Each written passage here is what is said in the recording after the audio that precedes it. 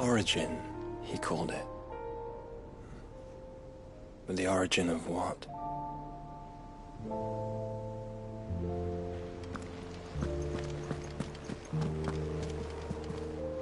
Did you know that it was I who convinced His Imperial Highness to join you in stone here? All right, it may be that he was of a mind to do so already, but it was I who told him where you'd be. It's not often our entire merry flock returns home to roost at once. I expect I should be wishing you good luck. There's something about it.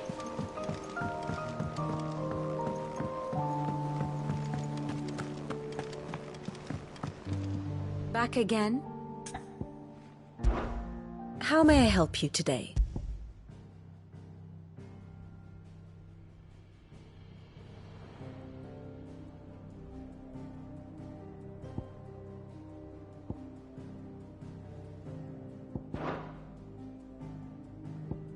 Study it well, Clive.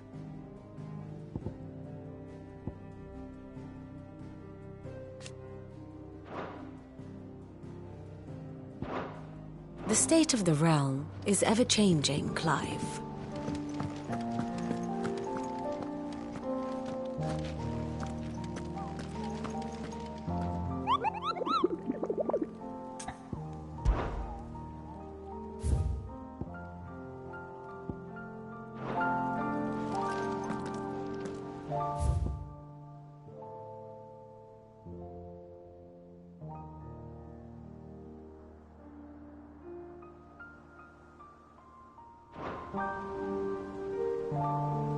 Still alive, I see. Something tells me that I saw on the horizon is your doing. How'd you manage that? It's a long story. One that I'd rather only tell once. Right. All hands on deck, then.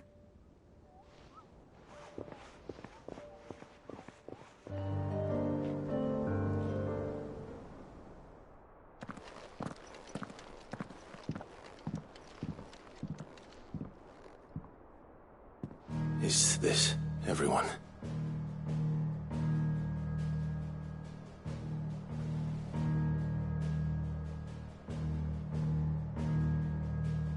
As I'm sure you've all guessed, the crystal which now commands the eastern skies was summoned by Ultima. He called it Origin. Though the significance of that name is as yet unclear. What does it matter what it's called? Its emergence tore Twinside asunder and wiped my homeland from the map.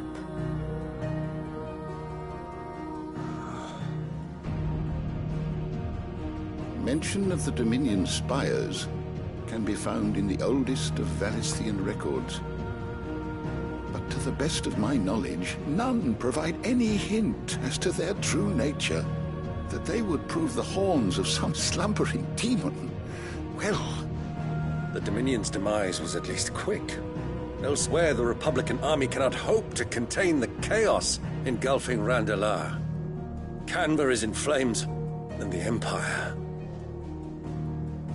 Our allies are crying out for answers. I've sent the Cursebreakers to give them what assurances we can, but right now that amounts to fuck all. They wouldn't be able to stop what the skies have started in any case. People here and across the realm grow sicker with every passing day. Could it be that this new Mother Crystal is like the others? That it draws upon the land's ether? It certainly looked that way from stone here. If that were true, it would explain the hastening spread of the Blight since the crystal's appearance. Would it not? And as the land's ether slowly rises to the surface, it pools, corrupting all who cannot channel its energies.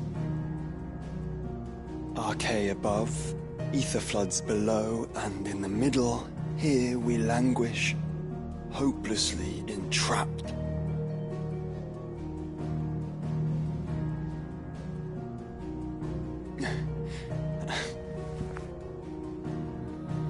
It's all right. When we faced him at Stone here, Ultima told us his true power quickens in the halls of Origin. Needless to say, we cannot allow that to continue. If we are to stop him, we will have to find a way into the crystal. How are we going to manage that then? It's up in the sky. And fast as she is, the Enterprise can't fly.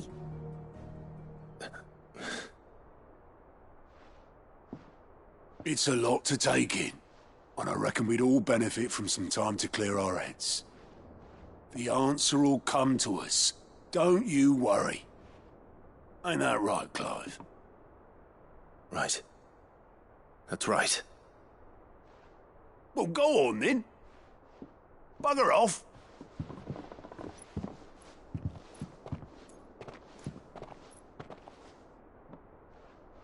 Same goes for you, Clive. You won't solve anything like this. Trust me. Go and get some fresh air, eh? Thank you.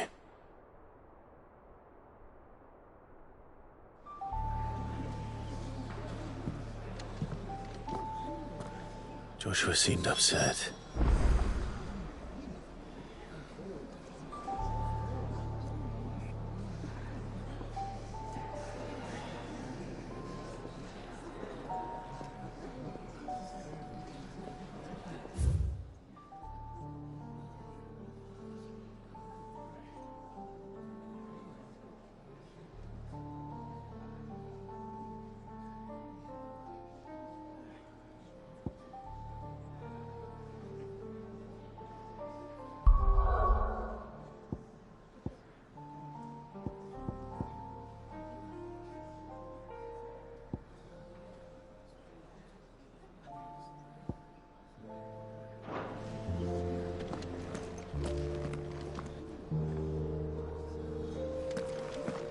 Unless you've taught our chocobos how to fly, I won't be scouting this one for you, Clive.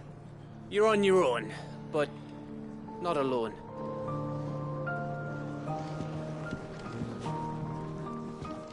What can I get you, Sid?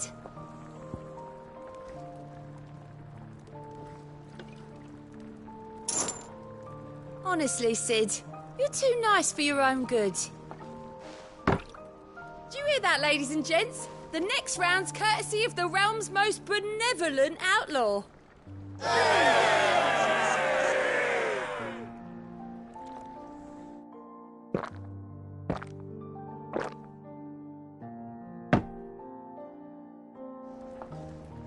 Oh, you're not leaving already, are you?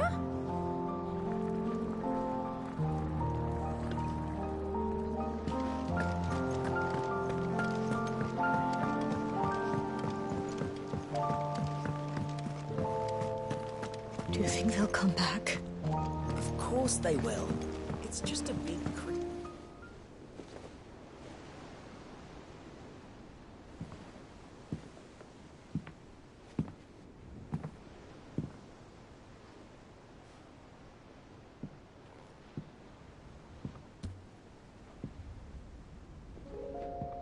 Ultima may have created us, but he doesn't make us who we are.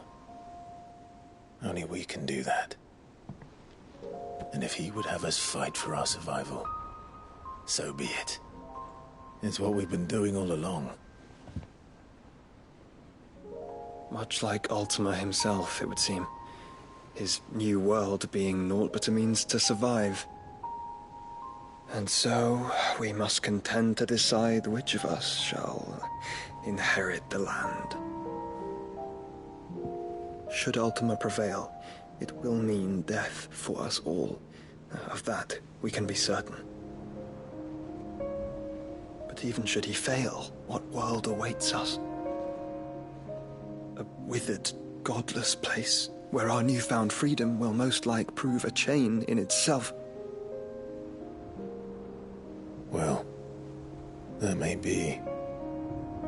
But a chain can always be broken. As long as one has the will to break it, it won't be easy. It may take generations. centuries of suffering. And that is, if everyone plays their part. But it will happen. And when it does, it will be on our terms. That is the world that awaits us. Indeed. And what better world could one wish for?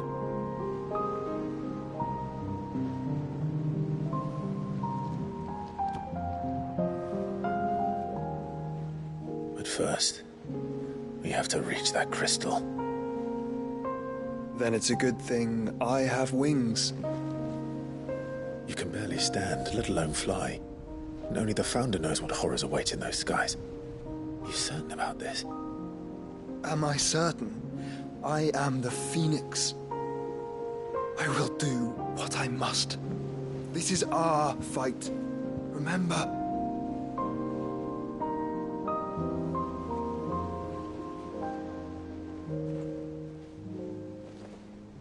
All right. I yield. But only what you must, yes? I'm still your sworn shield. That you are. And what of my wings? Lest you forget, you go to stand against a god. I would not have you succumb to fatigue before the fight begins. Ifrit, your brother mentioned that some few of the dominants who had lost their power to you were still able to prime. Is that true? It is. But their icons no longer submitted to their will. Then mine will have to be stronger. That you both might save your strength for the battle to come. You don't have to do this. If you do, there's a chance you might lose all you have left. And what have I but regret? My life ended in the Dominion. I fear death no more. Besides, I would have words with Ultima. He has much to answer for.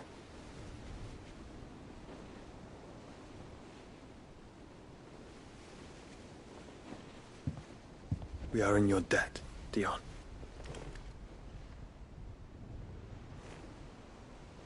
We can speak of debts when this is over.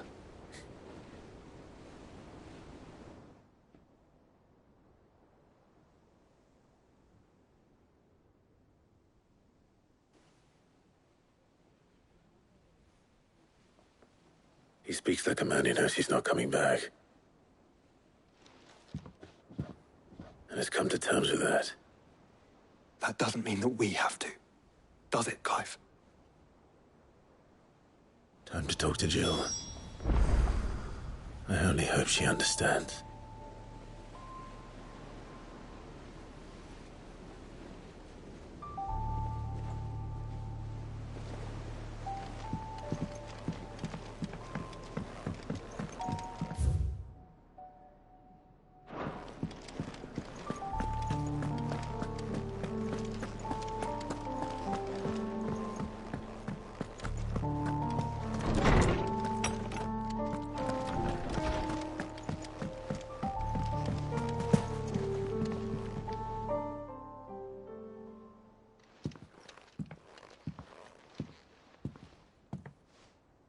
Come to wish on a star.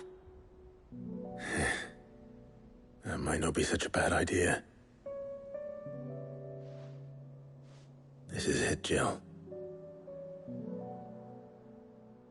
You know what I have to do. Why I have to do it. There's no turning back now. This is where our journey was leading us. Where it will end, for better or worse. I could pray to Metia for you. But you'll be all right, won't you, Clive? You always are. I did promise we'd watch the moon together. I'll be waiting.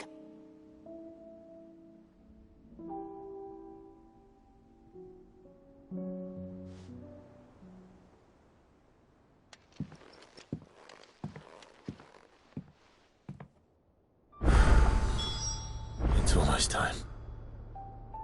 Better make sure I haven't forgotten anything.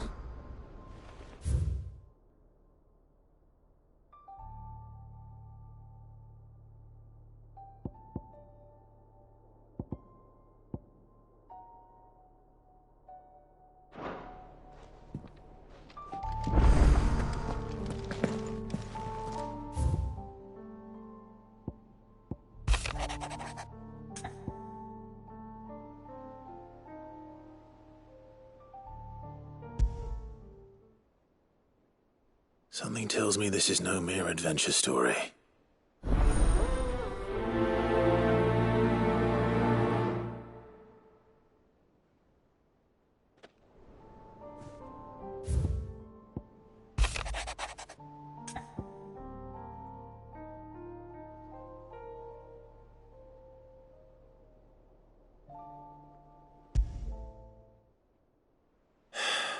What is it this time, Torgal?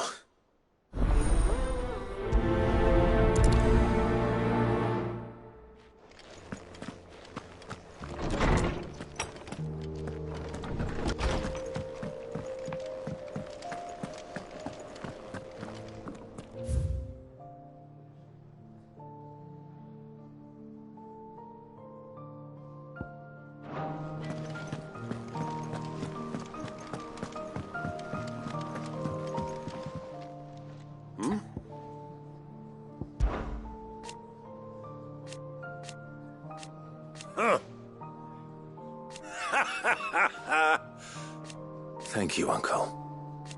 As for down here...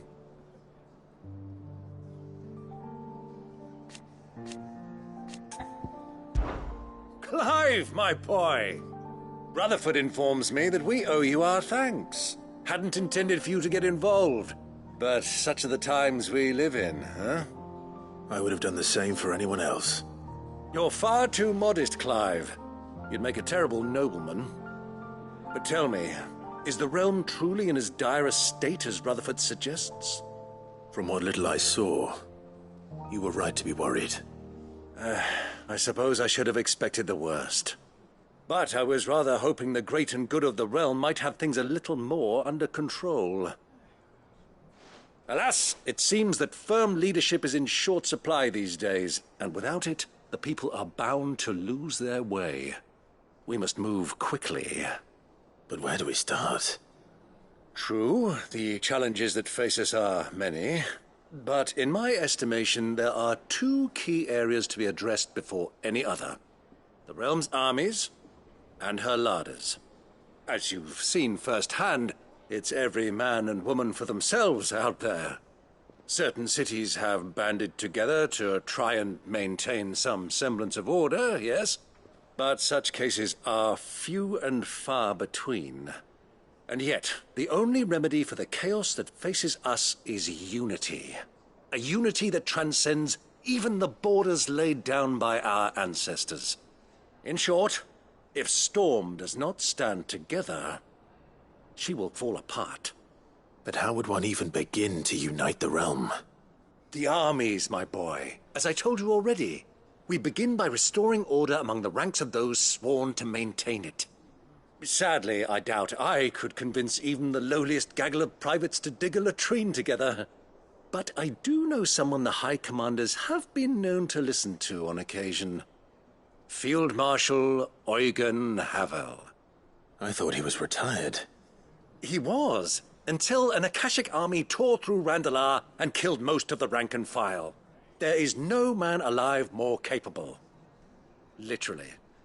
And as luck would have it, I've already spoken with him on the matter. Of course you have. And he's agreed to help. On one condition. That he first speaks with you personally. Havel has always been a man of frustratingly rigid principle, and he has certain qualms about clasping arms with, well, with an outlaw.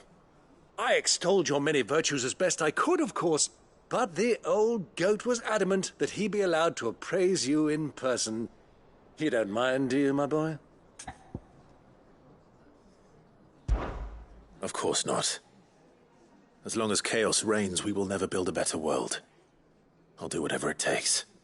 And if the Field Marshal wishes to speak with me in person, then so be it. That's the spirit. I'll leave for Randalar at once. Would you send a Stolas? Of course. Rutherford is already in the Dalmekian capital. I'll have him tell Havel to expect you forthwith. Excellent. Thank you, Uncle. No, thank you, Clive.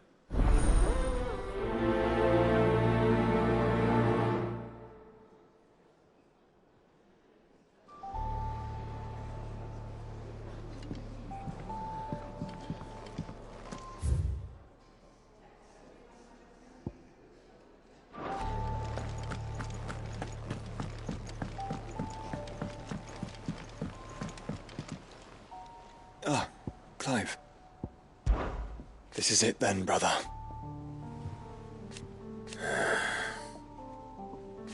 Indeed.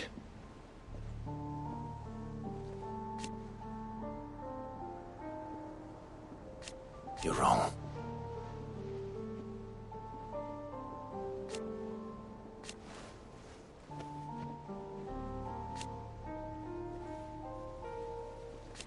Of course.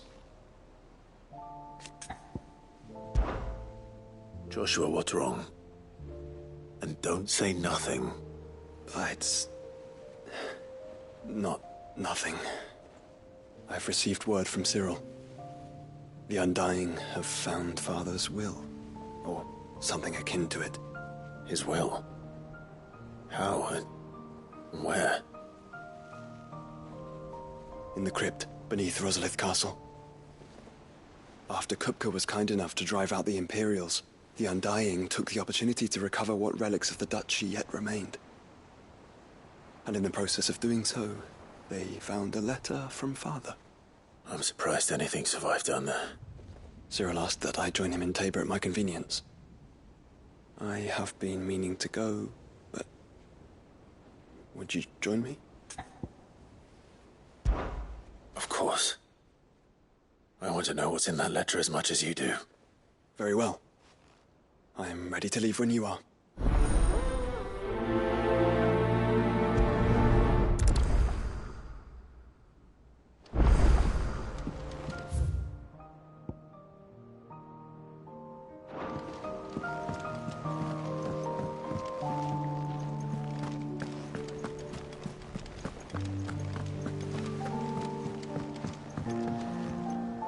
Sid, I was wondering if you could help me. It depends what with. A bearer, but recently freed from his bonds, is keen to join the Curse Breakers. As you know, the work we do is not easy, which is why we test every volunteer's suitability. I was hoping you could oversee this one's evaluation.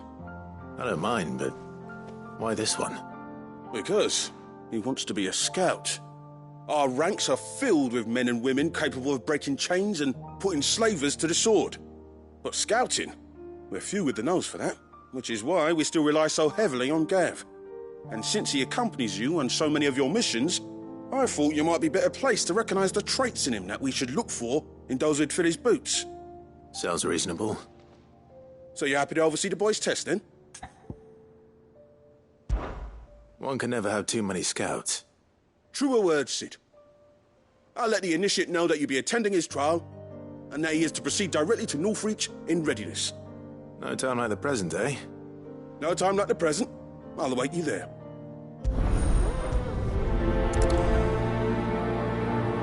Northreach. I don't suppose they could have chosen somewhere closer. Vivian, I read your note, and I'd be happy to help you find the book you're looking for. Thank you, Clive. But tracking it down will not be easy. Are you sure? Please. You have always granted me your wisdom and insight whenever I asked. It's only right that I return the favor. Or at least attempt to. You are too kind.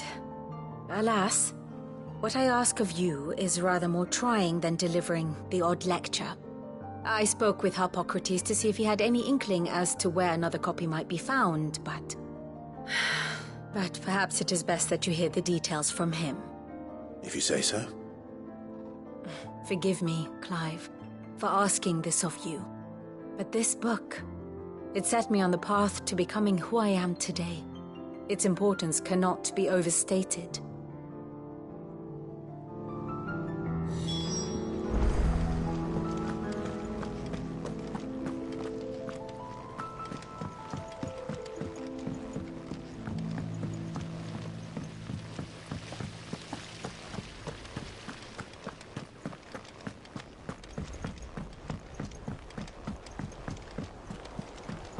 What do you think happened to Miss...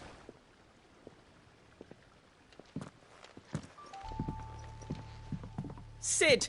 You have to help us! With what? You didn't take apart another of Mid's contraptions, did you? No? Well, yes. But that's not what we want to talk to you about. It's Miss Mididol. She's been acting strange. Very strange. She's barely ever around. When she is, she acts like we aren't even there. Her head's in a crowd. In the clouds. That's what I said. In the clouds. Well, she does have a lot on her mind. When did you last see her? Not long ago. Right after she got back from saving you from Stoneir. Then it's probably just about the Enterprise. It did take quite a battering on the way there and back. You didn't break it, did you, Sid? You really should be more careful around Miss Mididol's inventions. Oh, don't listen to her. Even if you did break the Enterprise, you could put it back together, couldn't you? But who's gonna put Miss Mididol back together? She seems really sad.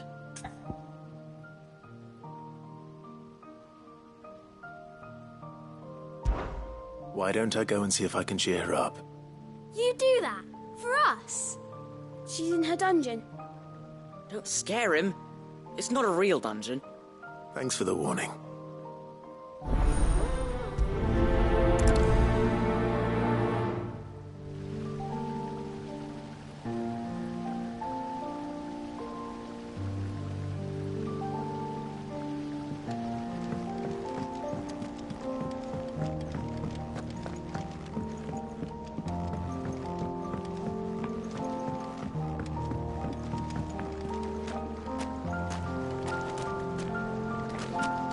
I will not let them be forgotten.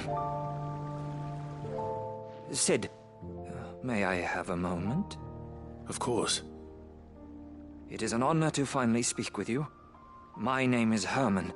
I've been with the Cursebreakers for some time now, and I wish to be deployed to Ash. Any assignment will do. No. The lands across the Narrow are too dangerous. I will not send good men and women to risk their lives needlessly. Why would you want to go back? I need to retrieve something. Something important. I was raised in an orphanage. The Badbach Conservatory. Or rather, I was held captive there. It was not a place of nurture.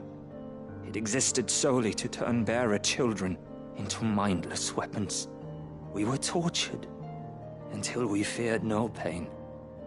Tormented until our hearts turned to stone, and few ever survived long enough to become tools of the last king. I can't imagine. I lost so many. I can't even remember all their names, but they must be remembered. They cannot fade away, faceless and forgotten. The Institute was run with military precision.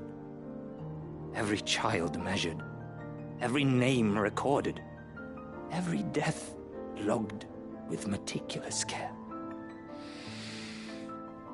Sid, allow me to travel to Ash and recover the registry so that my brothers and sisters might live on. You were a good friend, Herman. But the fact remains that Ash is simply too dangerous. Sid, please. Even should it cost me my life. Too dangerous for you, Herman. But not for me. I'll go to Badbach and find the registry. You will? I won't let you risk your life. I don't know how to thank you. You can start by telling me where I'll find this orphanage. Vie de Grace.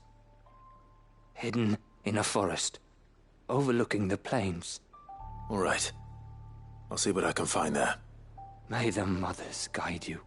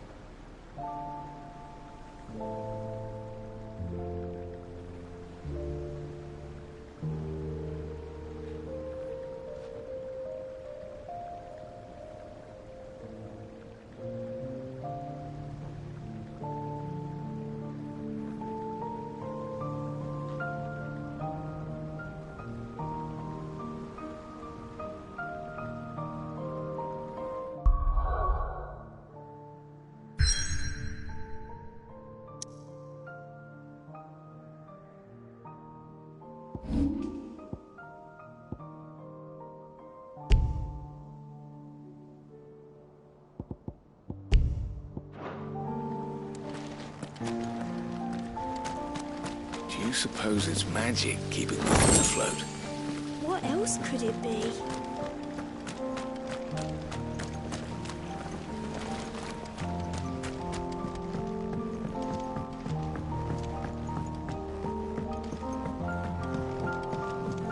Has Midadol mentioned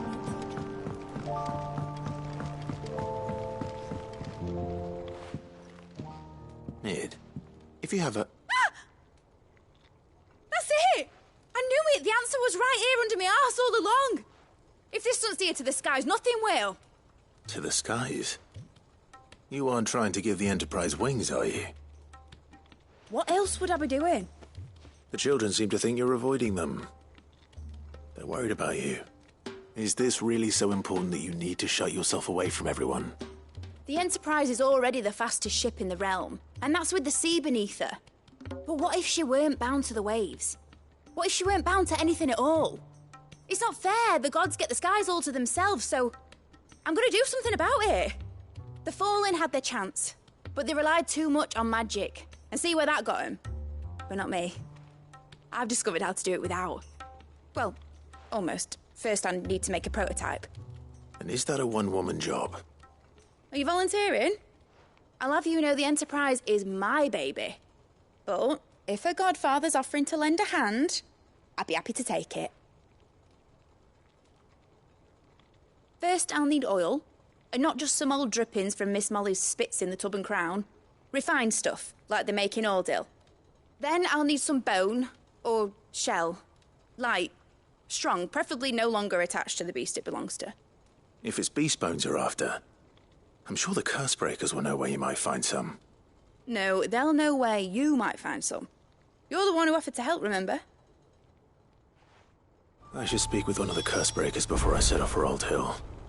See if I can't find this bone while I'm there as well.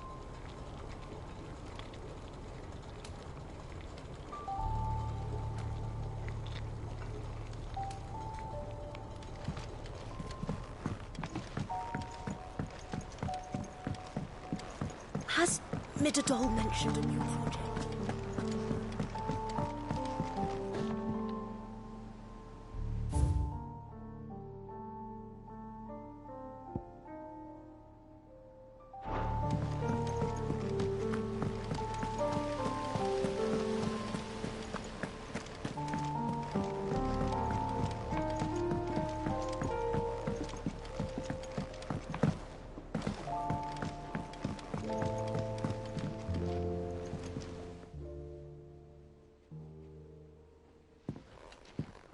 Pining for something, boy.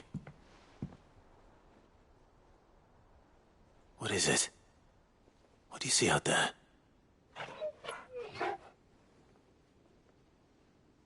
I never did ask where you got that anklet of yours. From Sid, that's why. On the day he brought him home. That long ago? And you're only thinking to ask this now? Sid saw that the pup had a habit of gnawing on his leg, since you ask. Clap that there iron on him to keep him from doing it. What was wrong, boy? I'll take like as not. Must have been hard on the poor whelp losing his loving masters at such a young age. Doubly hard in being a frost wolf, torn away from his icons and all. Sid would always tell him, you want that iron gone, you find what it is you're looking for. I reckon what he were looking for was you. I'm sorry, Torgal. Sorry for making you wait so long. Let's get that thing off you.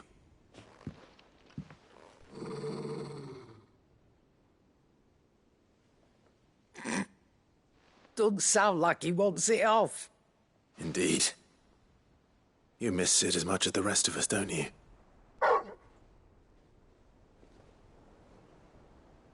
You want me to go with you somewhere?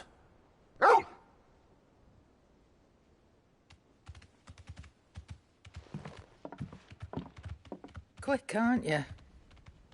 Glad you've been paying attention. Not nearly as much as you have, Lady Karen. Aye, good thing and all. It's not like Gav would have kept him in nuts and rubbed his belly these past 10 summers. Your kindness is appreciated. You've been a good friend to him. Only because he doesn't talk back like the rest of you. Go on now.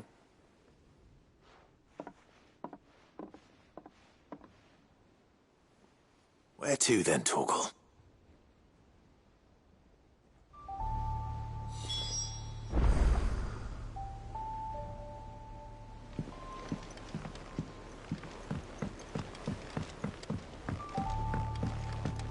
Say what you will, Lady Karen has seen herself hammered.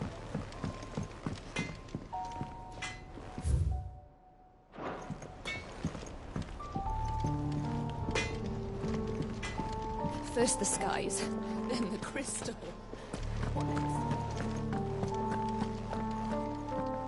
All right, Torgal. Where are you taking me?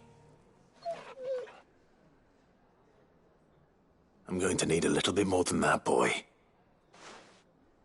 Do you have a better hint for me?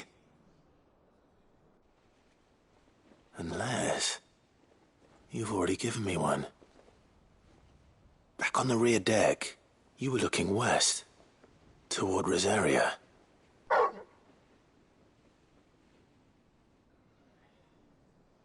Why don't we try the rookery?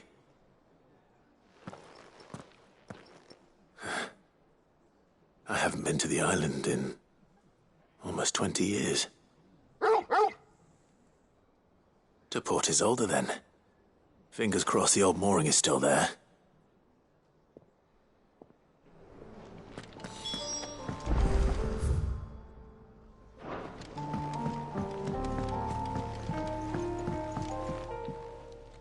Courage, Ifrit. My decision is made.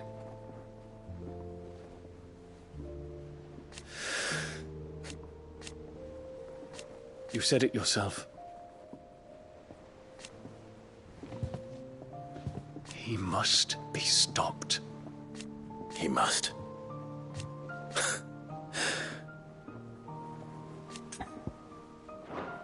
The time is nigh, Ifrit.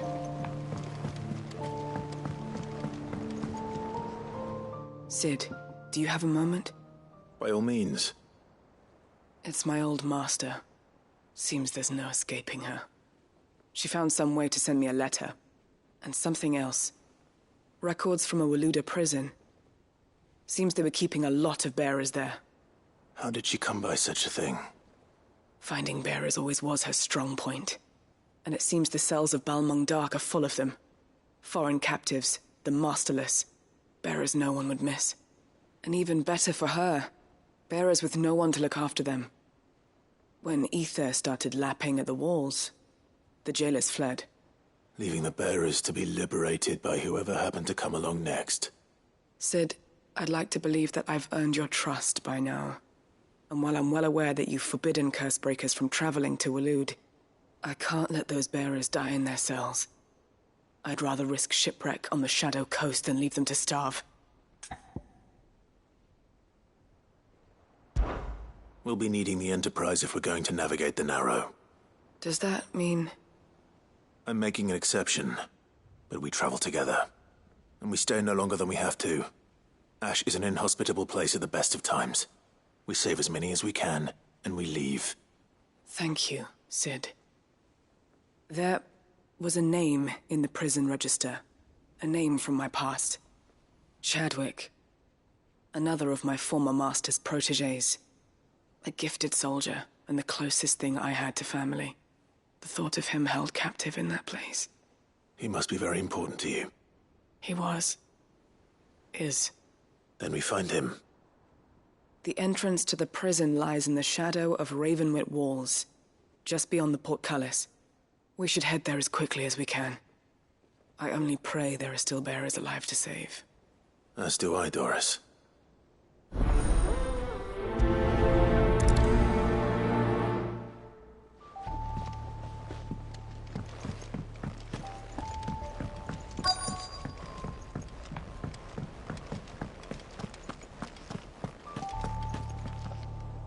All right, Sid.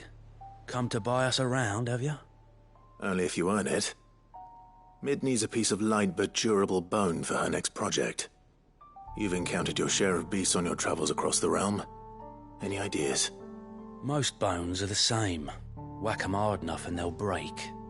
If it's durability you're looking for, shell will serve you better. You know what an adamantus is? I do. And I know to give them a wide berth. Will any old adamantus do? Well, with shells, the older the harder. There's a rumour of an ancient adamantus down in Karava, near Old Bidza, or what's left of the village anyway. But don't expect to make quick work of the bastard. There's a reason it's lived as long as it has. I'll keep that in mind. Thank you.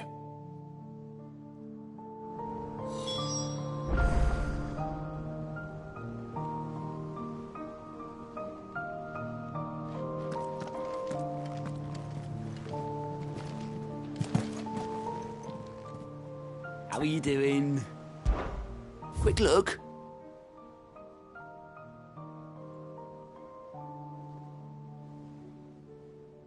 Think you can help?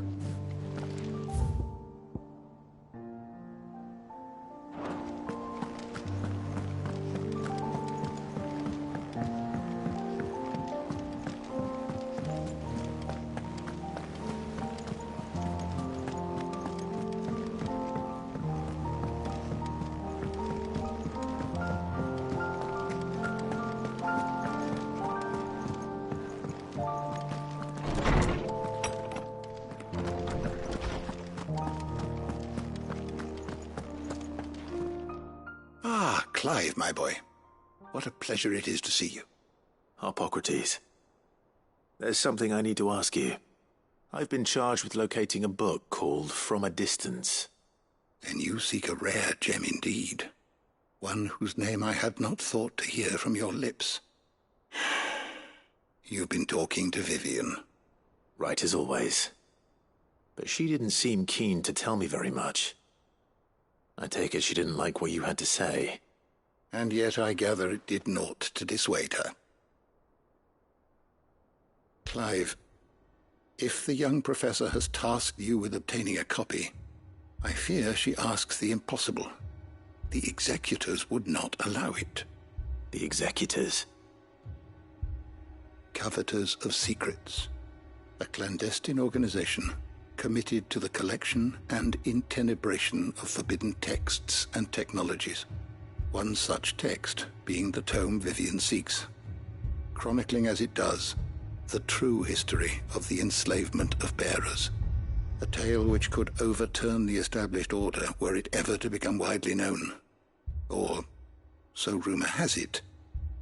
I've never actually read the thing, or even set eyes on it for that matter. How is it that I haven't heard of this organization?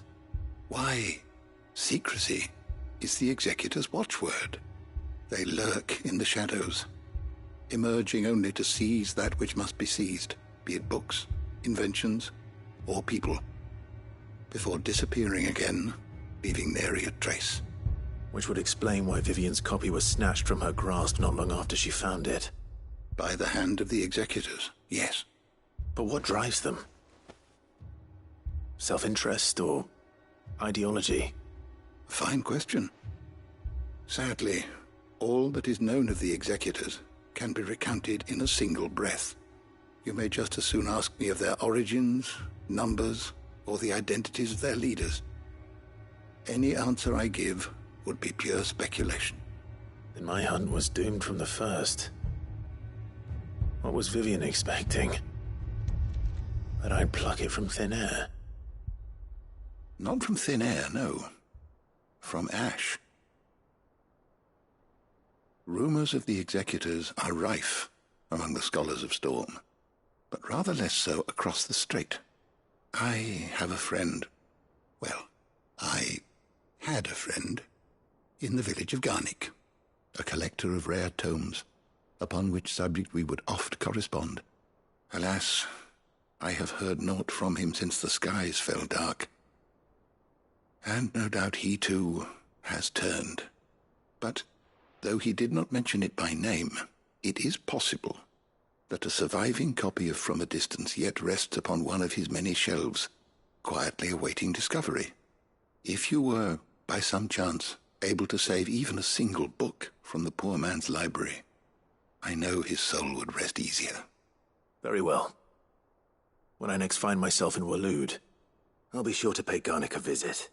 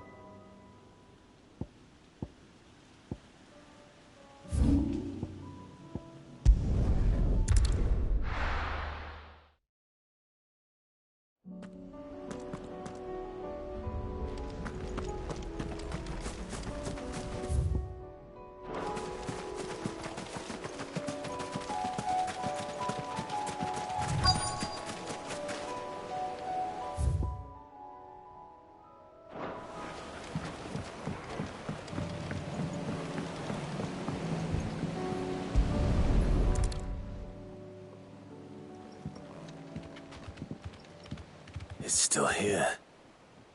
After all these years. A lot smaller than I remember. And you're a lot bigger. You might have to swim, boy.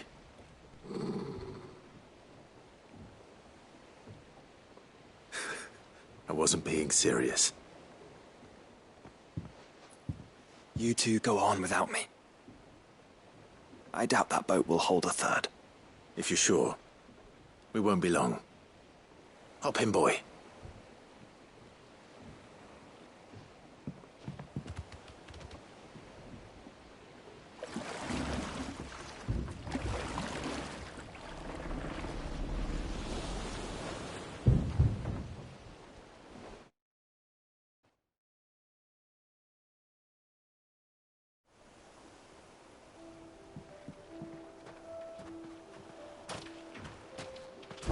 place hasn't changed at all. The rookery's right through those trees. Come on.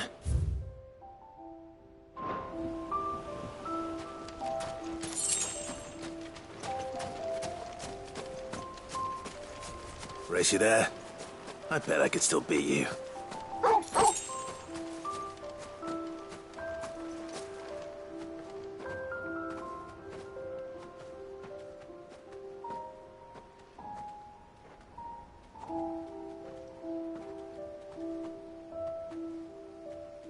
Here we are. This was our hideaway. Wasn't it, Torgal?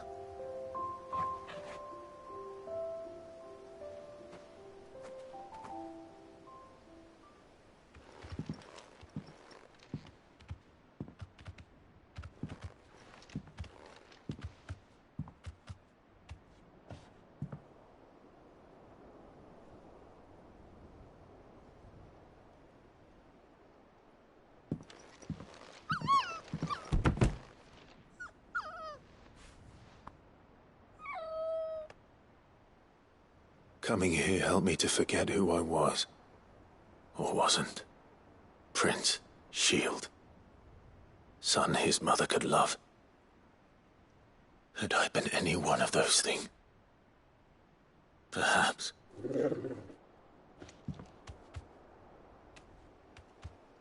What is it, boy?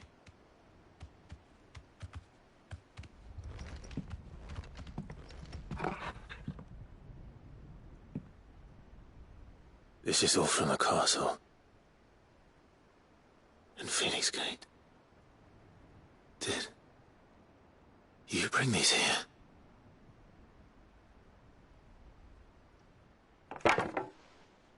My sparring sword.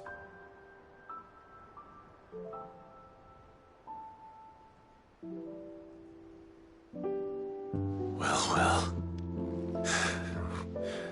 You never stopped looking for me, did you, boy?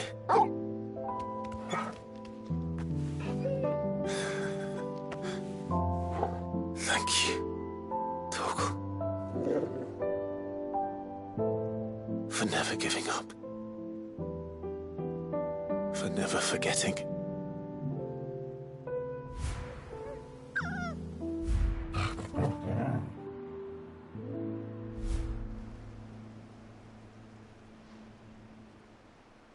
Let's take this with us, shall we? So I don't forget either.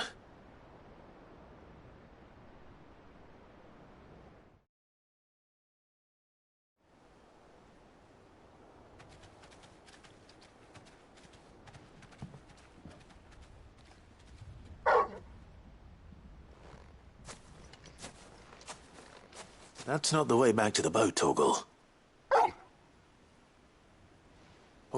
All right. I'm coming.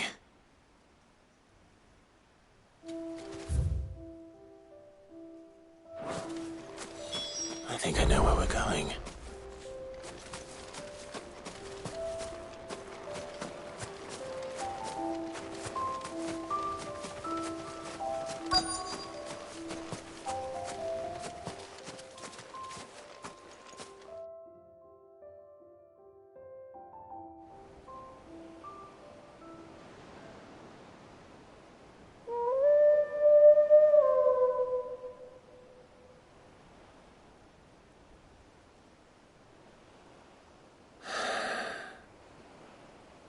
People always talk about the importance of putting the past behind you.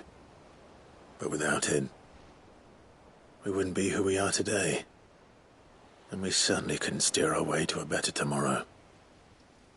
Come on, Torgal. Let's go home.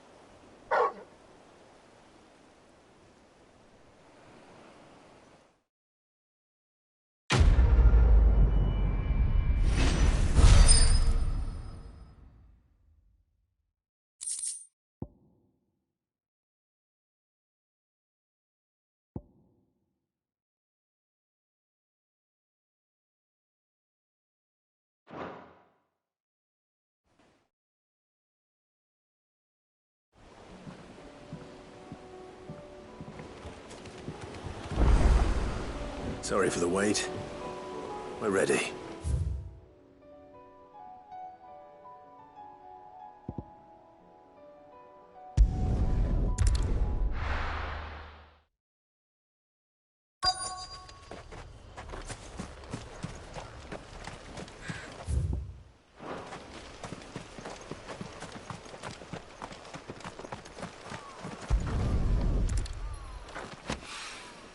It's oil.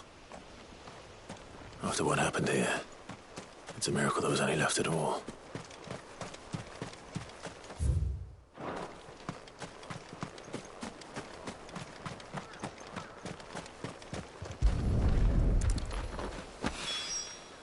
This should be enough.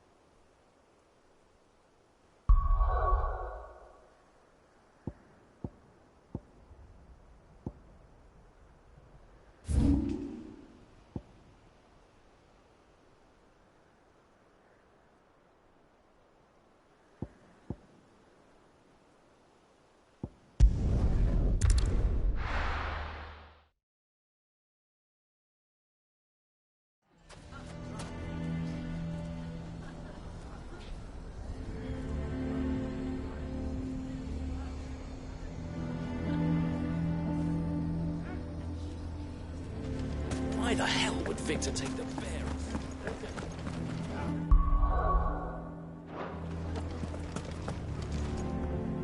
Here to help me pack? Thanks, but I'll be traveling light. I'm almost finished already, in fact. You're really going to go through with this, then? I am. But before I go, there is one small issue I'd like your assistance with. Well, two, in fact.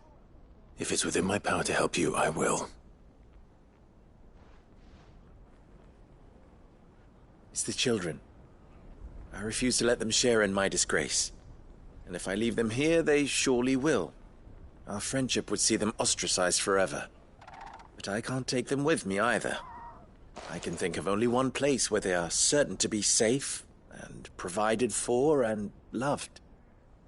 The Hideaway. Of course. The children would be more than welcome. Thank you, Clive. I will not forget this. Lubor, are you still here? What is it, Ferda? You look pale. There's been a flood in the Velcroy, a damn big one. The League of Outlaws encampment was completely submerged in ether. What? Every last one of the bastards has turned. And they're headed this way. Bandits are one thing, but Akashic bandits are quite another. The town guard won't stand a chance against them. We need to evacuate. There's no time to lose. Ferda, gather the men. The Akashic may strike at any moment. We must make ready to cover the townspeople's escape. Well, what are you waiting for? Yes, my lord. Clive, change of plan. The children stay with me for now. I need you to find Conrad and Natalie. Tell them to prepare for a full and immediate evacuation. Understood. I'll do what I can to convince everyone else. Wish me luck.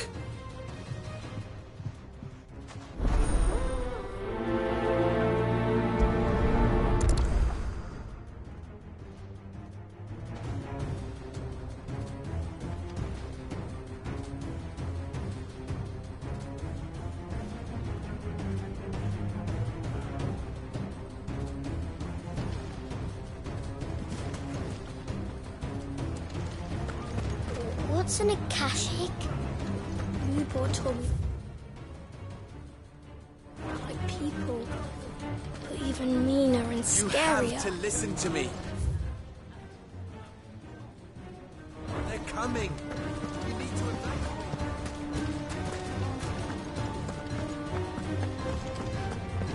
Why do they always have to make such a fuss?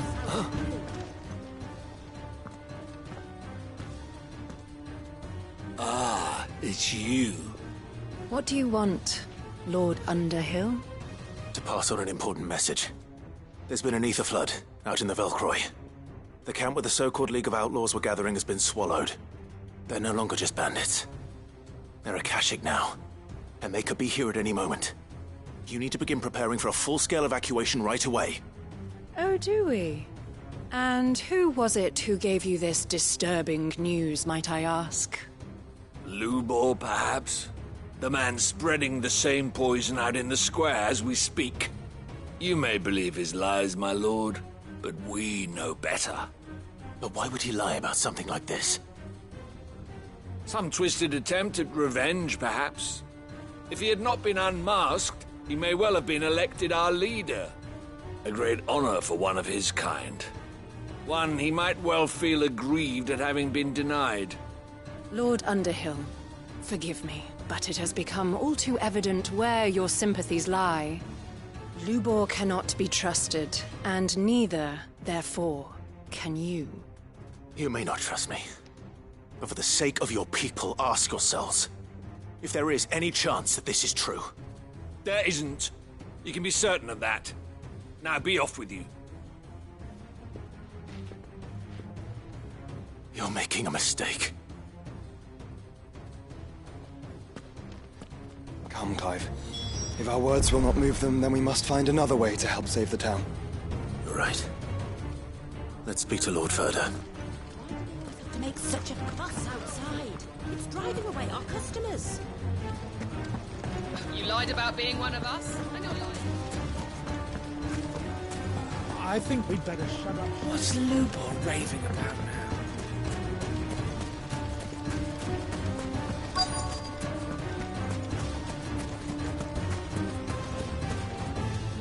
Lord Ferda. Cid, what's wrong? I went to warn Conrad and Natalie about the Akashic, but they wouldn't listen. They've convinced themselves that nothing Lubor says can be trusted. The bloody fools. Which means the town guard can't be counted on for support. But I can. If there's anything I can do to help you defend Dalamil, you only have to ask. I appreciate it. Cid! Ferda! I've been looking for you everywhere. Victor? I thought you'd left. I couldn't abandon a friend in need. And Lubor is in need at this very moment. Come quickly.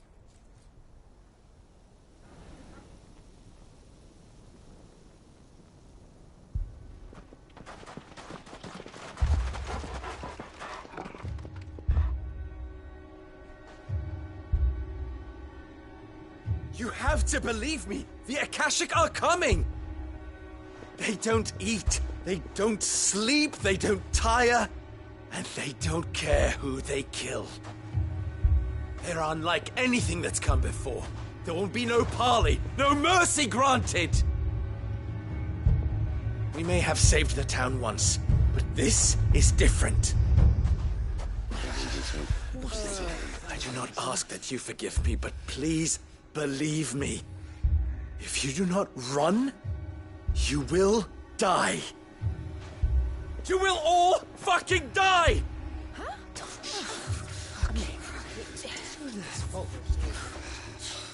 You'd like that, wouldn't you, bearer? Yeah, with us out of the way, your kind will be free to claim Dalamil for yourselves. You should run! Run, bearer! Yeah, run! Run! Far, far away! Run! Just go on, Bearer! Yeah. Yeah. Yes! Go! Come on, then. Go on! Go! Just go. Lubor. Wait. Someone's coming. Go! Come on! Stop! You're hurting him!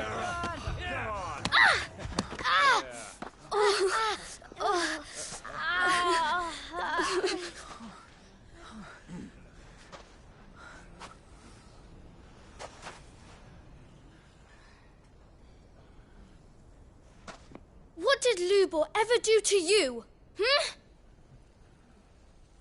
He solves all your stupid problems and he keeps all of you safe. You know there's nothing he wouldn't do for this town. Who was it who made that cleaver you use every day, Conrad? And what about your counting table, Natalie? Who fixed that? Whose men make sure the streets are clean so all your boots don't get dirty? Who spends all day, every day making sure things run smoothly round here? And none of you ever say thank you. Ever. But did Lubor ever complain? Well, does he ever stop smiling? He keeps this whole place going. And you act like it doesn't even exist.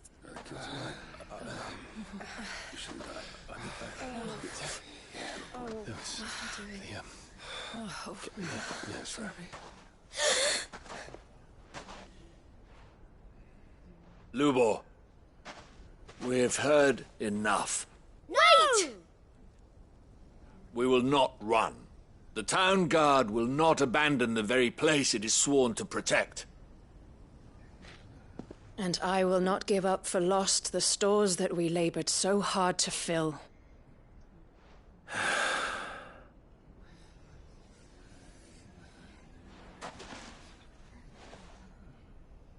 So tell us, how do you propose we deal with these Akashic of yours?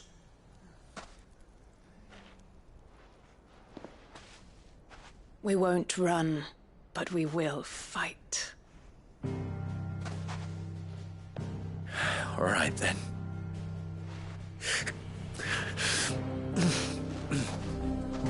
Fine.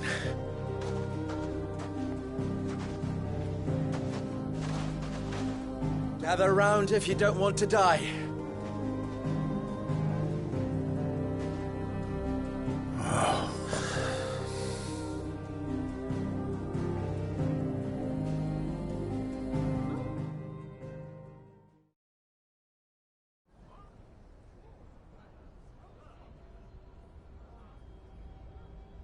Allow me to explain the situation. The ether flood occurred near the village of Cheratina, deep in the Velcroy. The place had been abandoned for years, until the League of Outlaws decided to make it their base of operations.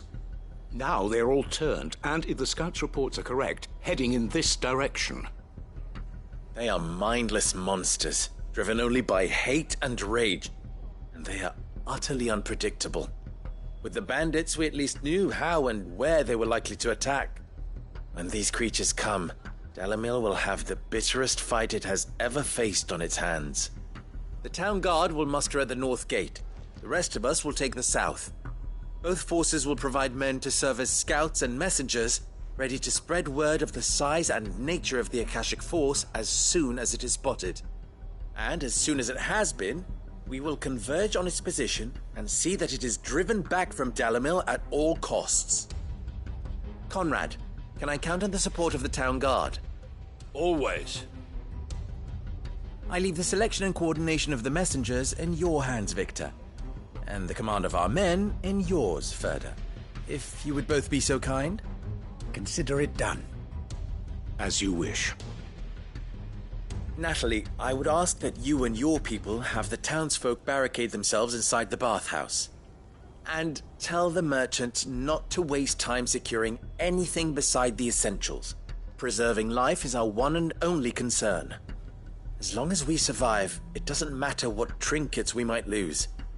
Our riches can be regained. And if anyone doubts that, let it be known that the Briar's Kiss stands ready to cover any losses. Very well. I shall tell them. Where do I fit into this plan? Where else but the most perilous place of all? I would like you to travel to the home of our erstwhile League of Outlaws, Cheratina itself. The main host is most likely still there, and Dalimil will not be safe until it is eradicated, root and branch. A little gardening. How pleasant. I doubt it.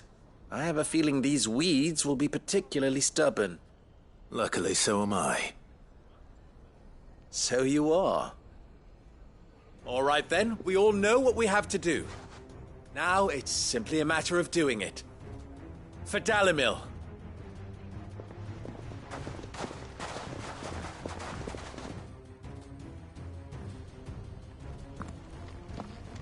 Looks like everyone's ready. I'd better not keep them waiting.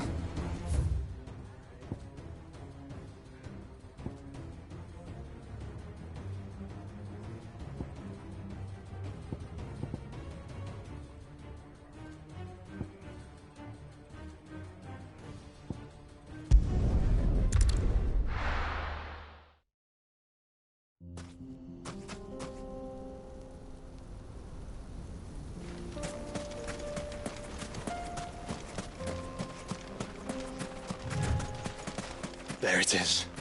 The flood. But what's waiting for us inside?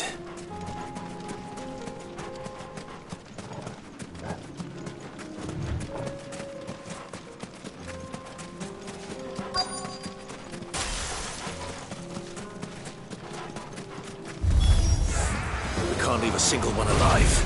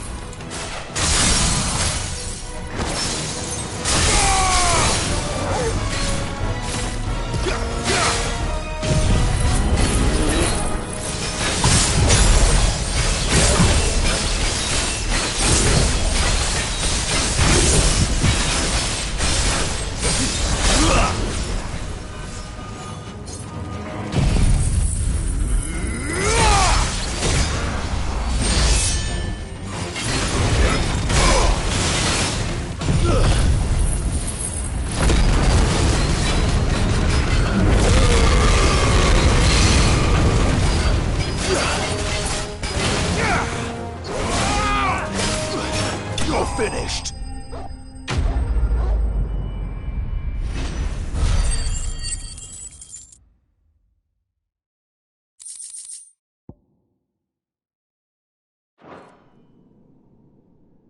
The League is disbanded.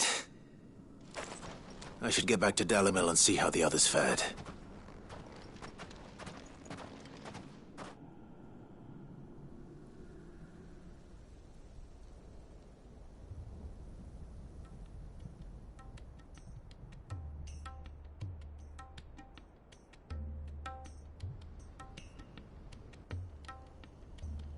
All the Akashic we were able to find have been dealt with.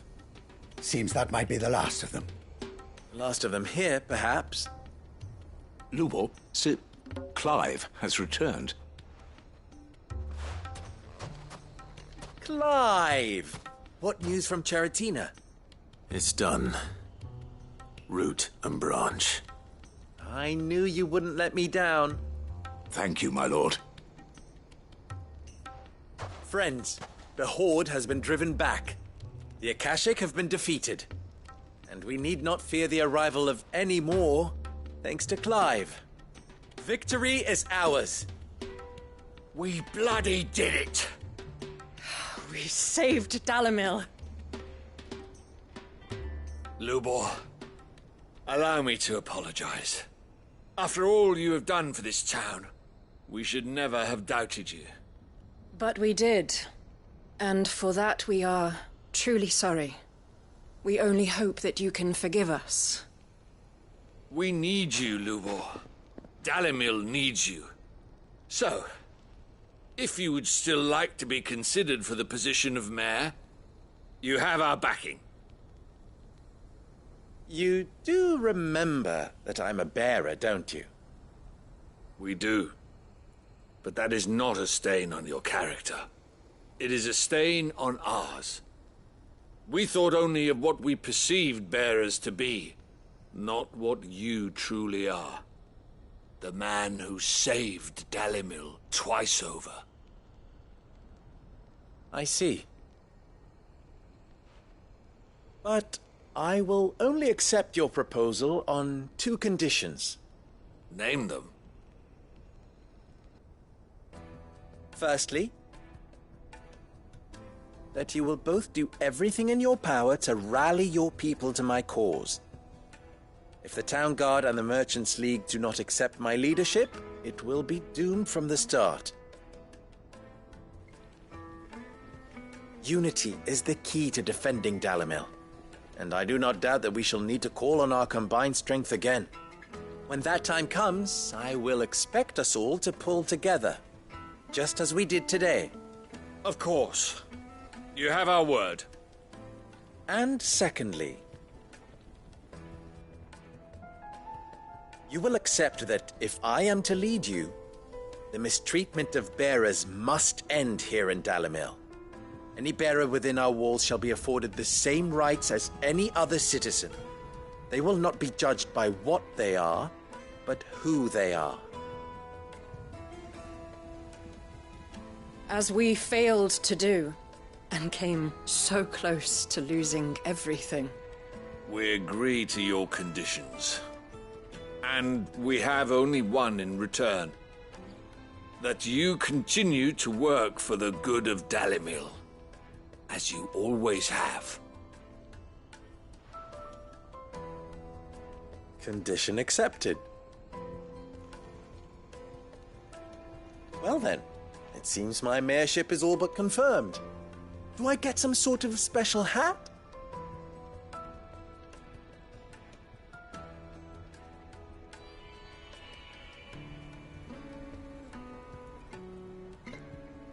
How fickle fate can be. Not so long ago, I had resigned myself to leaving Dalimil in disgrace. And now, I find myself her leader. Here. For everything.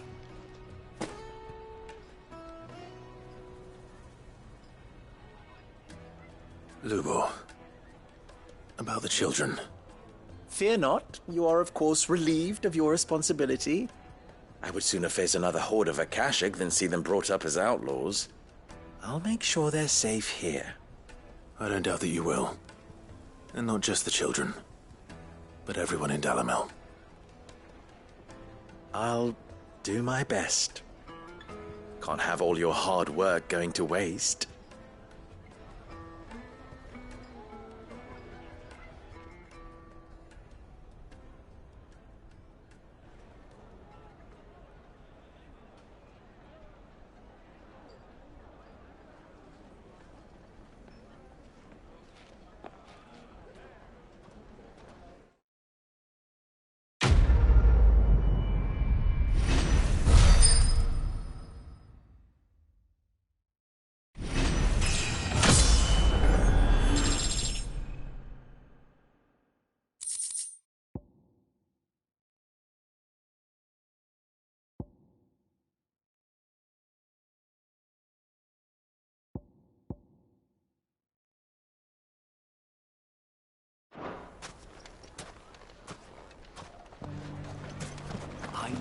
I was right.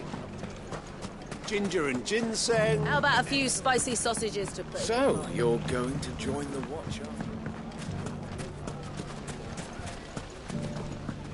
The fellow who used to run this store took to his heels. Good day, my lord.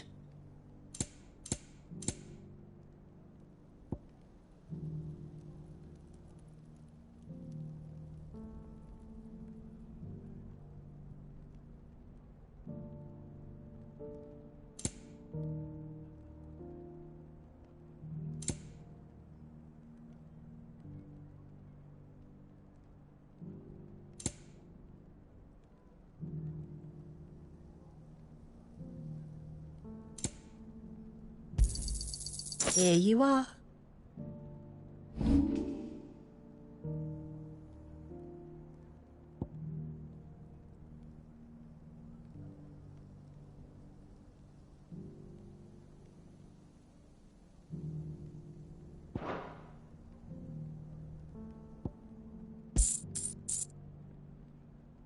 Fare you well.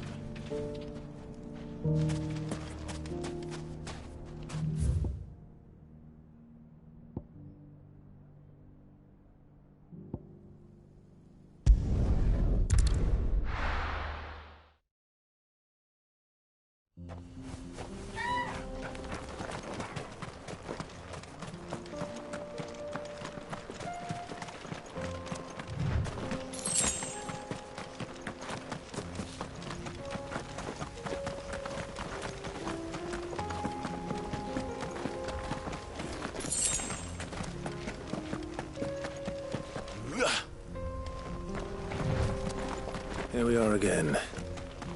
Carava. If you were a tortoise, Torgor, where would you hide?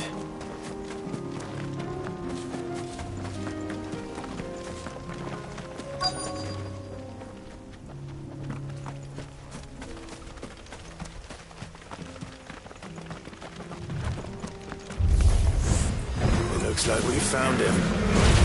Oh!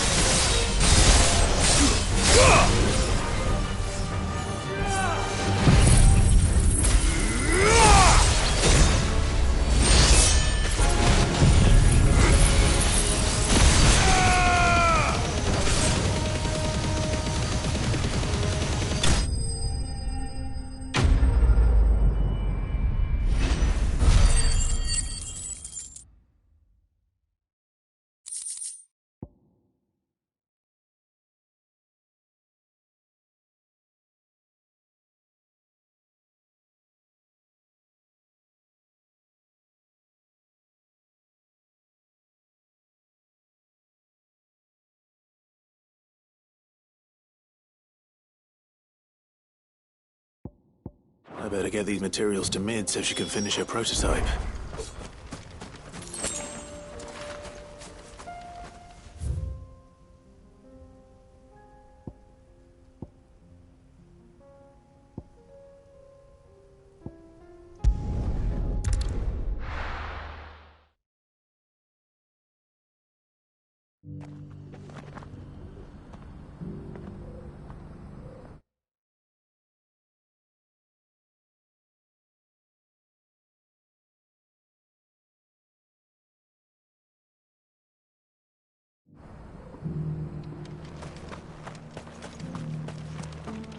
Are you buying or selling?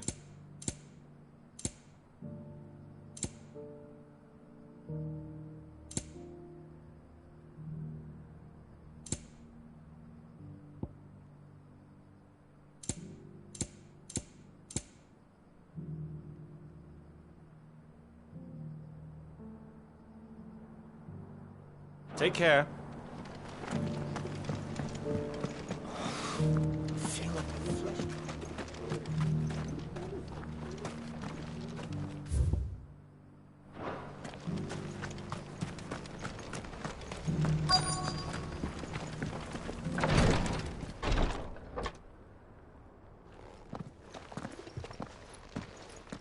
Your Grace, my lord, I trust your journey was not overly onerous. Cyril, you found a letter from Father? Yes, I have it here.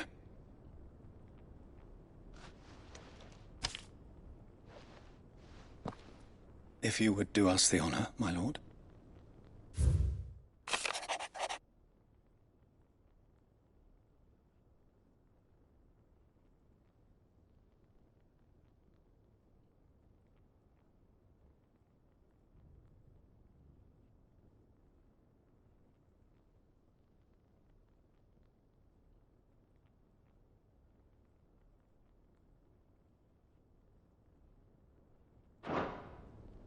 An inheritance. It would seem the late Archduke penned this missive shortly before his passing. The day before we left for Phoenix Gate. What are these plans he spoke of? His plans for the duchy, Your Grace. Your father entrusted them to my predecessor, the former bearer of the Burning Quill, who entrusted them in turn to me. The complete emancipation of bearers is their stated aim. But your father's dream did not end there. His Grace also spoke of building hospices to care for those stricken by the curse, and the founding of a new university to further the development of non-magical technologies. With the blight spreading ever more widely across the twins, Archduke Elwyn saw this as the only means of securing Rosaria's survival. He wished to see men and bearers treated as equals. To see centuries of common wisdom overturned. Small wonder he did not think it achievable within his lifetime. But he thought it achievable nonetheless. Had he not, he would never have written this message. Nor would he have entrusted his vision to his most faithful aides, those who would have stood with you, shielded you from the machinations of the less benevolent personages at court. It's a pity only they are still with us. 'Tis true that those most loyal to your father were the first to suffer the Duchess's wrath. But one at least remains, and she has come bearing gifts. What do you mean? Mayhap it is better that she explain, my lord. After all, the duties entrusted to me by my predecessor extended only to recovering His Grace's will and arranging a meeting with the one who might execute it, or a part of it, at least. And where is this woman? She awaits you in the archive, Your Grace. Thank you, Cyril. Shall we then?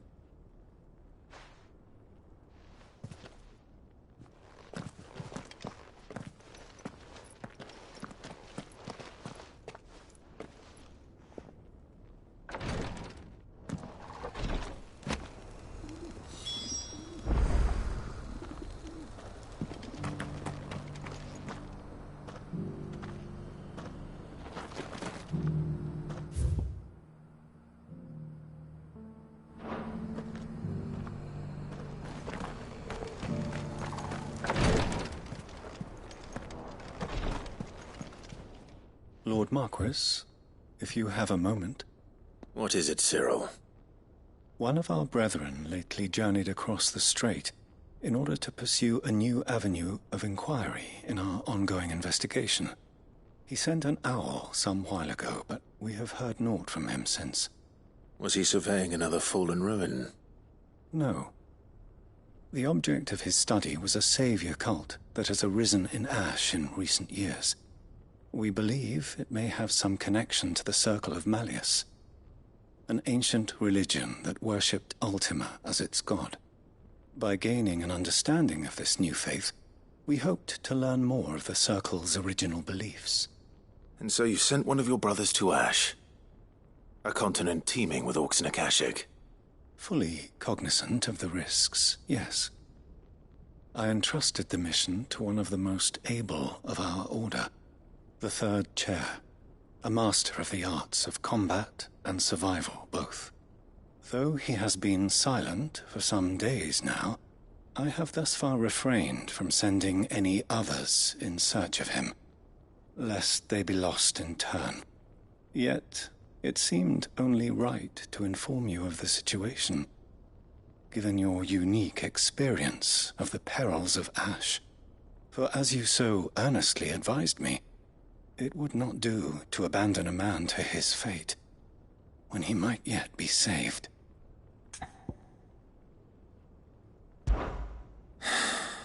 It would not. But Ash is a big place. Can you be any more specific? Perhaps. The last owl I received from him mentioned a village where he had heard the cult were wont to assemble. Mickleburg was its name. It lies in the southern reaches of Waloed. If aught ill befell him, I expect it did so there. All right. I'll see what I can do. You are much too kind, my lord. Go then, with my hopes, and may the firebird's flame ever burn in your heart.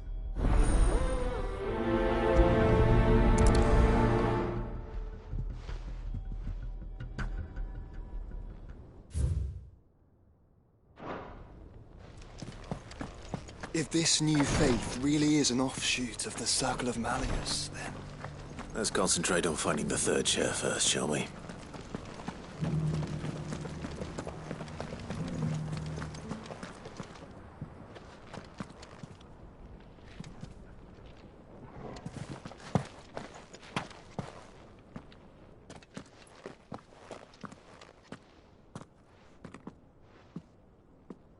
My lord, your grace.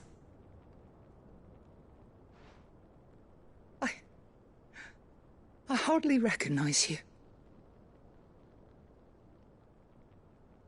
I am Goditha, retainer of House Rosfield, loyal servant to the Phoenix and his shields. Your father, the Archduke Elwyn, entrusted me with the delivery of a gift.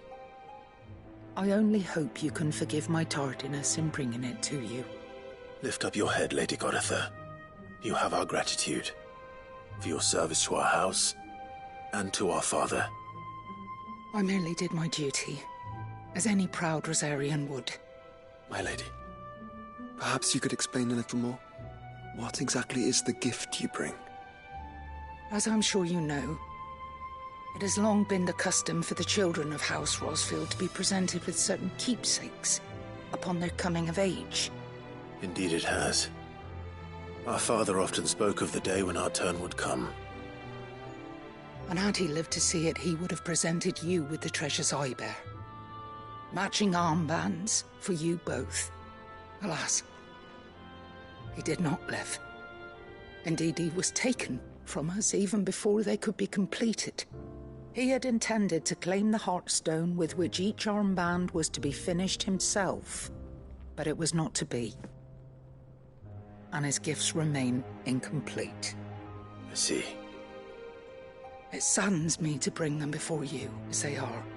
It was your father's wish that you be presented with the finished articles, not these, works in progress.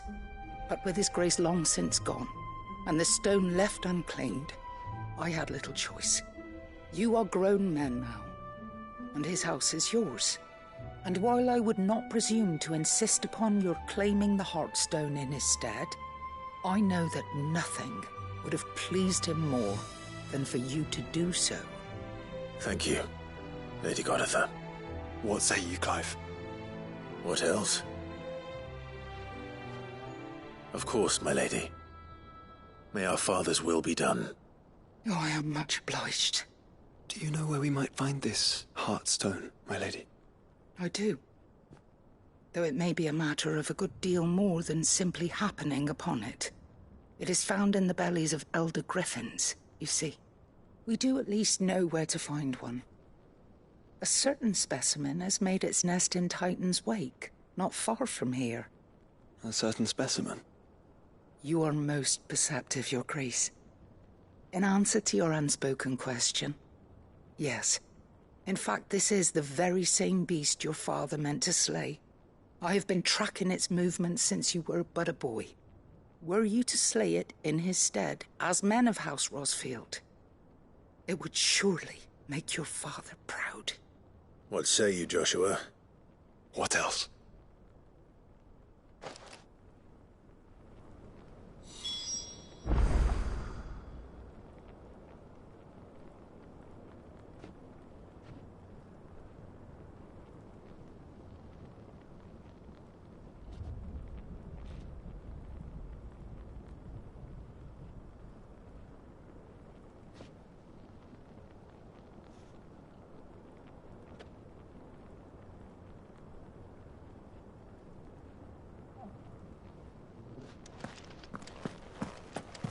Titan's Wake is to the south of here.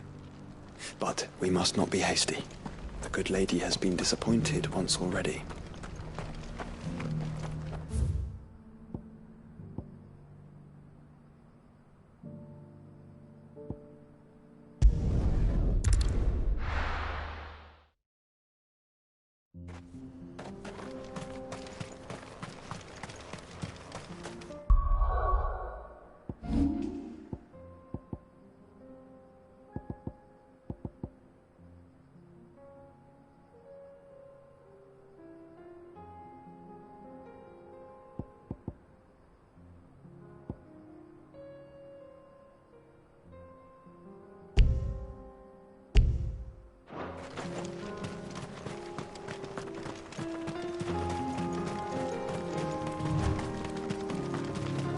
Eyes peeled, Joshua.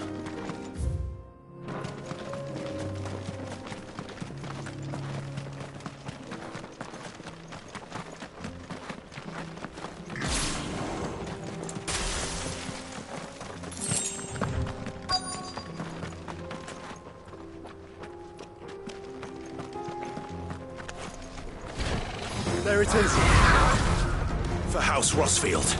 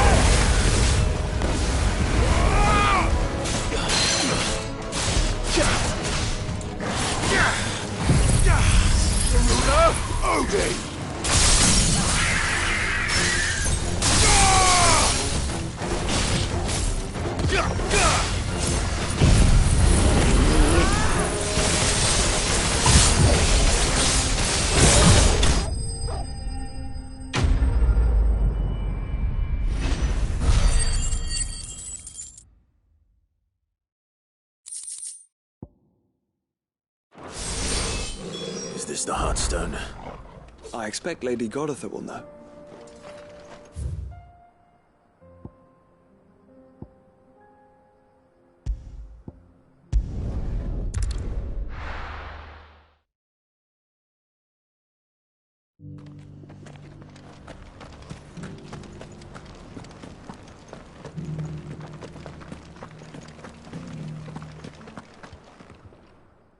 Thank the Founder you were safe. The Griffin is slain then? And the Heartstone claimed.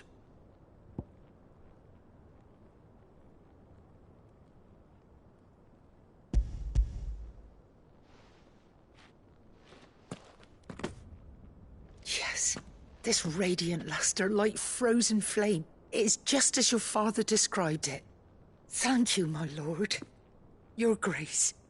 Your father would be so proud. Lady Goditha, the lapidary is ready. Thank you, Cyril. I will be with him shortly. If you would excuse me, I shall have the stone cut and set forthwith.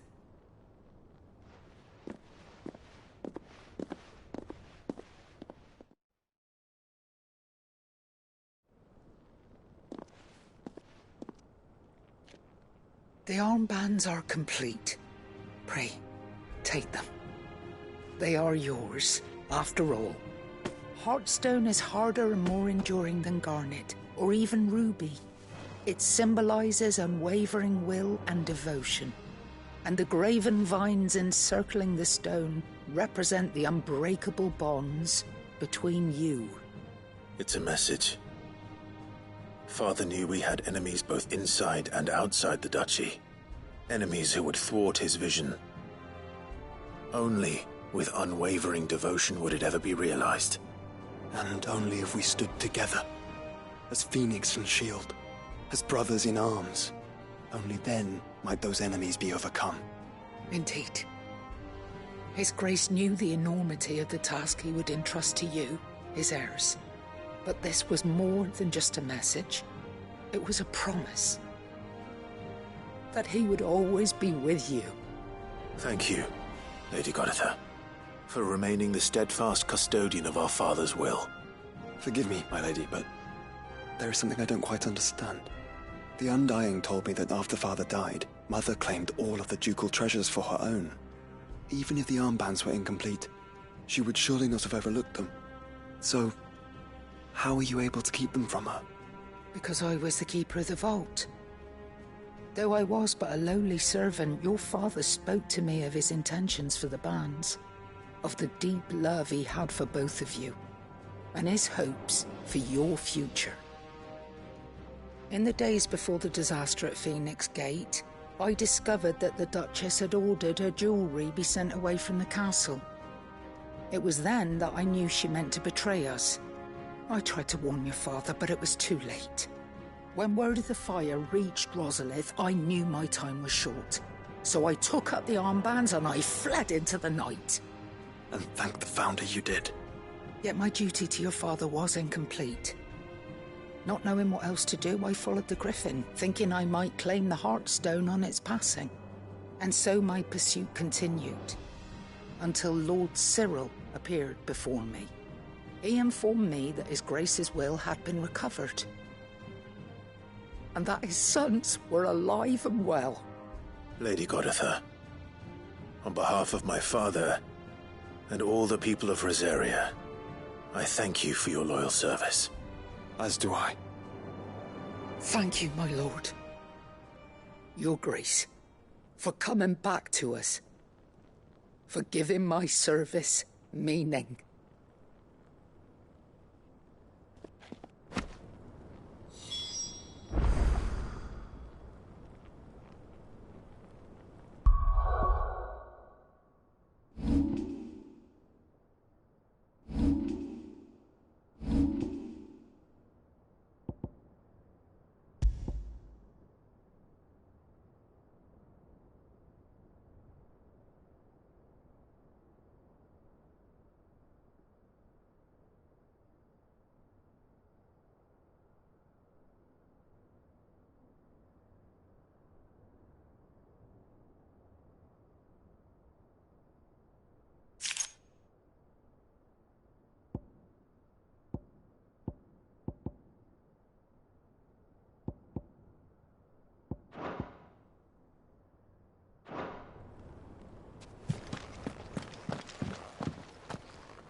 The bands suit you well.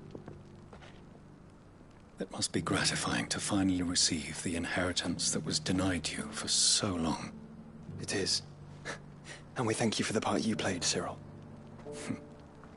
If you would permit me to play my part a little longer, might I suggest that you make your way to your father's memorial atop Hawk's Cry Cliff? Let him see that you have received his blessing, and that his vision lives on in you. I suppose it would be churlish not to. What do you say, Clive? Should we pay Father a visit? I think we should. I was hoping to be able to offer him my thanks before we left for Origin. Your father's helm is enshrined there. It has been since the day we recovered it from Phoenix Gate. I prithee claim it, for it too is a part of your inheritance, and I do not doubt that your father would prefer it in your hands than perched upon some lonely rock. Thank you, Cyril.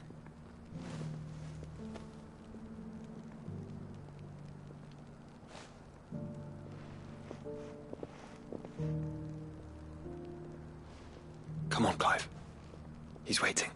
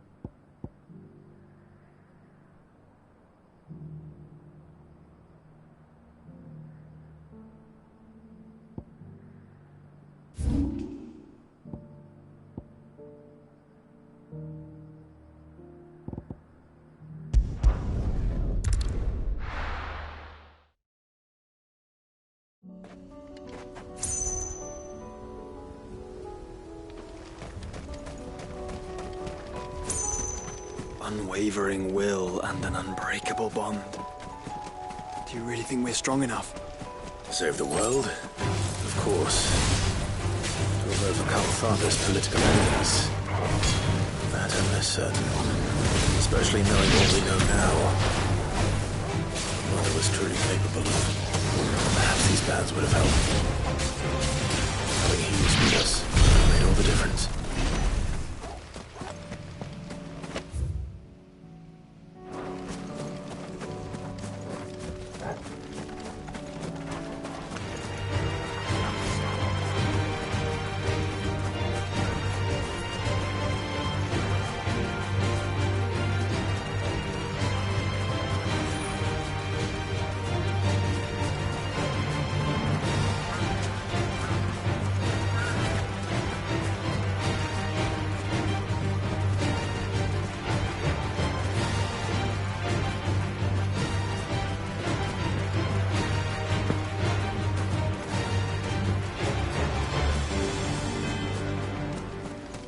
It's just back there.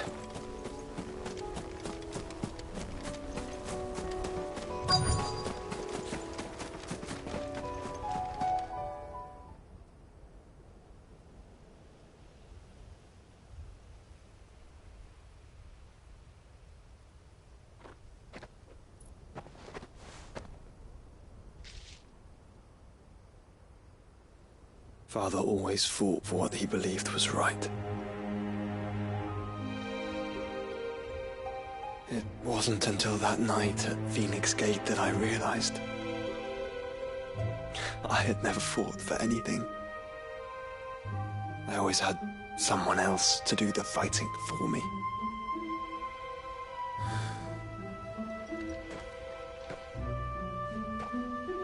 No matter how fate conspired against him, he never lost heart, never looked back, never stopped fighting. To me, he was the greatest of men. And I've been trying to live up to his ideals ever since.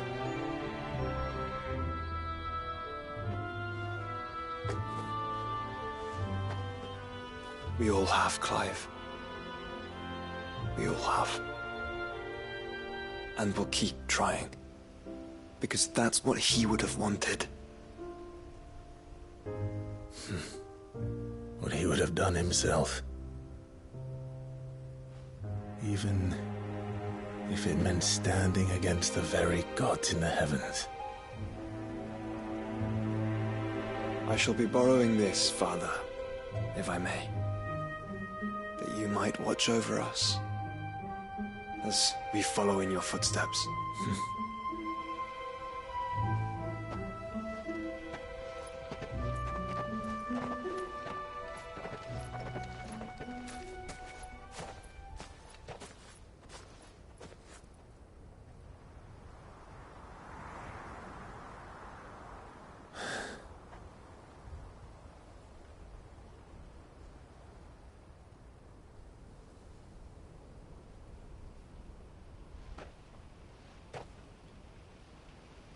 We won't lay you down.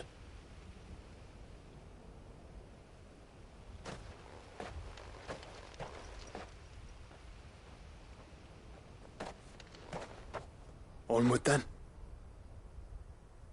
Onward. To the end. And to a new beginning.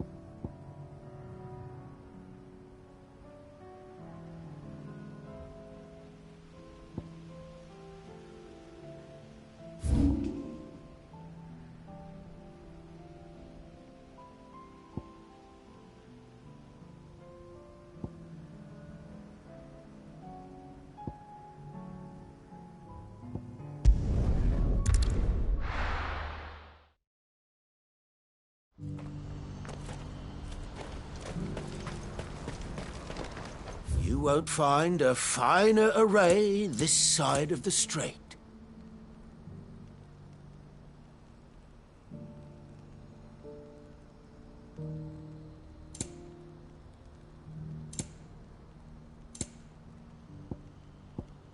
Farewell.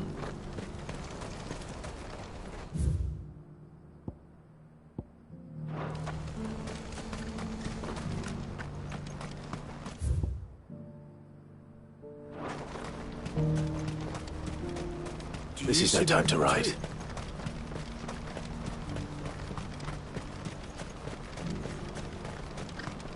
Papa? What is it? Please. Just make it stop. I'm scared.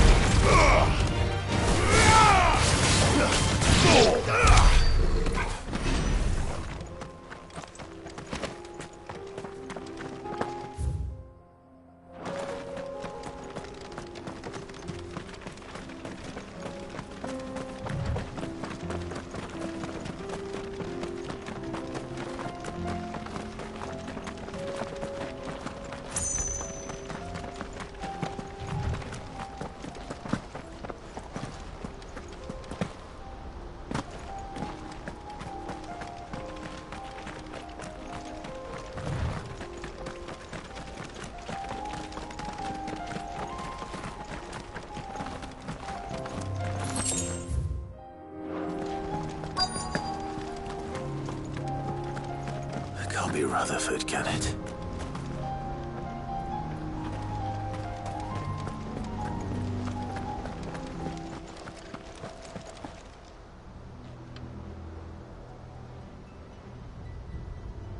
Turncoats and cowards, the lot of you! If it's a fight you want, it's a fight you shall have! Allow me.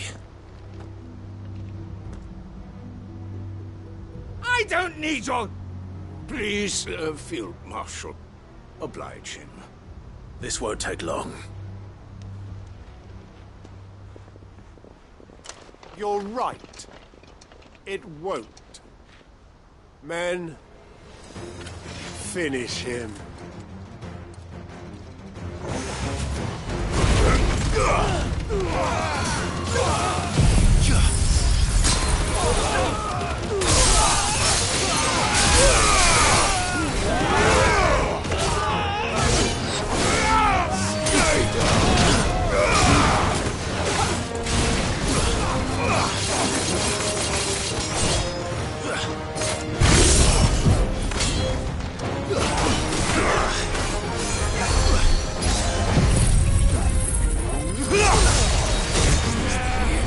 It's over!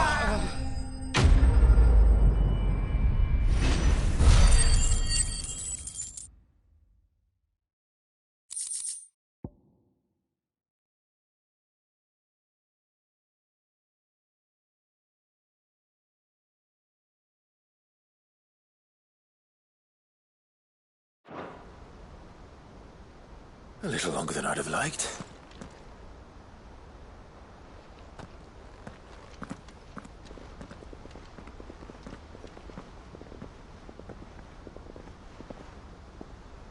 Field Marshal Havel, I presume. Are either of you injured? No, my lord. You arrived just as our escort turned on us. Fucking traitors. I'd heard reports of soldiers in the outlying regions abandoning the oaths they swore. But I hadn't thought the corruption had reached so close to the heart of the Republic. It's a fucking disgrace. Your interfering old bastard of an uncle tried to warn me, of course. My lord Marquis. Or is Sid the Outlaw more to your liking? Call me what you want. It doesn't change who I am. Or the urgency of the message I bring. My uncle has a plan to right the realm, and he needs your help to see it through. Before I agree to anything, I'd have you answer one question. What do you stand to gain from all this? I won't deny that I might benefit from further chaos. But I seek a new beginning for all of us. And while the choices I've made may not always have been the right ones, I know I made them for the right reasons. For so long, so many of us have been told how we could live, how we could die, when it should have been our decision all along. Now we have a chance to put things right. But in order to take it, we must stand together. Even if it be beside those with whom we don't see eye to eye.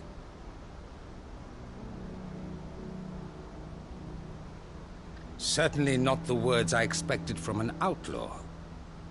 But perhaps your uncle was right. You are no ordinary outlaw. I'll never hear the end of this. All right. I'll start by ordering my most trusted guard to bring the Dalmekian fringes under control. Next, I'll make contact with my counterparts in the Imperial Army and see if I can't convince them to try and restore order in their own territory. Thank you, Field Marshal. But they are not the only ones we will need to convince. What do you mean? I don't doubt that I can bully some sense into a few generals. But those they answer to require a different kind of persuasion. And when it comes to honeyed words, well, we will need an envoy. One who can court even the most stubborn of statesmen. You, perhaps. I'm flattered. But I'm no diplomat either. And I have other problems to attend to. What we need is a skilled arbitrator. And I may know just the person. Is that so? And would he happen to be an outlaw too? Of a different kind, perhaps. Well, beggars can't be choosers. I suppose we'll all have to find a little of the outlaw in ourselves if we're to make it through this. Very well. Send your man to me right away. I shall.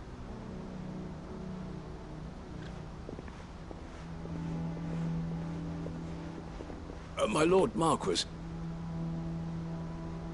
Your Lord Uncle bade me escort the Field Marshal to his manor in Port Isolde. And I will see that my associate joins you there. Very good, my lord.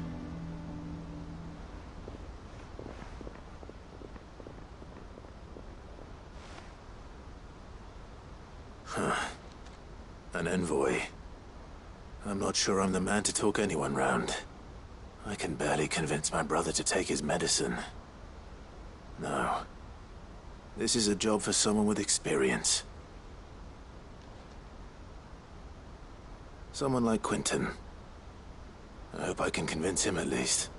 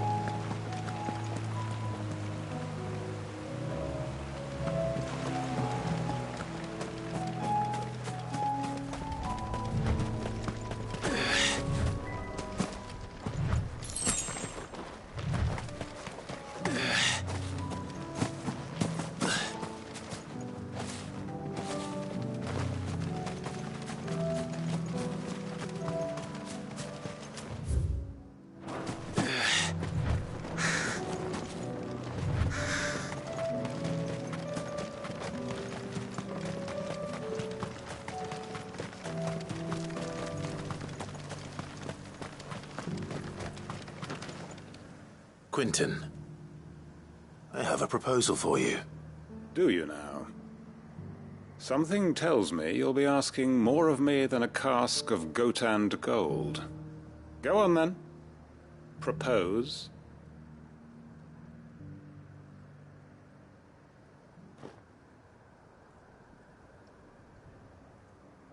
You'd have me convince the chiefs and chamberlains of the realm that they should simply swallow their pride and do the one thing that has proved impossible for thousands of years. Was there anything else? Perhaps I can fetch you a meat pie as well. I know it's a lot to ask, but I can think of none better suited to the role. And you'd have me give up what little I have left to do it. I told you, Clive.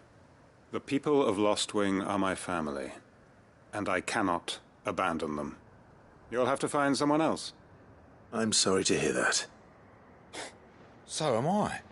And why might that be? What he's asking. How's it any different to what you've done so far? They want you to speak for those who can't speak for themselves. That's what you do best. If it's the vineyard you're worried about, we'll see that the grapes are picked and the tons filled. You know we will. It's not that. Then what is it? You said yourself we're family. Don't you trust us? You know that's not what I'm... Then what are you saying? That only we are worth saving? Why turn your back on everyone else?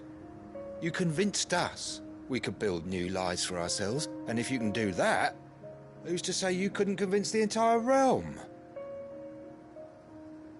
A stirring argument. I fear that any rejoinder I make might fall somewhat flat by comparison. So you'll join us? Where do you need me? Field Marshal Havel will want to speak with you in person. He's currently in Port Isolde. I can arrange for a party of Cursebreakers to accompany you there. That would be very much appreciated. I hear the roads are far from safe these days. Hopefully not for long. My uncle will want to know that his plan is taking shape.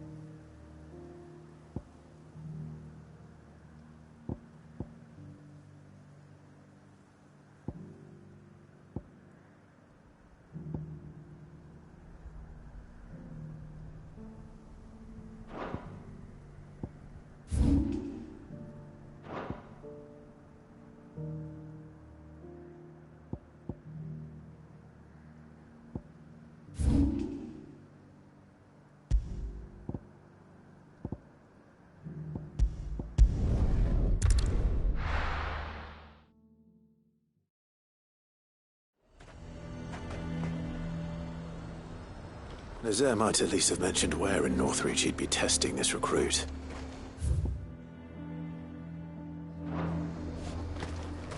A fortress? And who'll pay for that? Think.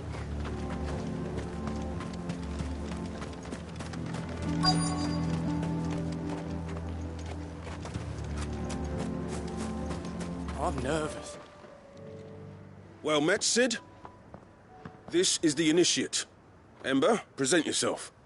At your service, Master. Please, just Sid. There are no masters here. Your life is your own. Oh, of course. Thank you, Sid. The Sergeant says you'll be evaluating me at my trial. To become a scout, yes. You are aware of the dangers inherent in that role. I am. But I swore I'd face them. Just like the man who saved my life. Who would that be? Gav. It was him who found me and freed me. No magic, no support, just one man and his nose. Came and sniffed me out. It taught me what one man can do if he puts his mind to it. And I've been training ever since, so that one day I can be someone's saviour, just like Gav was mine. I'm sure he'd be flattered. You clearly have good intentions, Ember. And it sounds like you're under no illusions. Stick to this path and you'll make a fine Cursebreaker. So, what? Have I passed? You haven't even started yet. Now listen.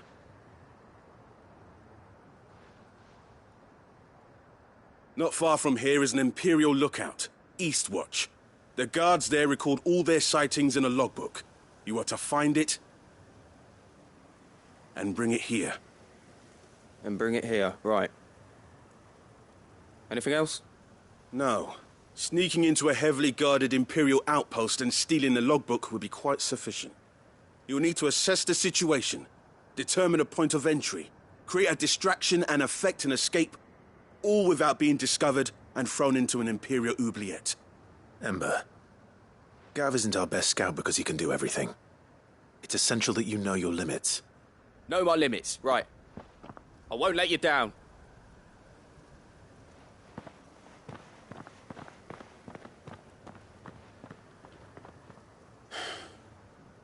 It shouldn't be as dangerous as I made out.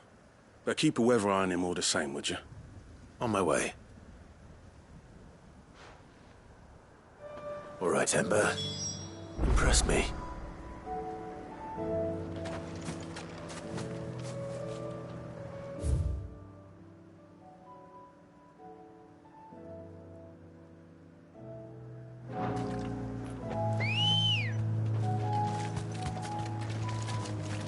Come on.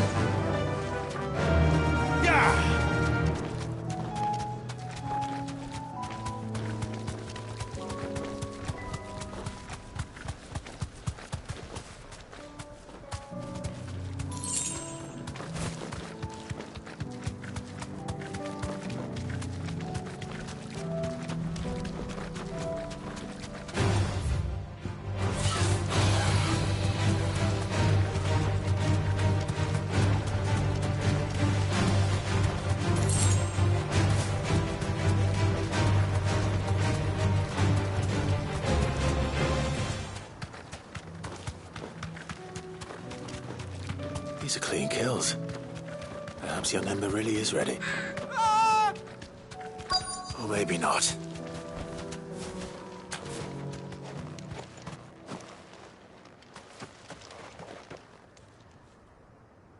Damn it. Ember, draw your sword! I can't! Then run! If you want him, you'll have to go through me.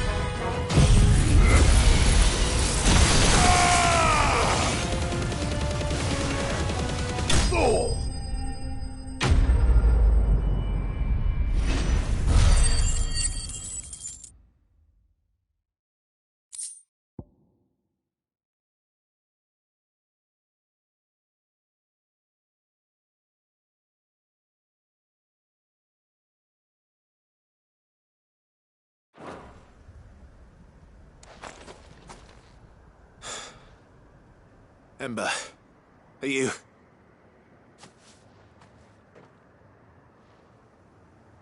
Gone. Of course.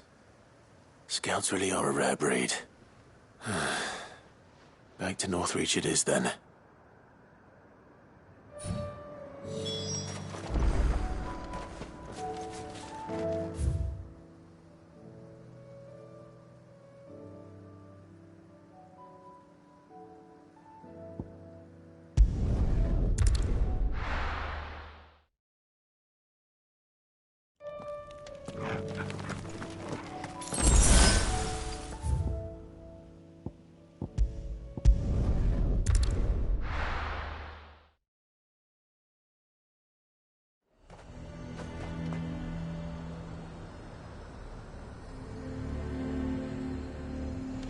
A fortress?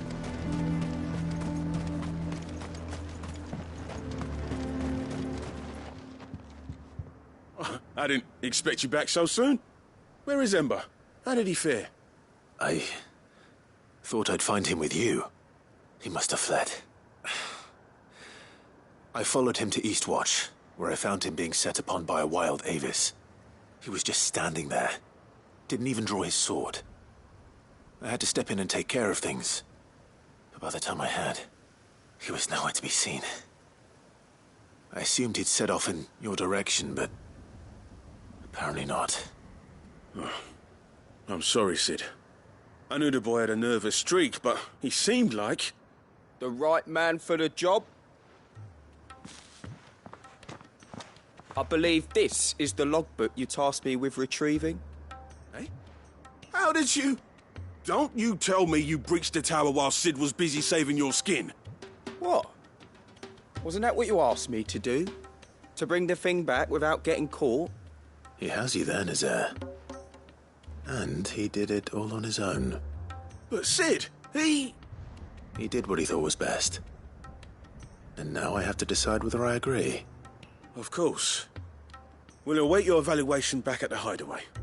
Don't you leave my sight. Yes, Sergeant.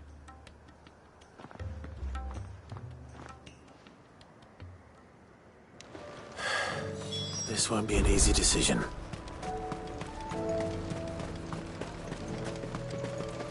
Do you see anything you like?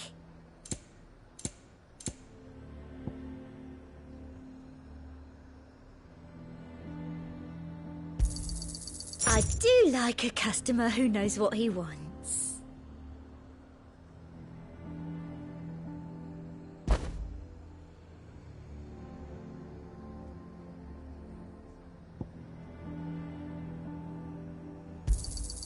An excellent choice.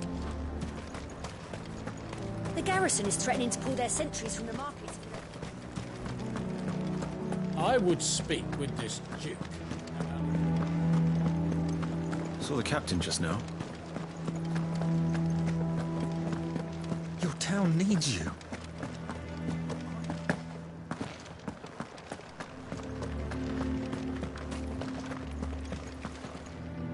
Do you have a moment, Clive? What is it? It's the Duke, unsurprisingly. His Eminence has assumed full control of the garrison and put every able-bodied man to work on the fortifications. The town was left all but unguarded, so Philippe was compelled to form a citizen's watch to fill the void.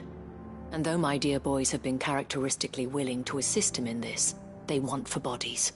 So I was wondering if you would lend them your strength, that the people of Northreach might sleep easier, if only for a few nights.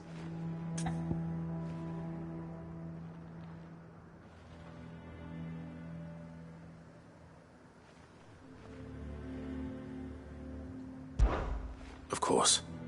Whatever you need. Thank you, Clive. What would I do without you? Philippe told me he had men stationed at... Where can I find the mistress of this establishment? Here, my lady.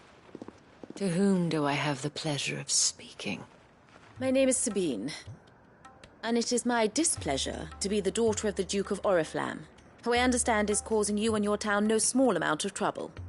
I wish to speak to you about what might be done. Very well. Let us speak. I trust you'll forgive me, Clive. Absolutely. Our conversation can wait. Please, proceed. As you know, my father is a most overbearing and supercilious man, and I join you in objecting to his every action. Indeed, I owe you my thanks for continuing to argue against his reckless plans. Yet I fear he is not one to be swayed by reason. No. He must be made to face the consequences of his actions. And who would make him do this? I would. Myself and several other like-minded individuals. Were you to join us, we would surely have the strength to drive him from Northreach for good. Does that not seem a trifle... drastic? Drastic action is precisely what is called for. Unless you are content to see your people downtrodden and dispossessed. My father would have it that citizens exist only to serve the Empire. That they should be forced to make every sacrifice to ensure her revival. But he is wrong.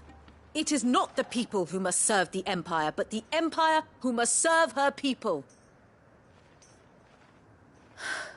He's always been like this. Scornful of the opinions of anyone he judged beneath him, But he cannot be allowed to ride roughshod over the common folk any longer. We must fight him by all possible means. Fight him? No. My purpose is to quell the tension in Northreach, not to stoke it. Respectfully, my lady. Our only chance of saving this town depends upon every one of us uniting against our common enemy. Your father and his followers included. While I understand your frustrations, I cling to the hope that he may yet be won round. False hope, I assure you. But I see that your mind is made up. I shall bother you no longer. If you will extend me the same courtesy, I bid you good day. She certainly has spirit. Indeed. But unfortunately for us, that spirit is only likely to harden the Duke's resolve, which may be enough to seal the fate of this town. Not that she cares. This is all about her and her father. Families. I'm sorry, where were we? Ah, yes. I was about to tell you of Philippe's plans for the town watch, but perhaps it's better that you heard them from him. I believe he's in the market, if you'd be so kind as to seek him out. Right away. It's just a pity I cannot join you. I'd like to see the two of you in action together.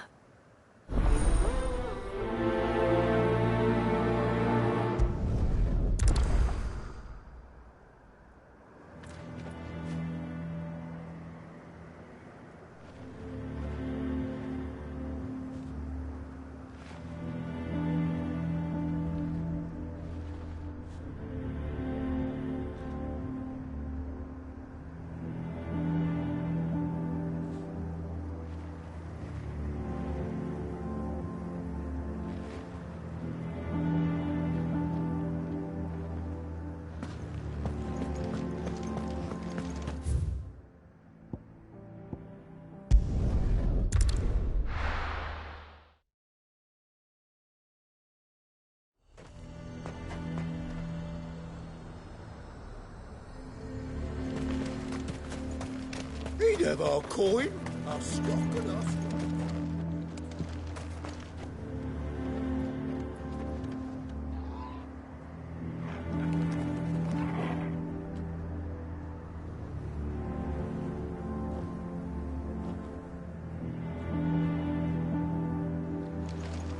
So you are content to abandon... Please, I beseech you. If you're a true son of Northreach, you must fight to defend your home. That's exactly what I am doing, milady. Or trying to, at least. The land is crawling with fiends, and someone has to keep watch. Even when our true enemy is hiding in the garrison? Fine. You're not the only able-bodied man in Northreach. Thank you so much for your help.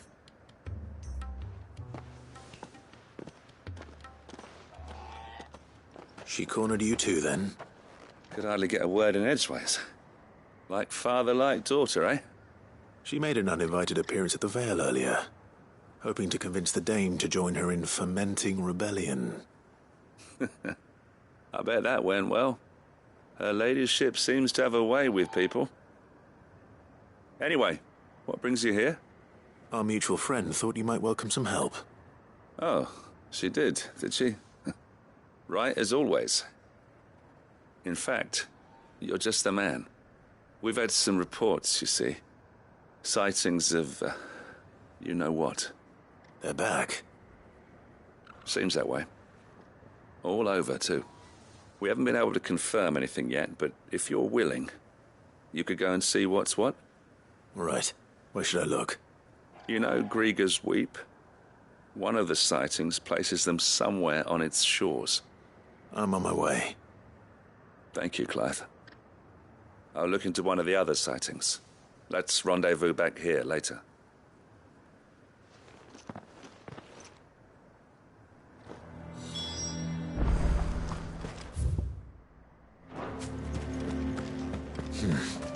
Not here. Come on. Fly, Ambrosia.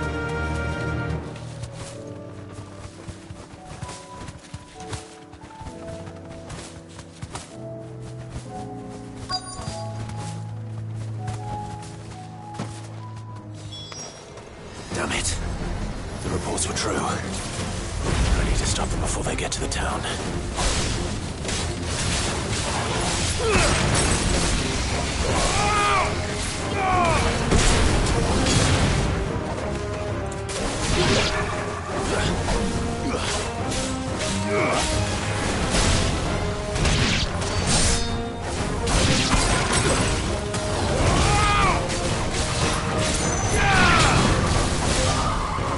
It's over.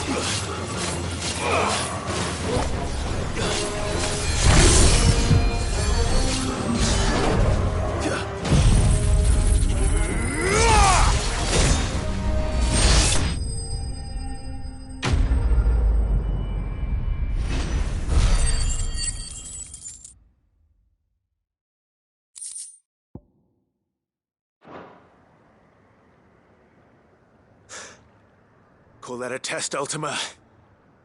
Clive, it's me. Are you all right? I am. But it seems the reports were true. The thralls have returned. I dispatched the few that I found, though. Well, there's something, I suppose. But what were they doing south of town? They all came from the north last time. We might be able to fend off an attack from one side or the other, but from both? Do you have eyes in the north? Some. I should probably go and have a look, though, just to be sure. You head back to Northreach. I want you there just in case war breaks out while I'm away. What do you mean? Her ladyship's been busy working her magic on the townspeople, stirring up ill feeling towards her father. But she'll have her marching on the barracks if we're not careful. What? This is exactly what the Dane was afraid of. I'll do what I can to calm things down. Be careful out there, all right? Don't worry, I'm not like you. One sniff of those things and I'm running back to town screaming blue murder.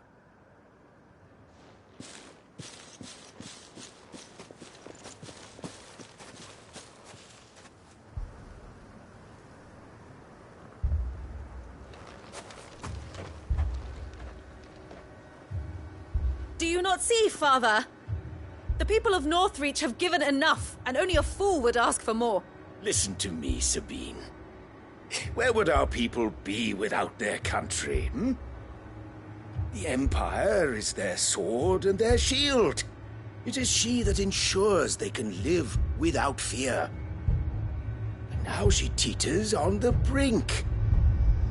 Without their sword, how will the people fight? Without their shield, how will they protect their kin? Can the unarmed stand against the advancing hordes? No. But there is yet hope. A new shield, a new sword. A new empire. We can rebuild Sandbreck, just as Great Grieger wills it. Perhaps we could, Father. But we don't want to. Not if it is built on the broken backs of the people. Please, Let us not quarrel in the street. You must see that no good will come of this. Our fight is not with each other, but with the threat that draws ever closer to our gates. A threat that your sword has yet to rid us of, Your Eminence. You will hold your tongue, whore! You may have filled my daughter's head with your heresy, but I will not be corrupted. Corrupted? Your daughter's opinions are her own, as you would know if you had ever deigned to listen to her. At least I hope they are your opinions, and not posturing born of a family feud. Northreach deserves better than that. Northreach deserves better than you, Carla! Yes, I know who you are. The slut of Twinside who bedded a Branded. Jealous, are you? That a woman might choose a bearer over a pious man of Griega. Clive! I met a swarm of thralls coming south from Oriflamme. Hundreds of them. Too many to count. No. Work on the fortifications has scarcely begun. We will retreat to Caer Norvent and there make our stand. Did you hear me? That was an order! While this is but a heartfelt plea, let us make our stand here and protect our homes. Protect those that we love. Together, for Northreach!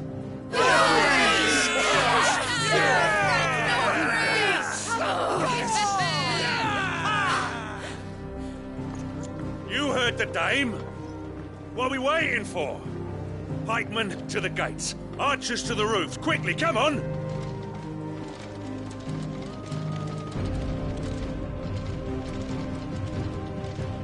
But she is but a common... whore, yes. And we'd follow her to the gates of hell.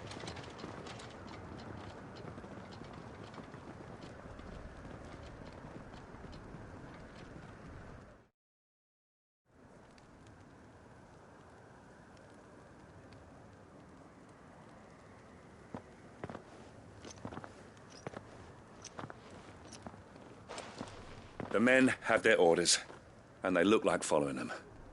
I got them spaced out at regular intervals. Whichever direction the thralls strike from, there'll be someone there to meet them. Thank you, Philippe. Rest assured the people will play their part. The herbalist has donated her stock of medicines to me. Should any of your men be injured, take them to the Vale. We'll see to them there. Thank you, milady. I will. I'll play my part too. You still want for numbers. Unlike the enemy. I only hope I can go some way to evening the odds. Philippe, can I leave the south in your hands? I doubt the thralls by the lake were the last of their number. Of course. I'll lead a party down that way so we don't get taken by surprise. What about you? I'll make my way up the road to Oriflamme. I fought a few of these things. And while I can't promise to hold them all back, I should be able to thin the herd. All right. But take care. Thank you. Both of you. You can thank us when it's over. Till then, madame.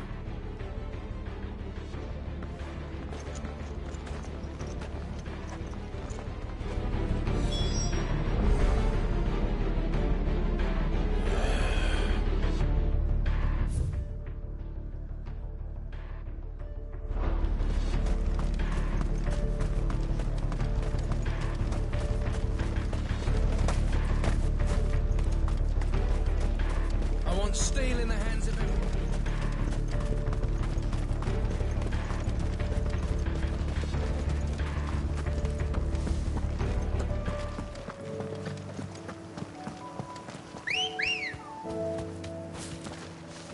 Let's go. Run like the wind.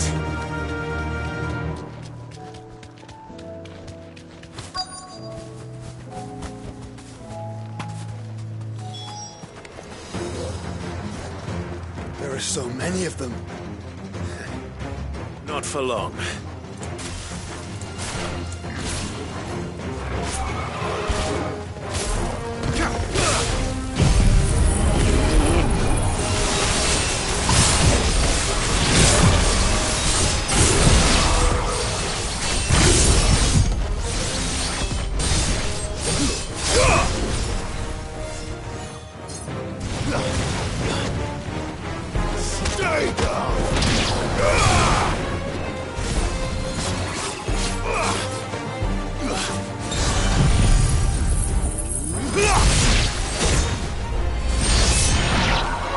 Is it over?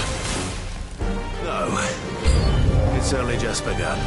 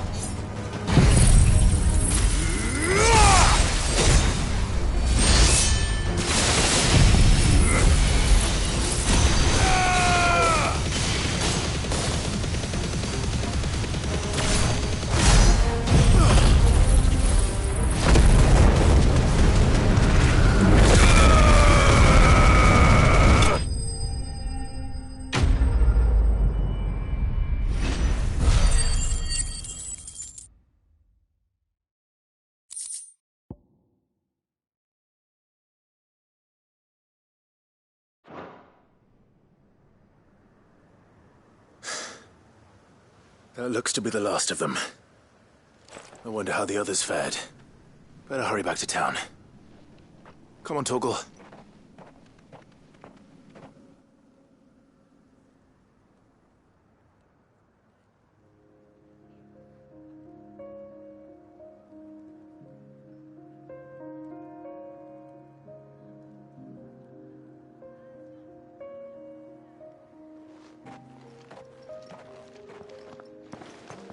Clive, it's good to see you. And you. The road to Oriflamme is clear. How did you and your men fare? Well, we ended up fighting for our lives down by the lake. Took a few nicks, but nothing the girls of the Vale can't put right. Glad to hear it. Well, it seems we've survived. For the time being, at least. I thank you both for answering the call. You were right. And I was wrong. About everything. I had thought that the only way to unite the people was under the banner of Empire. That without a strong hand to guide them, they would drift apart. To be borne hither and yon by the eddying currents of fate. But you brought them together. Not by force, nor by the exercise of goddess-given authority, but by simply being one of them. By knowing what they feel, because you feel it yourself. Our purpose was ever the same, Your Eminence. You were merely distracted by a loftier vision of empire and glory, while our eyes beheld matters closer to home. You have the right of it again. As did you, Sabine. His Radiance said it himself. Sanbreque is naught without her citizens. I forgot that. And I am sorry. I'm sorry too, Father. I should never have taken things so far. I only wanted you to understand how the people felt. How I felt. But my anger got the better of me. Do not blame yourself, my dear. This was my doing. I should have listened to you. To all of you. Your Eminence, your Ladyship, I do not doubt that you came here with the best of intentions, but I believe the same could be said of us all. We all want safety, security, prosperity, not just for Northreach, but for the entire realm. And we may yet achieve it, if only we work together. Will you join us in this? Yes. We shall. Thank you, Your Eminence. Now that that is settled, I must go and see to the wounded. The Vale's doors are always open to any soldier in need of relief. And today there are more than ever before.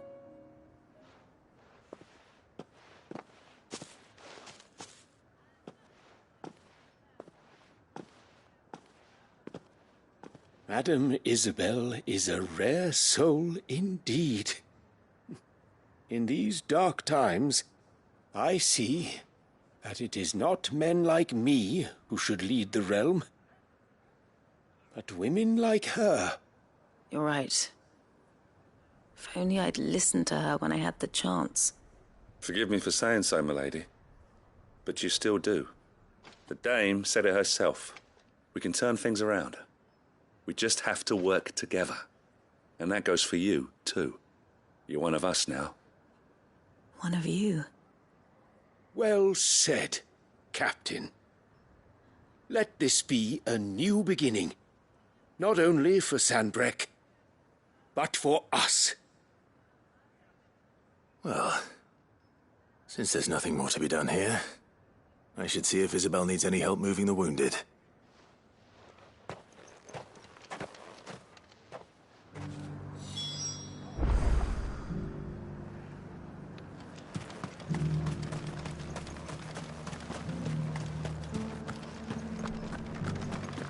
There's no need to worry any longer. I saw several soldiers being carried to the Vale. How goes the treatment of the wounded? I'll be happy to man one end of a stretcher if it would help. You've helped quite enough for one day, Clive. Thank you. Don't mention it. Oh, but I must. After all you've done for this town, it is the very least you deserve. Tell me, if Northreach had fallen, what would you have done? A woman of your means could find a home anywhere in the realm, but I sense you would rather have died here. It's a long story. For you, madame, I have all the time in the world.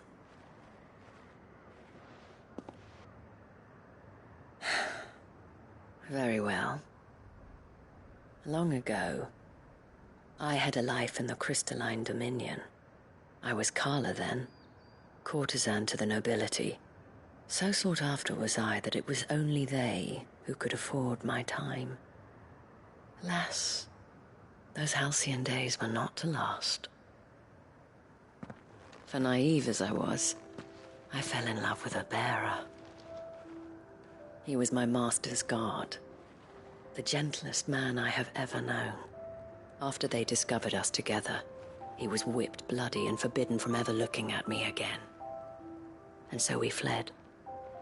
Not that we had anywhere to flee to. We wandered, aimless and starving, half dreading, half praying that the next day would be our last. Until we found ourselves here, in Northreach. It was the Vale that took us in, that fed us, clothed us, and healed our hurts. Those that could be healed, at least. My love was already too far gone. He passed away. He did. Not long after we arrived. But at least we were able to share a few moments of peace before the end. It was the greatest gift I have ever received. But the generosity of this town and her people did not end there.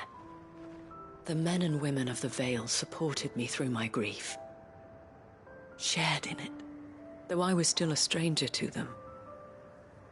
They treated me like a sister.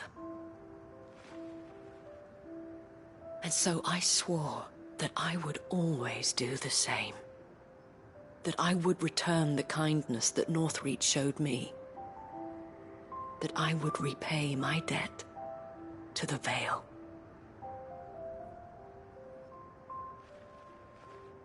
Thank you, Isabel, for sharing this with me.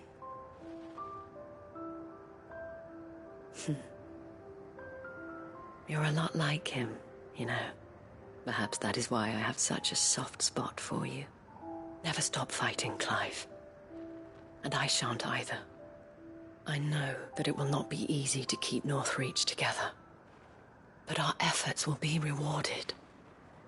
Just look at us now.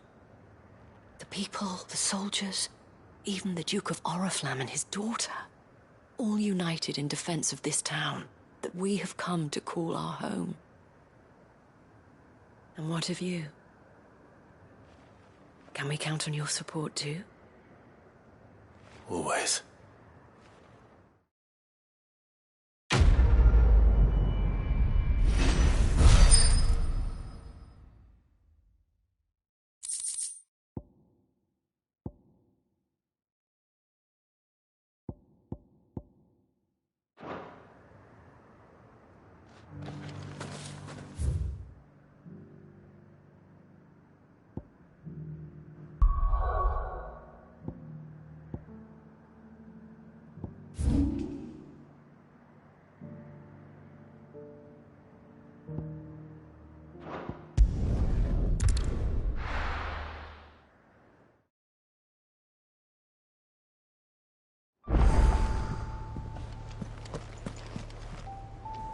Uncle, I bring good news. The Field Marshal has agreed to your plan. Ha! Of course he has. I didn't doubt you for a moment, dear boy. Rutherford is accompanying him back to your manor in Port Isolde as we speak. They will await your return there. As will one other. One other? Who, exactly? Lord Havel was concerned that even if he could get the realm's armies to agree to an accord, he might not be as successful in convincing those with political power. He asked if I might have a solution, and I suggested a certain Imperial Lord Magistrate turned Liberator. One of your co-conspirators? Master Quinton would probably call me one of his. But yes. Another outlaw, then. Just the thing we need to put these rotten politicos in their places. Good thinking, Clive. I'm glad you approve. The more the merrier, eh? Uncle, assuming Havel and Quinton can solve our problem with the armies, you still haven't mentioned how we might manage the grain shortages. Oh, don't you worry, my boy. The 7 high houses will be seeing to that. They have all agreed to make the most generous of donations.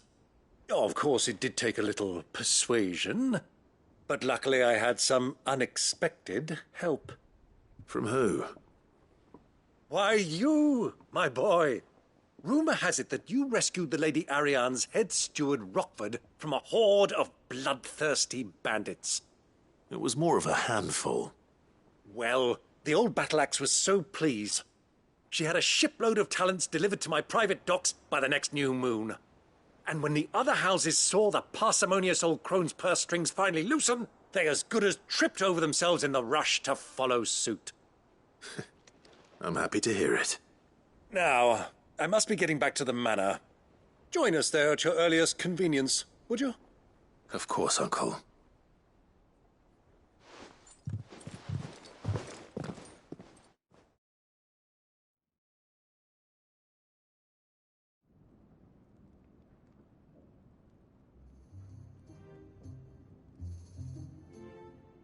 And how, pray tell, will we get that grain to the capital if the roads are still overrun with Akashic? You'll find another bloody road. I only have so many men, and I'm not about to send them headlong into an ether flood. That is, unless you'd have them turn as well. Well, I'd certainly eat less. Says the man with a belly bigger than a band of curls. My soldiers actually need their rations. Without any food to keep them going, they'll be dead even before you've sent them on your fool's errand. If I may, gentlemen, perhaps I might suggest an alternative approach. Though supply routes are indeed disrupted, there is no shortage of ships. Indeed, they bob away in every bay from here to Randalar, awaiting a safe haven.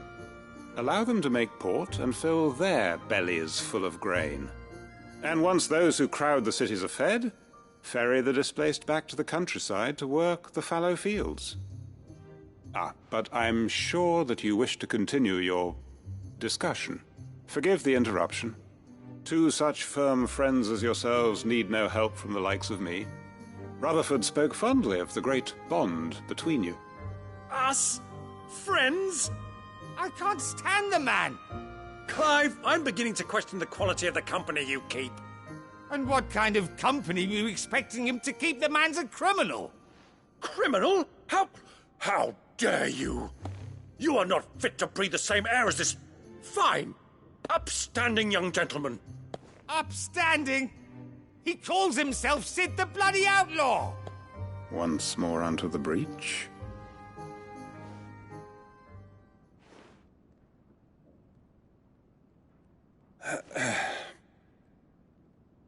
Shall we begin again?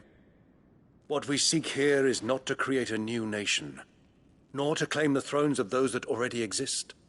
We wish simply to bring stability to the realm that mankind might weather the current storm. And to do that, we must convince those in power, the generals, the statesmen, the nobles, that our cause is just. There will be disagreements, yes, and I imagine some resistance, much resistance. But we cannot let that deter us. If we show them the path, show them that we walk it ourselves, then I am confident they will follow. The fate of the world lies in my nephew's hands, but the well-being of her people lies in ours. And we must not squander the chance that Clive has given us. Uncle Byron, Now, with that settled, let's move on to the signing of the Accord. For what great moment in history hasn't been accompanied by a little ceremony?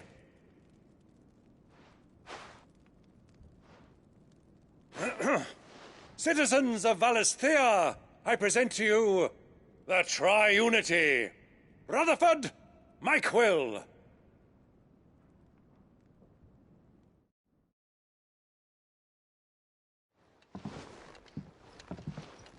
Well, my boy, the stage is set. That it is. This is the role you were born for. Now I ask only that you trust in the talents of your supporting cast. We shall play our parts to the best of our abilities, that you might have the opportunity to shine. The realm needs its Sir Crandall. And there is no better Crandall than you, Clive. I want you to keep this signed accord as proof of our faith in you. I will. Thank you, Uncle.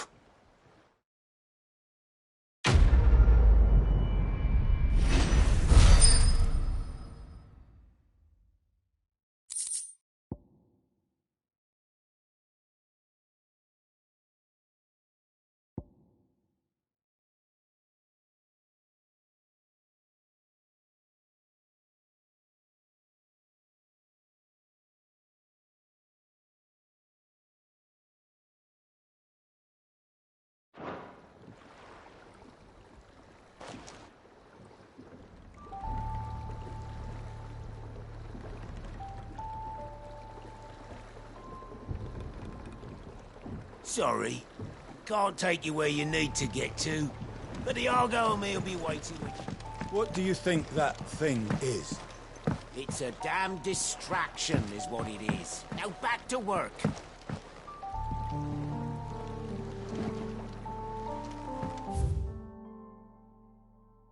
And how the hell is Sid gonna do it?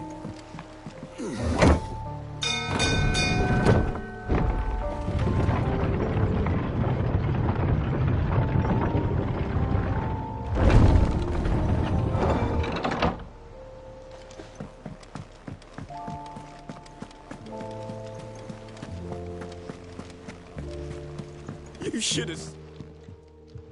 Welcome back, Sid. Welcome back, Sid. Yes. Welcome back. Trip wasn't too much of a pain in the arse, I hope. Truth be told, it was me who suggested roping you in to help with the trial. But from what I hear, things didn't go quite as planned. No, they most certainly did not.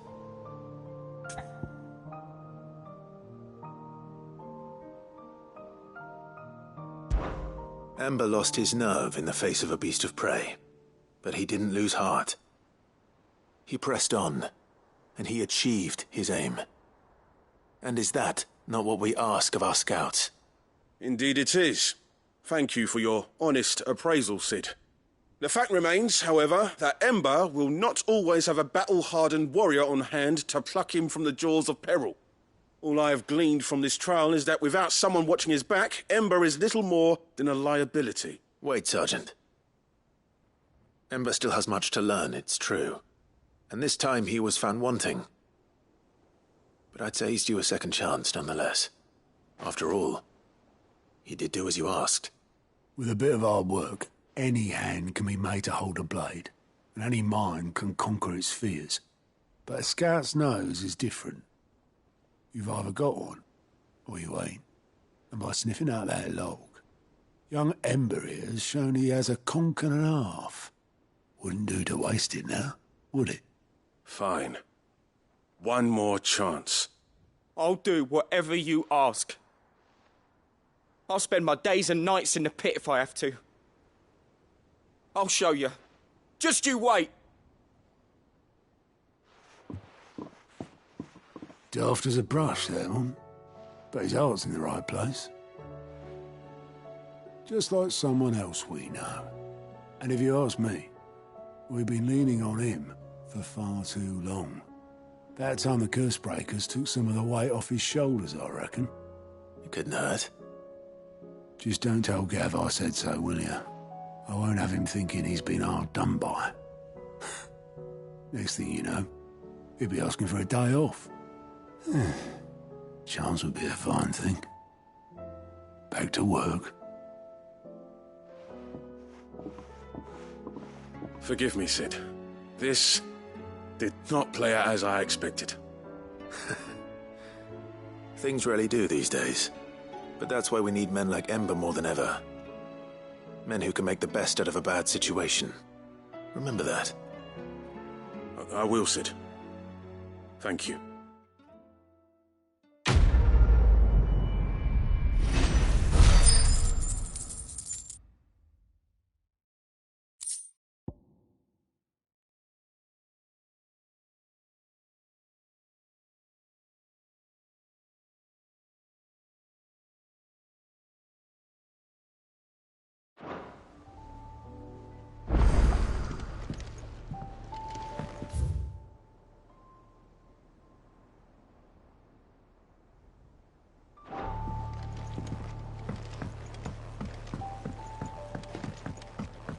Twinside's hundreds of leagues away.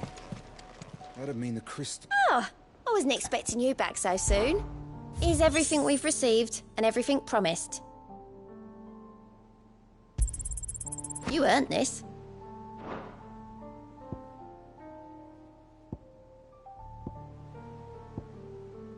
Best of luck out there, Sid.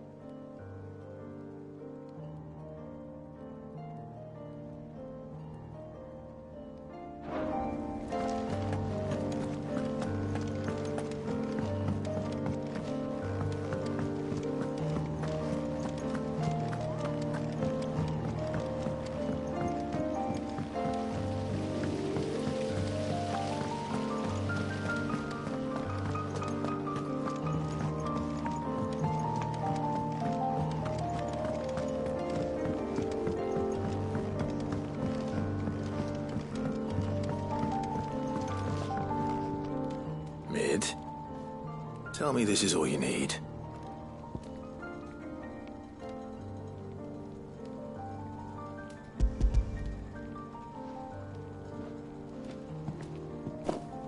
Aw, you make it sound like I asked you to save the world or something.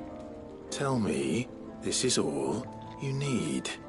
It's most of what I need. After you left, I went over the figures again, and I realised I'd forgotten a 1 and a 0. And a cogwheel. Just a tiny one. Though, that's the problem. Gears that small are a bastard to make, and I may have lost the one Blackthorn spent a fortnight toiling over. wait. The children. When they took apart your scales, there was a tiny brass gear. Now that I think about it, they didn't use it when we put the scales back together. The young'uns? But why would the... You know what? I don't want to know. I'll keep working on the model. You go and find that cog.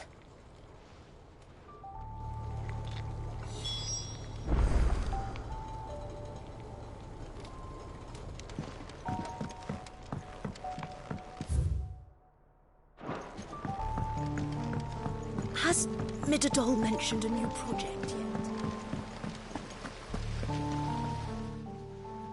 Sid! Is Mid still hiding from us?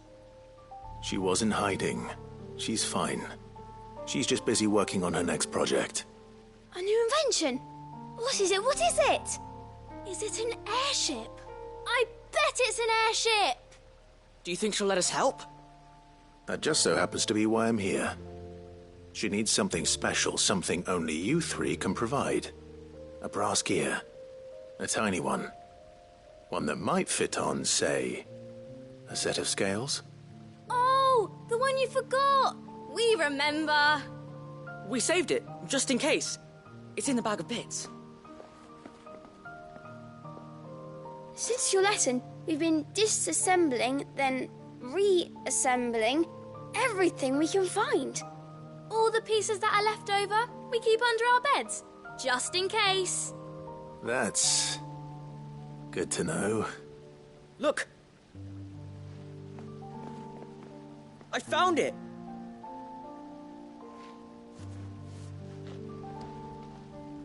Is that all?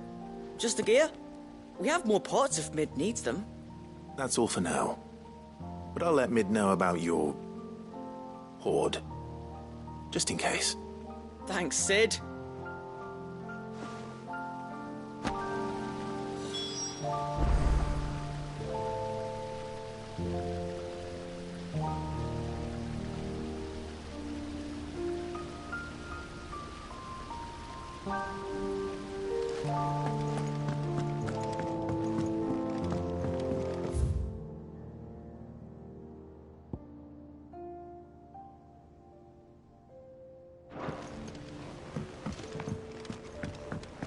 Whatever should I write next?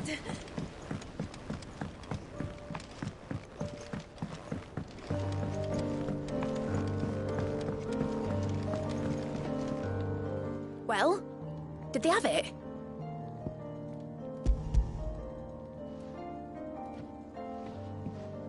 They did. And they kept it somewhere nice and safe. Will it work? Will it work? He's perfect! You're a genius, Clive. What exactly are you going to use it for? Only the most important job of all. The wings aren't going to move on their own. But with the right cog in the right place... Well, you just wait and see.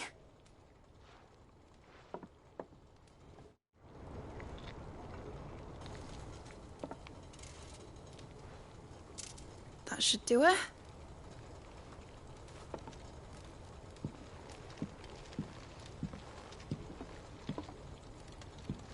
Here goes nothing.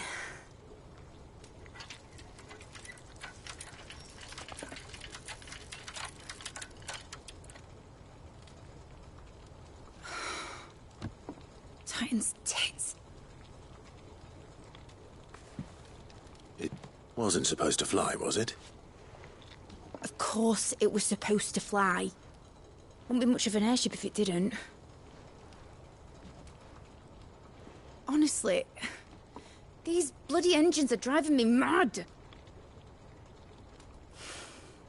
I was so sure this would be the day she soared. The Mithril engine was made to make dreams come true. But maybe this is one dream the world's better off without. Show folk how to take flying. It won't be long till they're raining death down on each other. People will lose their homes. Children, their mums and their dads. Like I lost mine. I'm sorry. So am I, Clive. So am I. Sorry that I have to choose.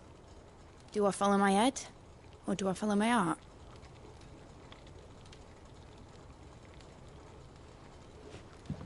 Good question.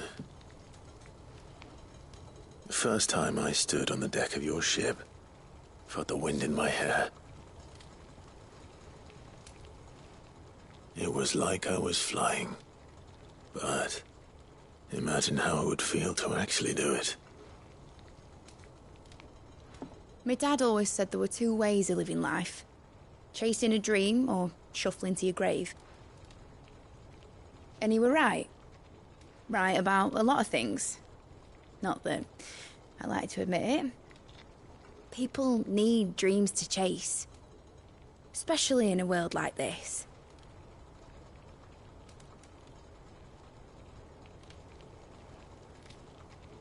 Right.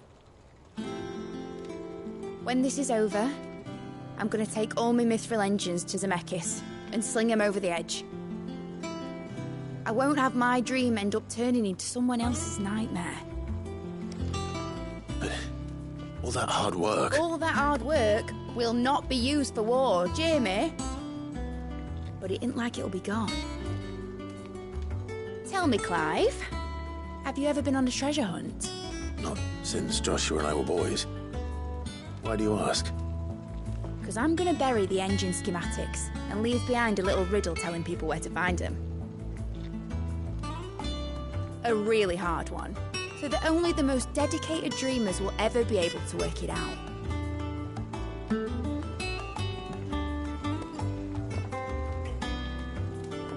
Ooh, I can picture it now.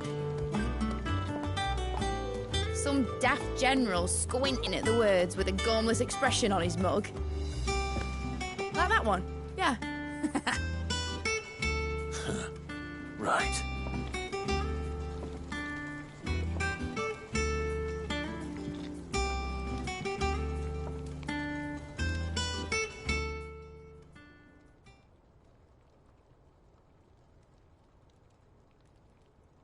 Of course, if I'm putting this engine at the end of a treasure hunt, I'll still need to make it a treasure worth hunting for. Won't be much of a prize if it couldn't even make a toy boat fly after all. My dad always said, dream big. But it ain't the size of a dream that's important, is it, Clive? Only that it's a good one. And I reckon I've got a fair few good uns left in me.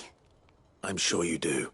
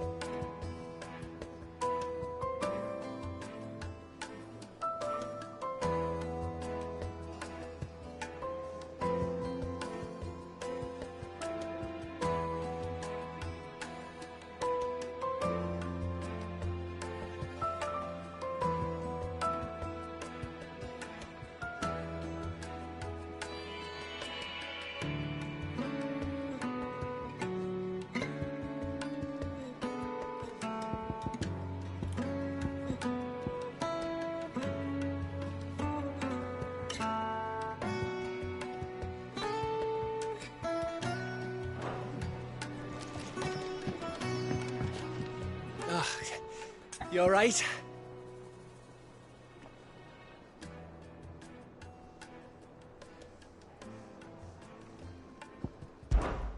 About that.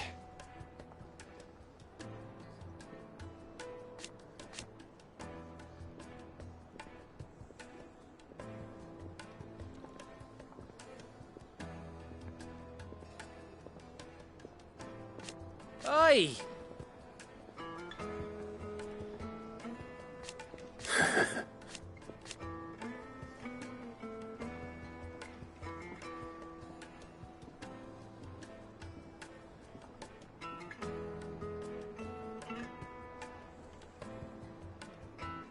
Let's see.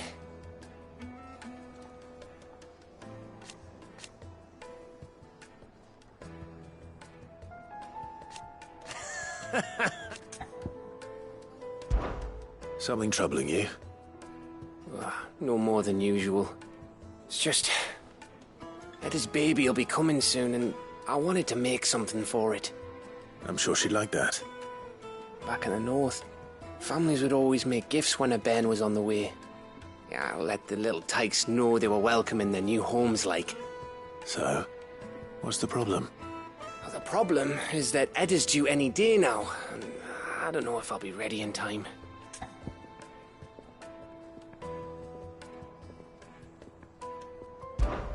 Is there anything I can do to help? You know, there just might be. All right then. What exactly are we making? A good luck charm. But not just any good luck charm. Not just any. No. One made from the feather of a silver chocobo. There's naught lucky in all the realm, or so we used to say back home anyway. Thing is, they're hard to come by. Had Otto and Karen check with their suppliers, but nothing. I try and track one down myself, only... Only the big day is fast approaching. And that's all you need, a feather. That or the bird whose horse it's attached to, aye. I was gonna start by asking around with traveling traders plying the northern borders. Well, there's no shortage of those passing through Martha's. I think I might make that my first port of call. I'll let you know if I find anything. You're a good friend, Clive. I won't forget this.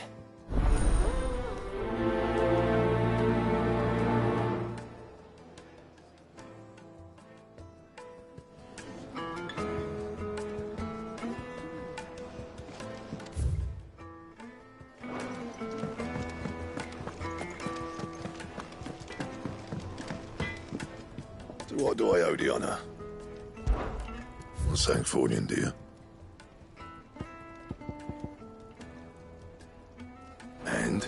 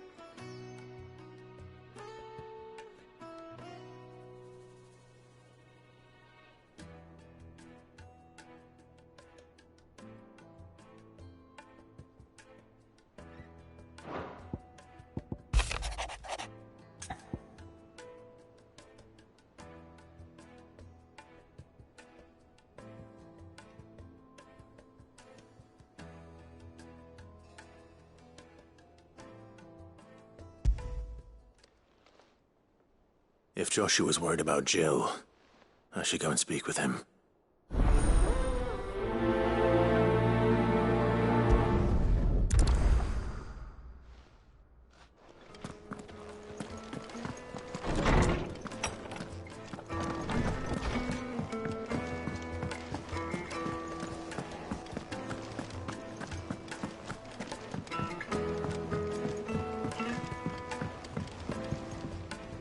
Joshua, I read your message.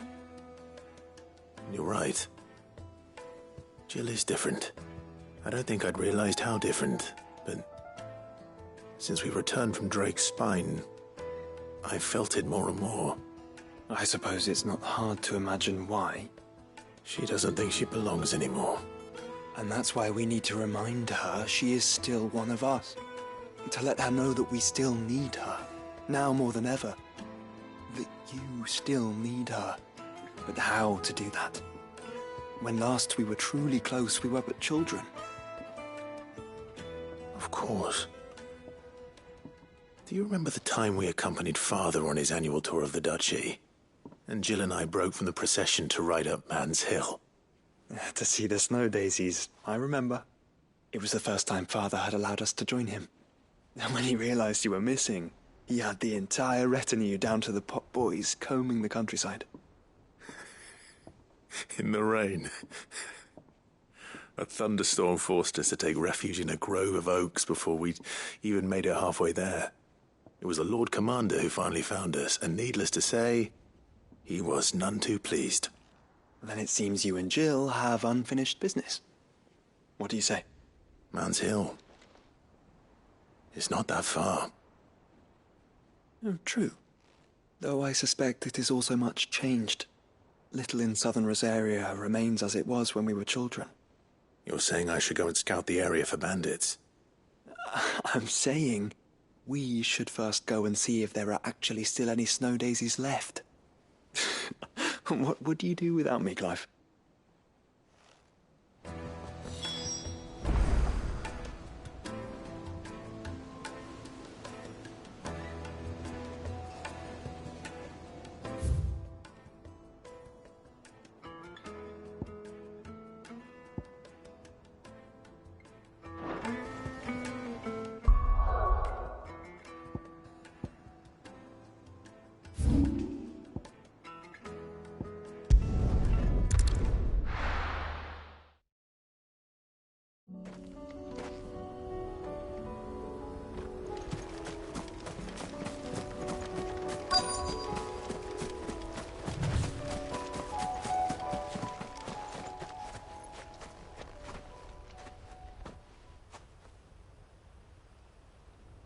This is the place, but... I'm sorry, Clive.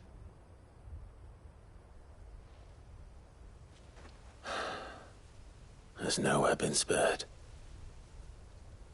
What do we do now? We keep looking. Man's Hill cannot be the only place where snow daisies grow. Perhaps, but it's the only place I know of. Knew of. Then why not ask someone who might know of another? Someone in the backyard? To the hideaway, then.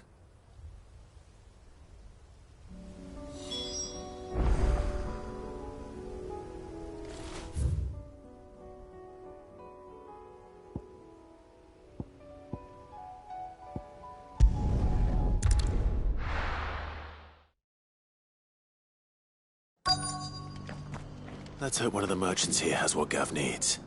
Excuse me. I'm looking for something.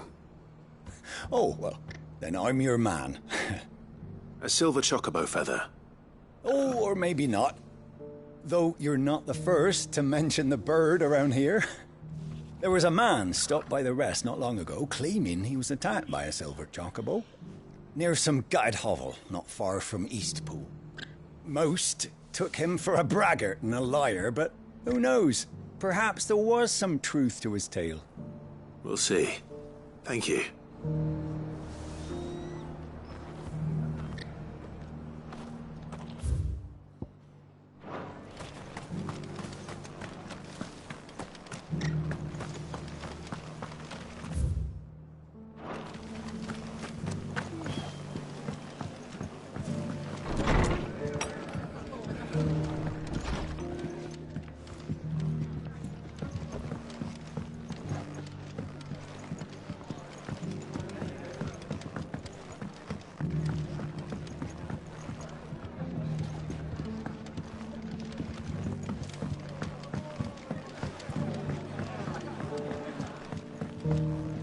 Are the bearers taking well to their new home, do you know? I sometimes worry how they'll manage without me to cook and clean for them. You look like you could do with a drink. When I was a little girl...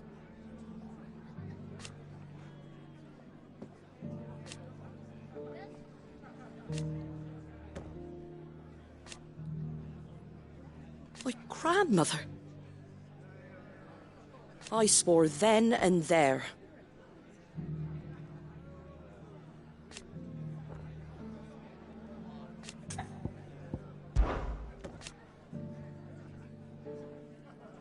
Put the wind right up us.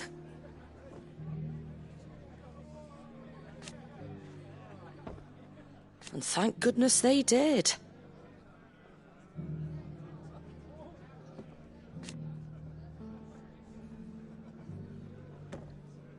Like being back in the glory days. Half of me wishes they hadn't left.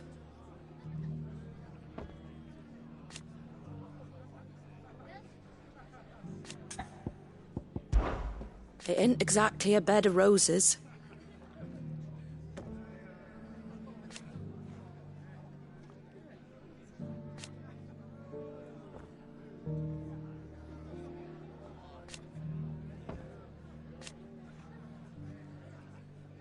And that's just a start.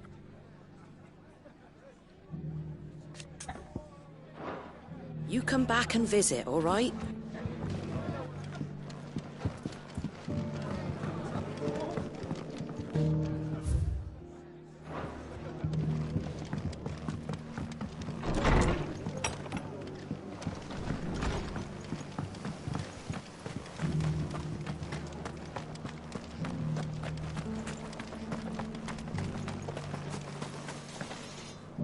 How do, traveller? You've the look of a man who could do with a new whetstone. Or perhaps a bawdy etching of the Vicerine. Maybe another time. I'm looking for a silver chocobo feather. If that's the case, rumours are all you're likely to find.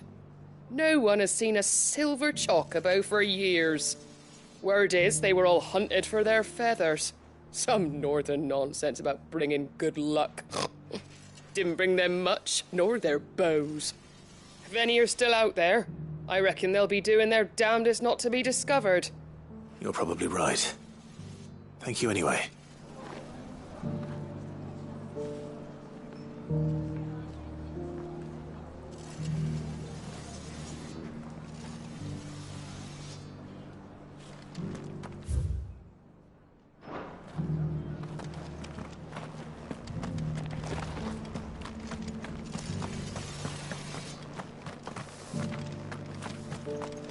Just because the heavens have gone to wreck-a-roon, you don't need me. It doesn't still hurt, does it?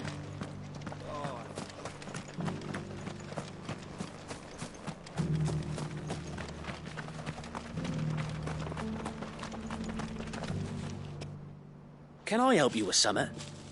You wouldn't happen to sell silver chocobo feathers, would you?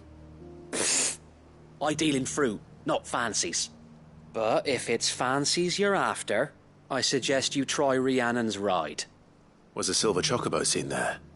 Oh, yes. If you believe the ravings of a madman. It wouldn't be the first time. A silver chocobo sighted in the hills near Rhiannon's ride. It sounds almost too good to be true. But since I'm already here...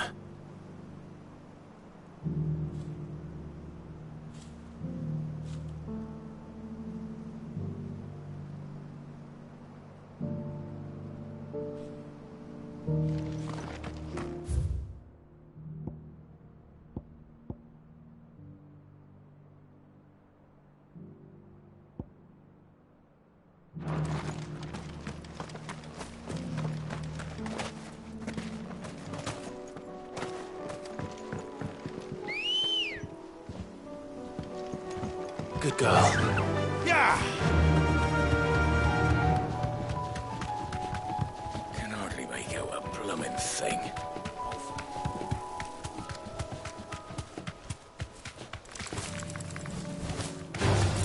Just the one of you, eh?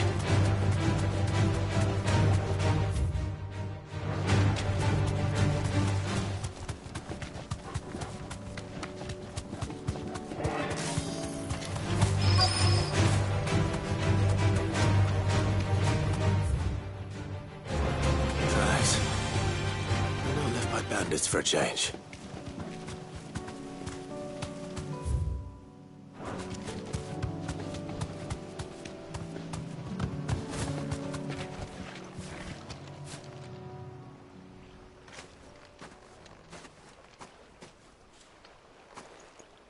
More tracks. And these look fresh. The Chocobo was here. And recently. Perhaps it still is.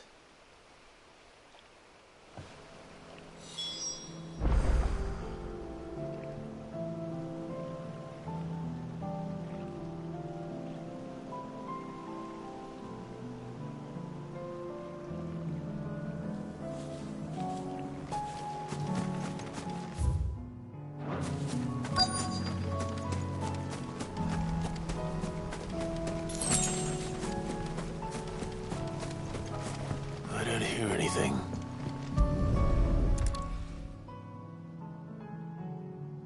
Well, I'll be damned.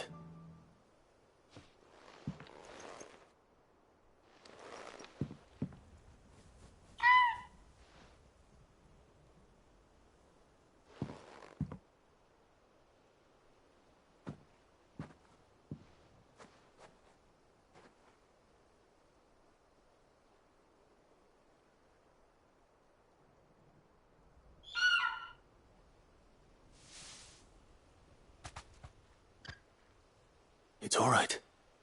I'm not going to hurt you. Just borrowing a feather for my friend.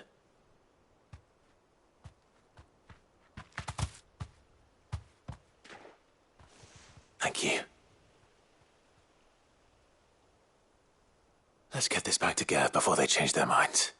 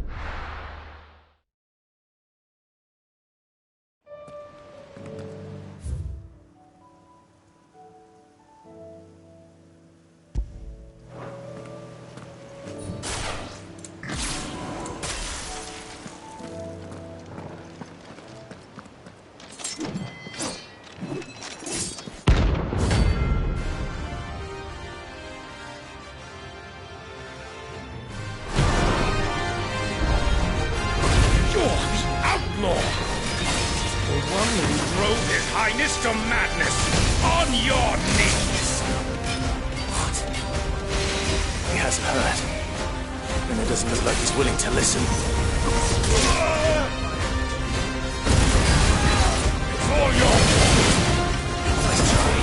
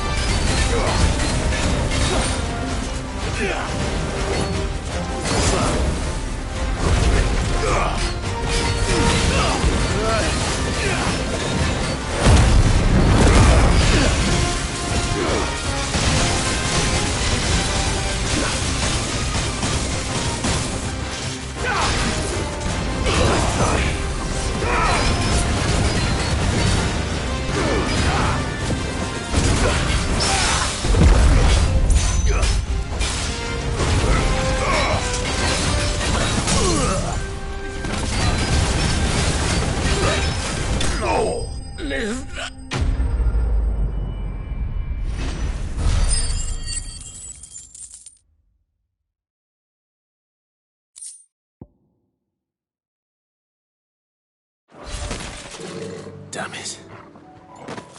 Dion would have been glad to have you back at his side.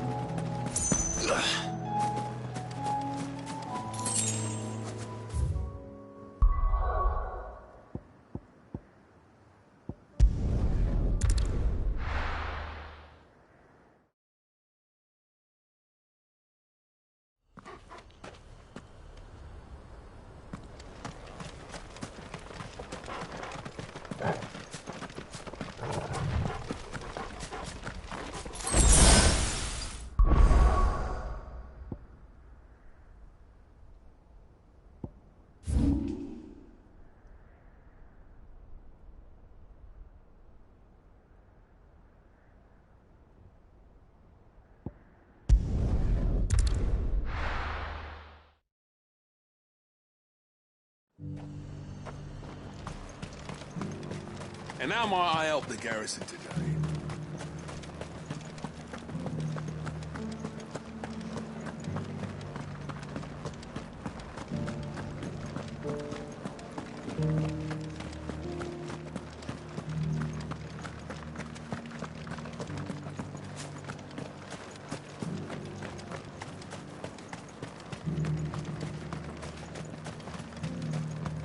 The Duke has pledged.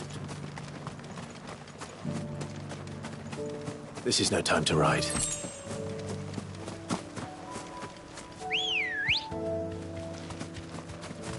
Let's go.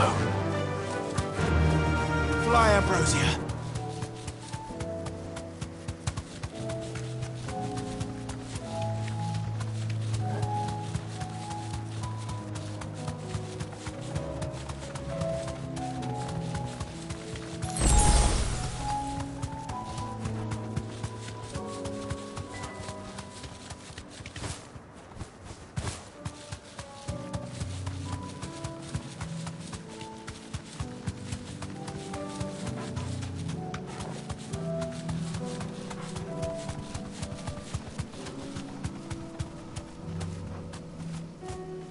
Safe.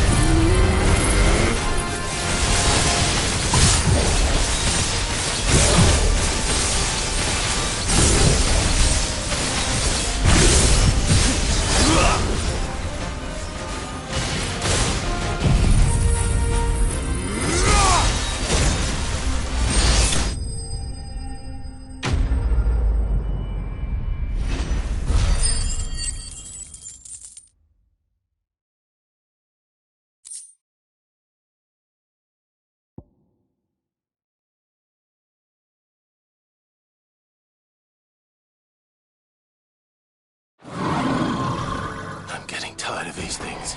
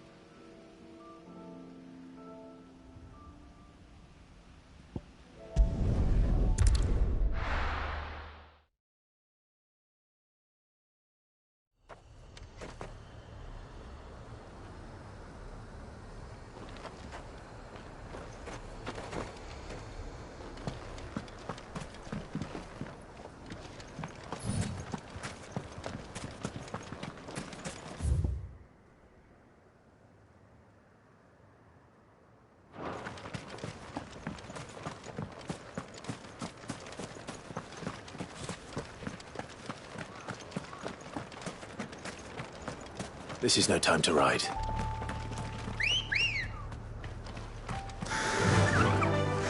Run like the wind.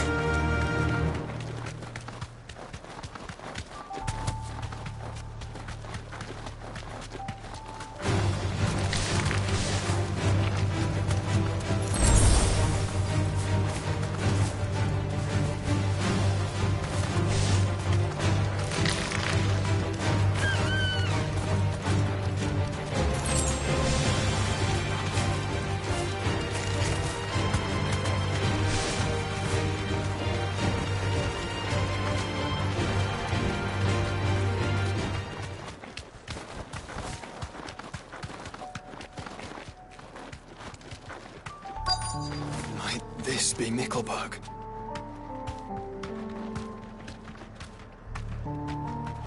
Be safe.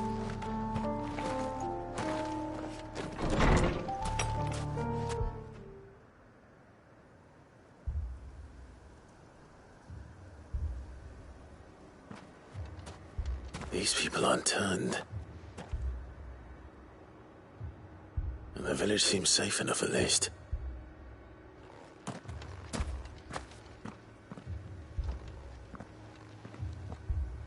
What is going on here? Ah. Did you, too, heed the call? Heed the call? No, I came here looking for someone. To be honest, I wasn't sure I'd find him here. Let alone all of you. Is that so? What are you doing here? Is this where you live? It is my home. The others, they heeded the call. You keep saying that.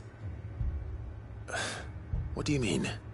They came here to perform the rite, just as King Barnabas instructed.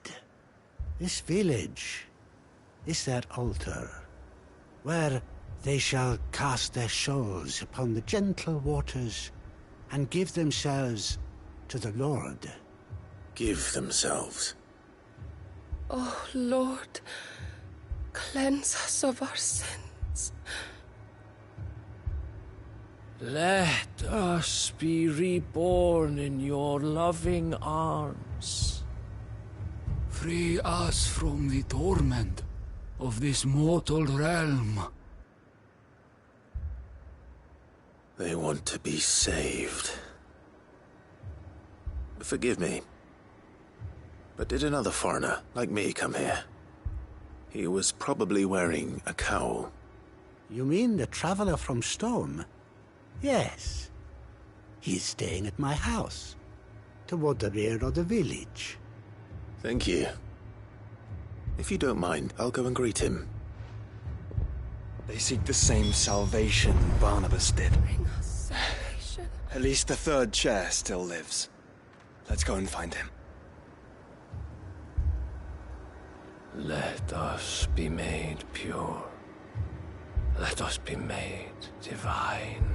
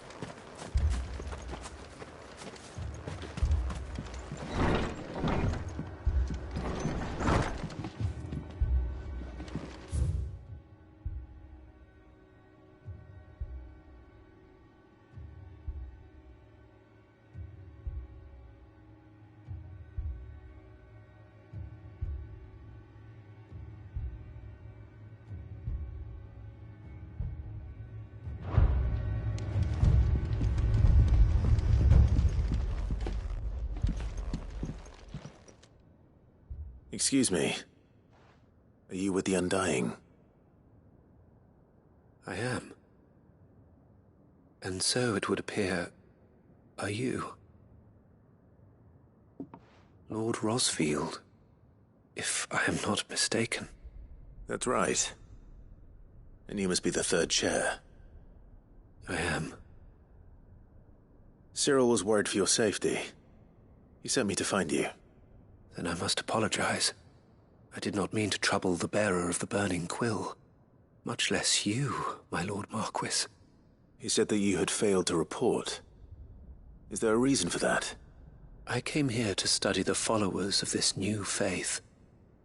But the more I learned of them, the more my own faith began to falter. You have seen them at their prayers, have you not? They devote themselves to the veneration of their Lord with a fervor I have never seen before. Praying night and day that they might be rid of their wicked wills and reborn in their Saviour's light. Not that they might be granted respite from their worldly woes, but so that they might continue to serve him. Serve him with all of their beings. I, too, swore to devote my life to the service of my Lord and Master, but this... 'tis different. It is more. And so I would see it through to the end. See these people safe, that they might achieve their dream, that they might do their duty to their lord, even if it should keep me from doing my duty to mine. You do understand what their dream is, don't you?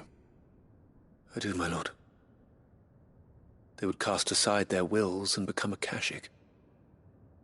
I know that it may be hard to believe, but to these people, that is the very essence of salvation. Forgive me, my lord, but I must remain here. If you are to return to Master Cyril, I would consider it a great... Did you hear that, my lord? Something is happening.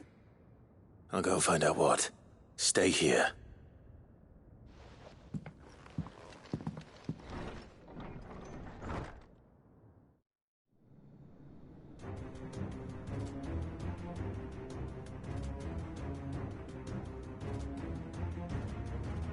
An ether flood. Oh no. There must be something I can do.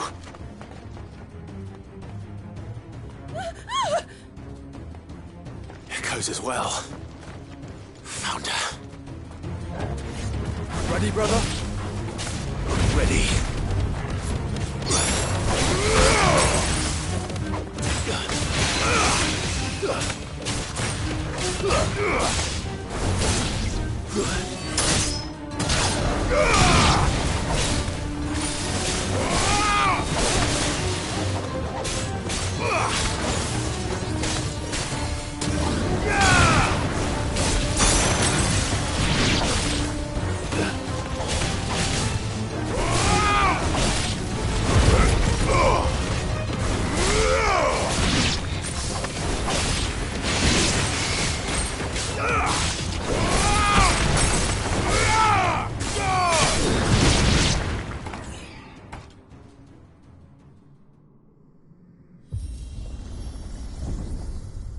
What now?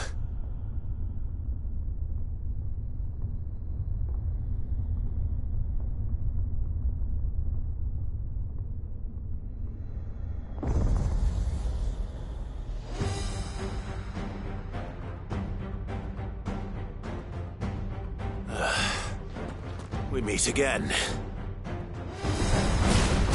I've killed your kind before.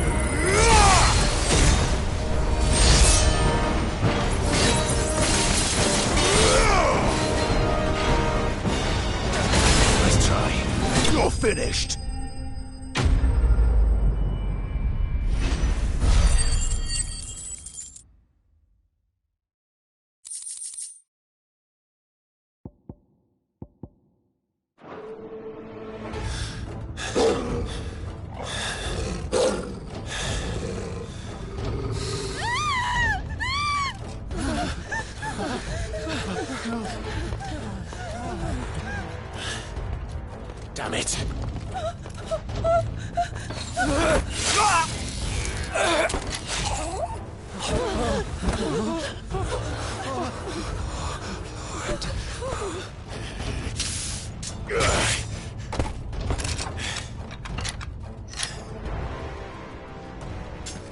Don't you die. Come on, speak to me. I had to save them, that they might have a chance to find true salvation. By devoting themselves to the service of their Lord. Just as I did, when the Undying plucked me from the gutter and gave me a cause to believe in. A duty to serve was everything to me, and I would not deny them that fulfillment, even if they must become a Kashik in order to achieve it. Forgive me, my Lord Marquis. I did not mean to trouble you with this. My findings. Could you deliver them to Master Cyril for me? Of course. Your duty will be done.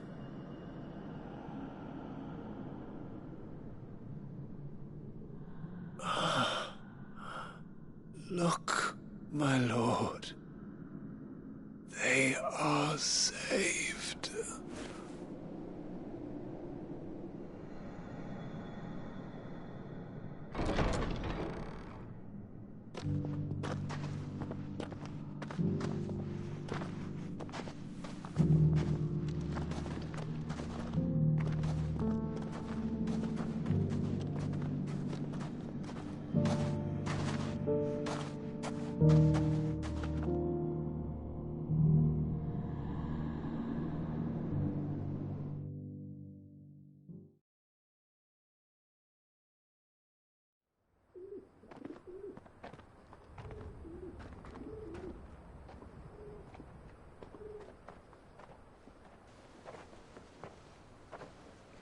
They are saved.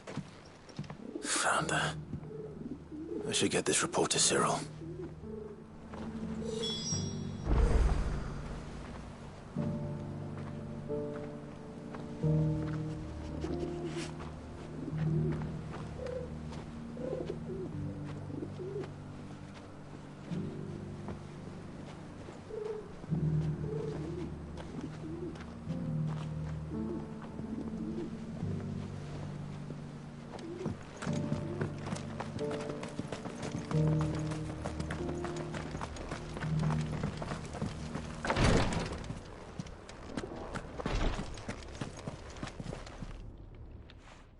My Lord Marquis, welcome back. I am glad to see you hale and whole. I met with your third chair, Cyril. He bade me deliver his findings to you.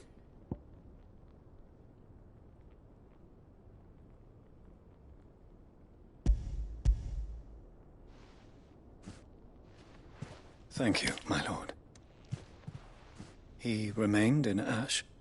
He died protecting the villagers from an echo. I buried him in Mickelberg. I'm sorry that I couldn't save him. If you could not save him, no one could. The villagers, they were believers in this savior cult. They prayed to their god that they might be unburdened of their wills. Then an ether flood came, and their wish was granted. Your brother sacrificed himself that they might live, even knowing that that life was death by another name. Then he perished defending liberty. A hero's end. For the right to choose how one dies is no less sacred than the right to choose how one lives. Sid would agree. He wanted to build a world where people could die on their own terms. A noble ambition. To die for one's cause is the most perfect expression of one's faith. It matters not how misguided others might judge one's decision to be. Only that the decision is one's own. We live according to the teachings of our order. We believe in them, we protect them, and yes, we die for them. For better or worse, that is our creed.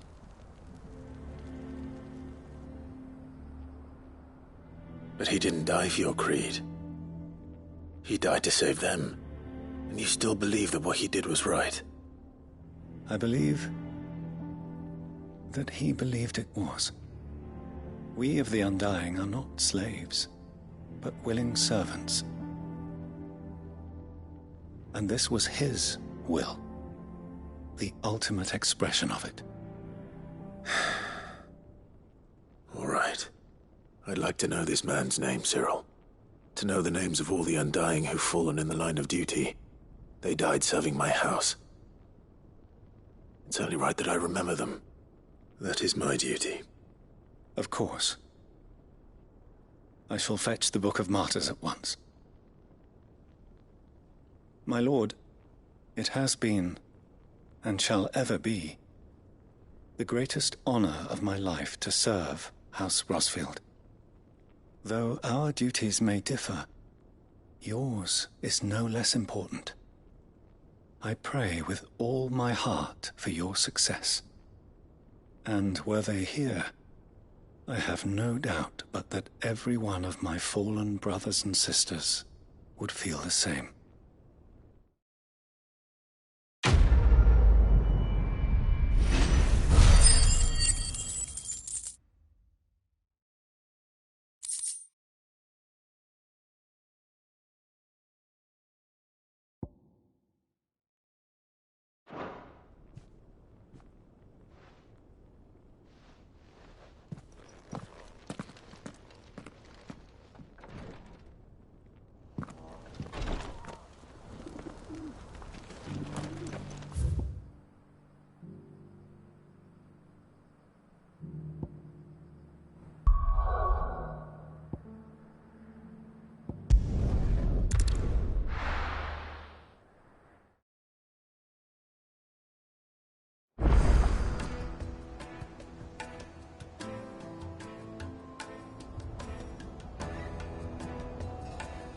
Let's hope one of the gardeners knows where to find... No daisies.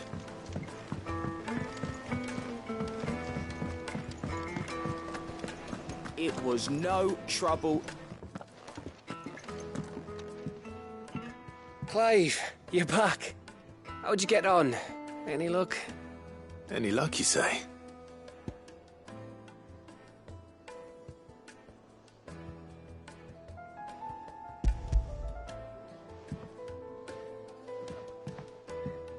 Crystal's crack.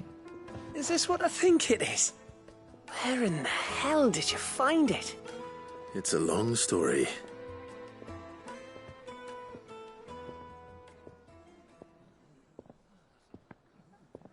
Right there on the road to Eastpool.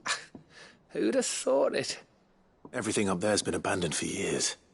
The empty cabin made for the perfect shelter.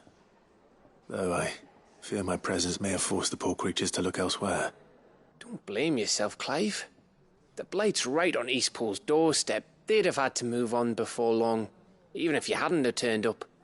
They'll find a new home. Trust me.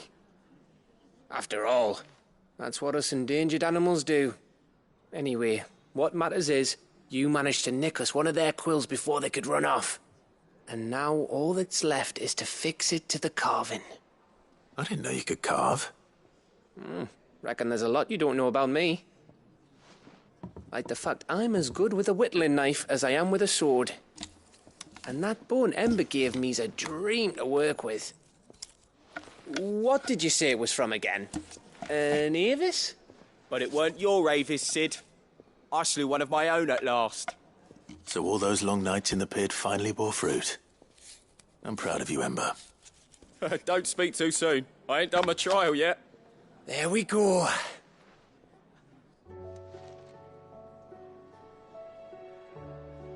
What do you think? I think if you ever hang up your scouting cap, you'll be able to make an honest living. Oh, will I?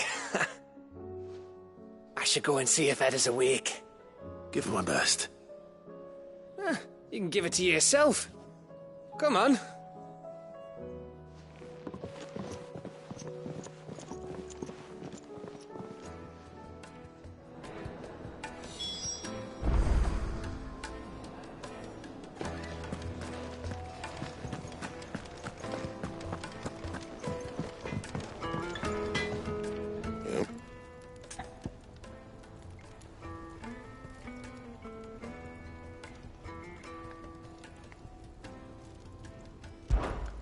What do you want?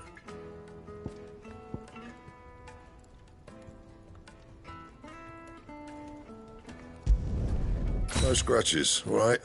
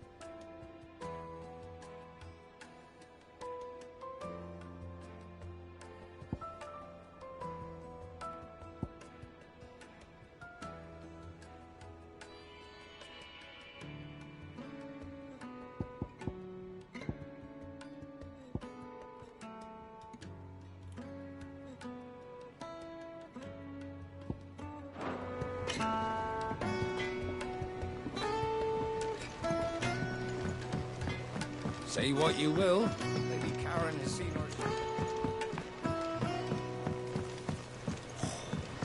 This should tide her.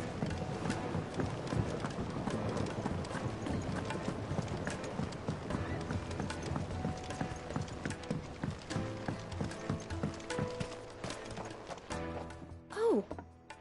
What brings you down from the heavens, Sid? I need your advice. Joshua and I are looking for a place where snow daisies grow. Preferably in abundance. Snow daisies. Then you'll want somewhere not too hot and not too cold. And where the winds are strong enough to carry the seeds. I reckon Man's Hill would be a good place to start. There in the Royal Meadows, perhaps? Both have similar climbs and the right elevation. If the Blight hasn't claimed them yet. Right. Thank you. Did you learn where we might find our flowers? The gardener here mentioned the Royal Meadows in Sambrek. Ah, the fields beyond Northreach. Well, if that's the case, then Yote was right. I recalled that she kept the record of our travels, you see. So I asked her if she'd perhaps noted anywhere that snow daisies grew, and she mentioned Oilefeist Bay. Whose shores border the meadows. Off we go then.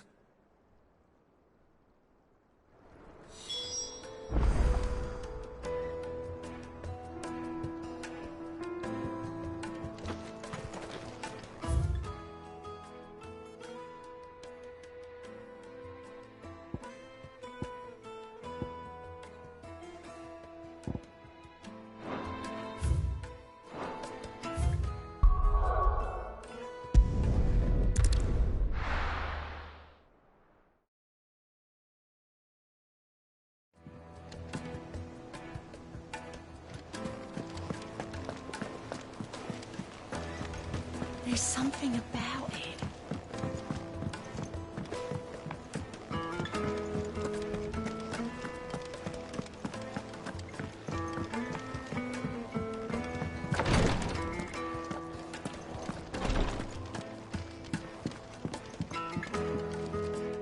Ah, me lords. How are you feeling? Well, thank you. Is something wrong? Wrong? No, nothing like that. What it is, Go on, please.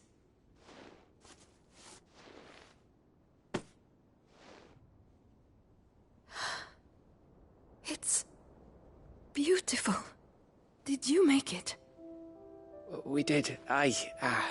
It's from all of us here at the Hideaway. Your new family, like. It's a good luck charm.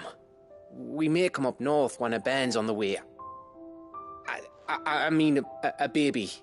To let him know that they're part of the family too. Oh, I hope you like it. I don't know what to say. I thank you, my lords, for everything. If there's anything you need, just let us know. I will. Clive, fancy a swift off? I'm thirsty. I could be convinced.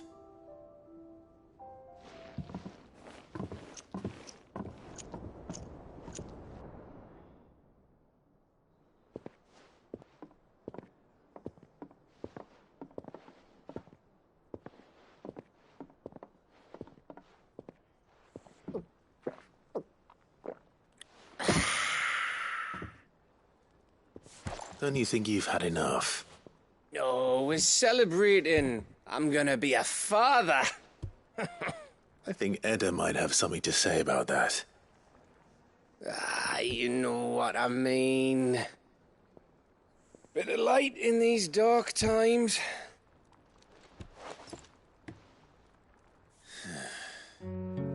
Wasn't long after me 10th name day.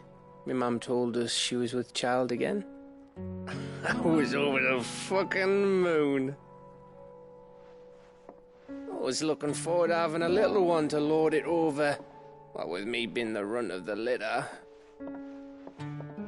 Thought I'd finally have a chance to prove to the world that I could be a big brother.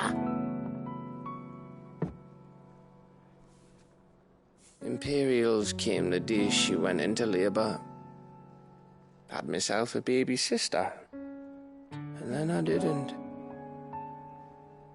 My whole family gone in a blink, while I hid in the cellar like the spineless little arsehole I was. Great brother I turned out to be.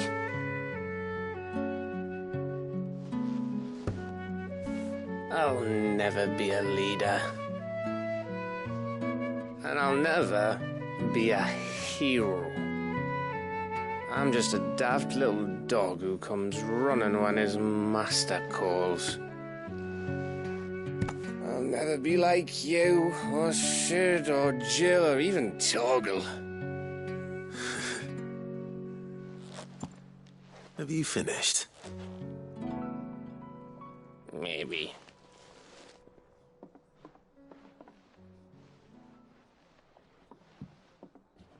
Do you know why you're our best scout?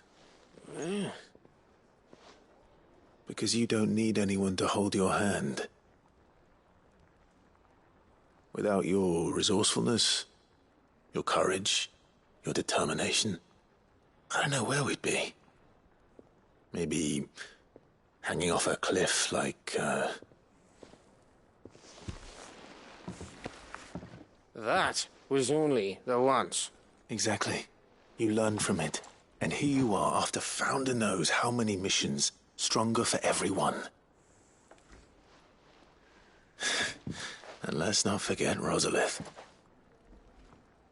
Who was it who freed me from the dungeon? Who was it who ran to Jill's rescue? That would be me. Because you're our brother, Gav. My brother.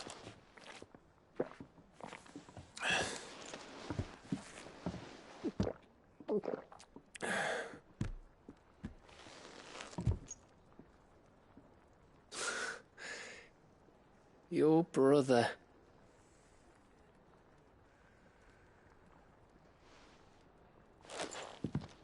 Which means that when the time comes,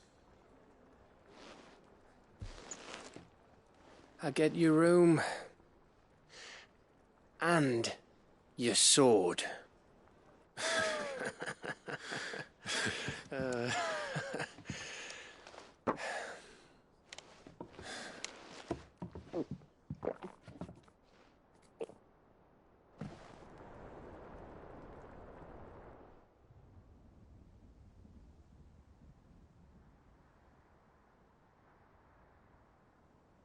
I may have had one too many.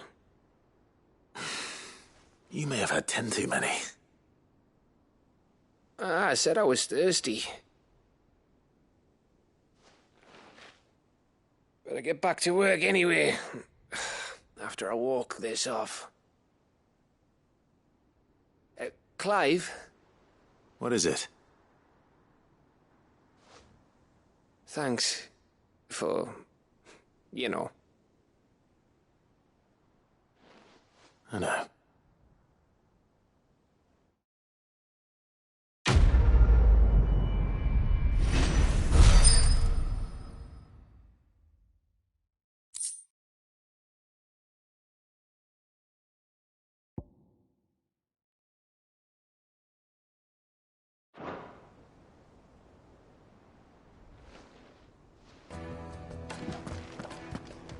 Do you think they'll come back?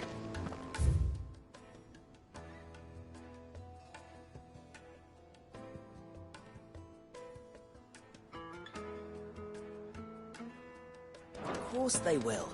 It's just a big crystal. How hard could it be?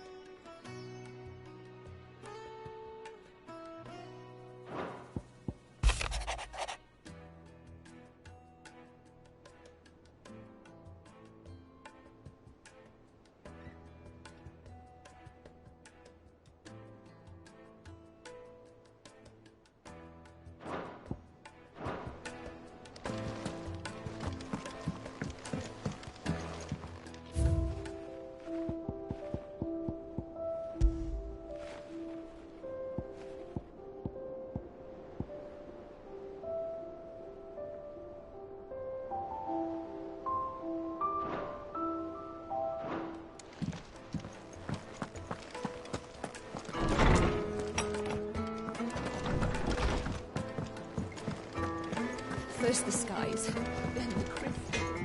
Yep. What do you want?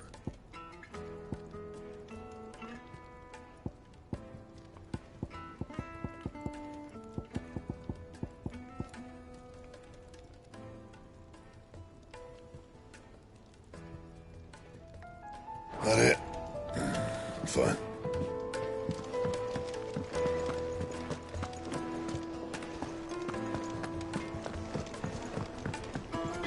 What do I owe the honor? The sound of ringing steel.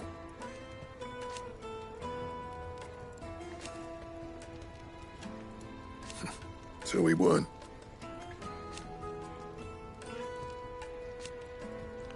Who knows? Crack the crystal. Not a very good one. But then...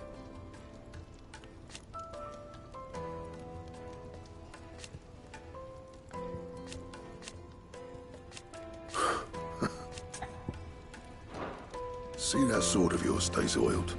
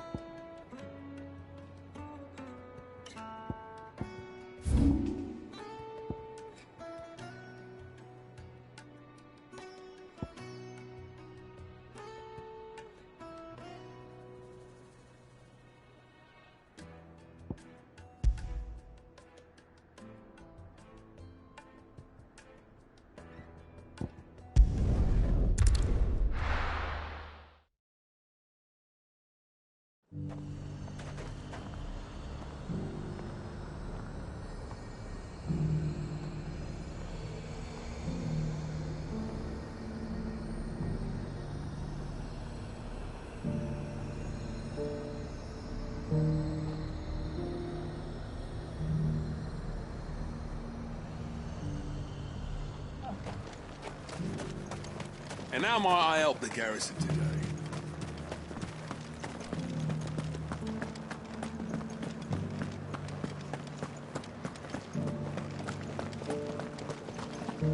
Looks like you've got first.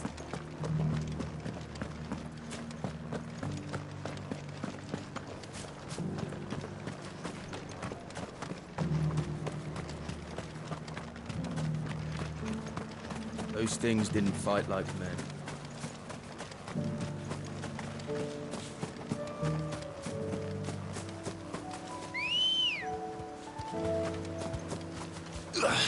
Good girl. Fly, Ambrosia.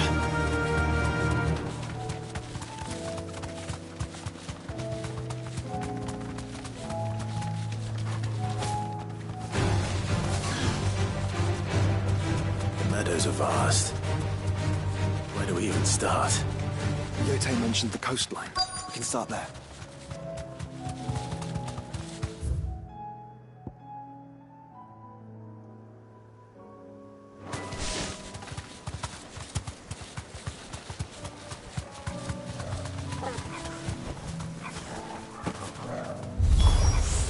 Look, brother. You see them? I do. The flowers and our friends.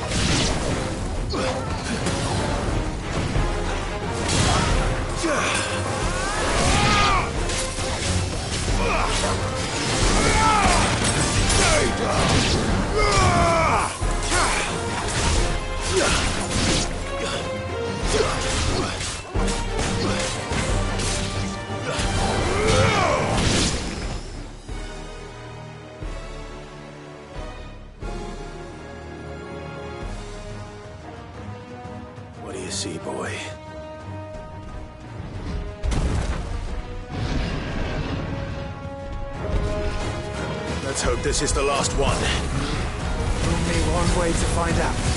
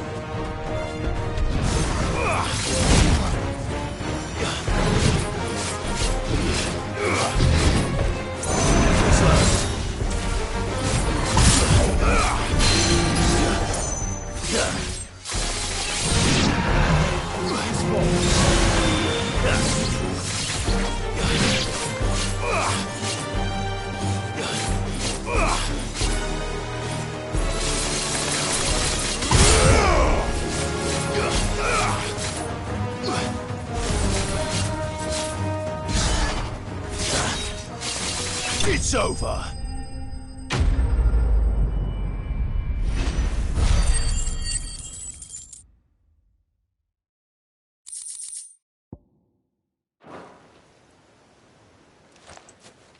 That was harder than I expected.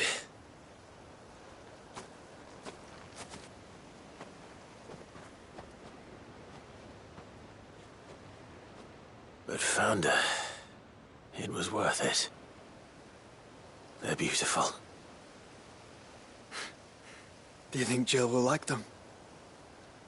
She'll love them. Come on. Let's go.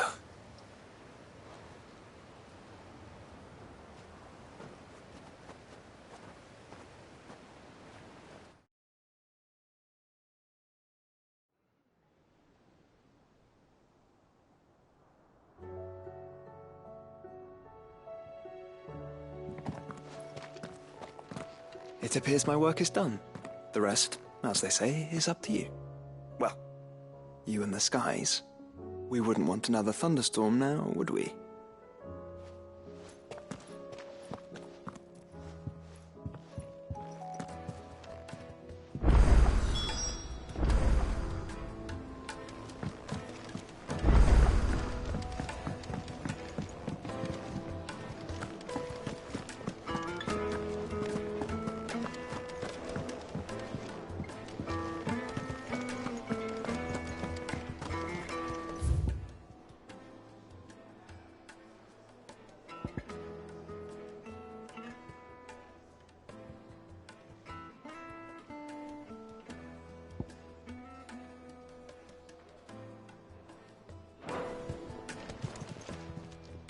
Aye, it's a dangerous world out there.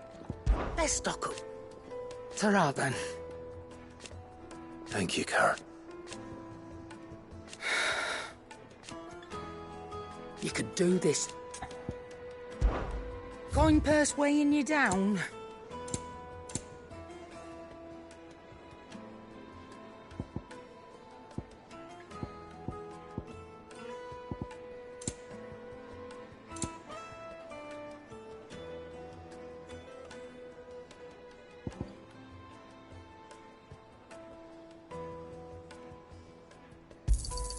You'll not find a better price than that. Finished, are you?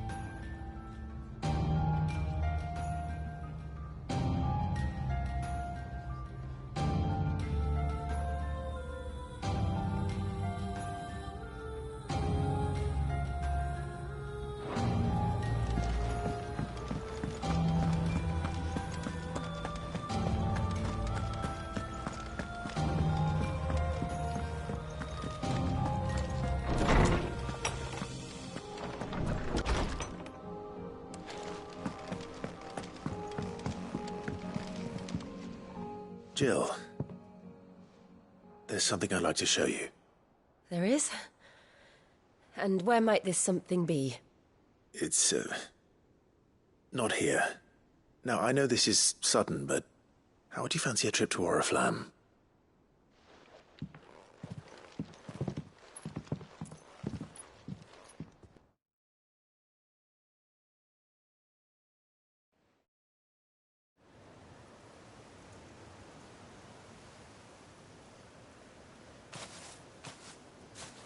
There are so many. This is what you wanted to show me.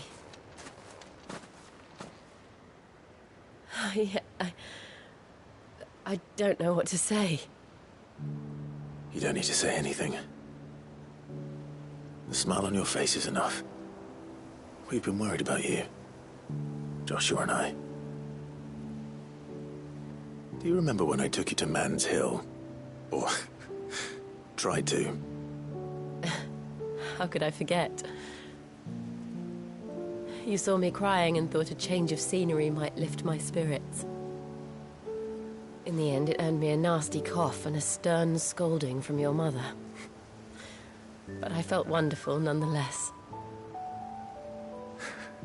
I'm sorry. I had no idea what I was getting us both into. But I couldn't bear to see you like that. Before we left, my chambermaid told me she'd overheard your mother talking about my marriage prospects with some of the noblewomen at court. They were debating whether it would be more profitable to marry me off to one of the high houses instead of saving me for the ducal line. No one thought to ask me what I wanted. I was nothing to them. A pawn at best. I felt so trapped, so lonely. I didn't know. But I wasn't alone. You were there. Your hand in mine as we ran for those oaks. And I knew then, no matter what happened, I would be all right. I'll never forget that feeling.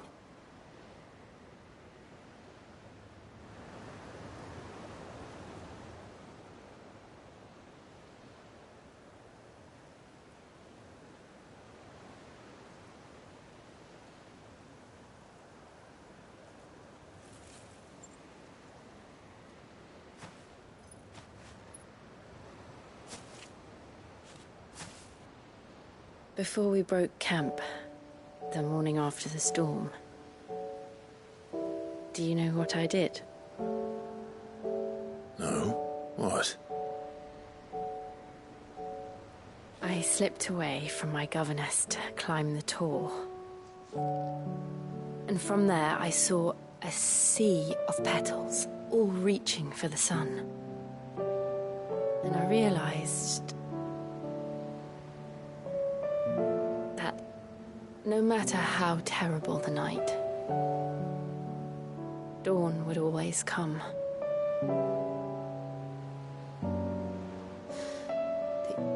That you would always come for me. And you have. Again and again.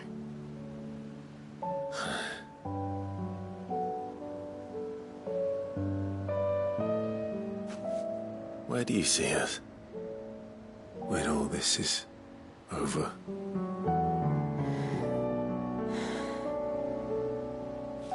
I don't know.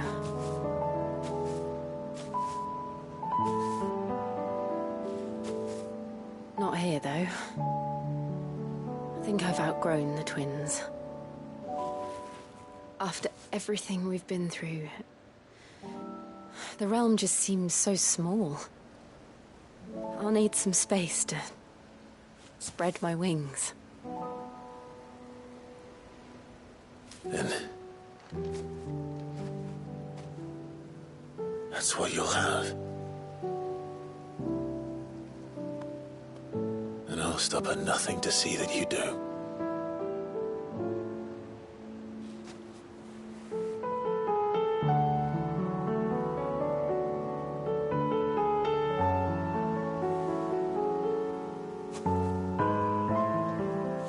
as much good at garlands. But it'll have to do. I'll treasure it forever. Thank you, Clive. For this, the flowers, for everything. It's exactly what I needed. You are my treasure.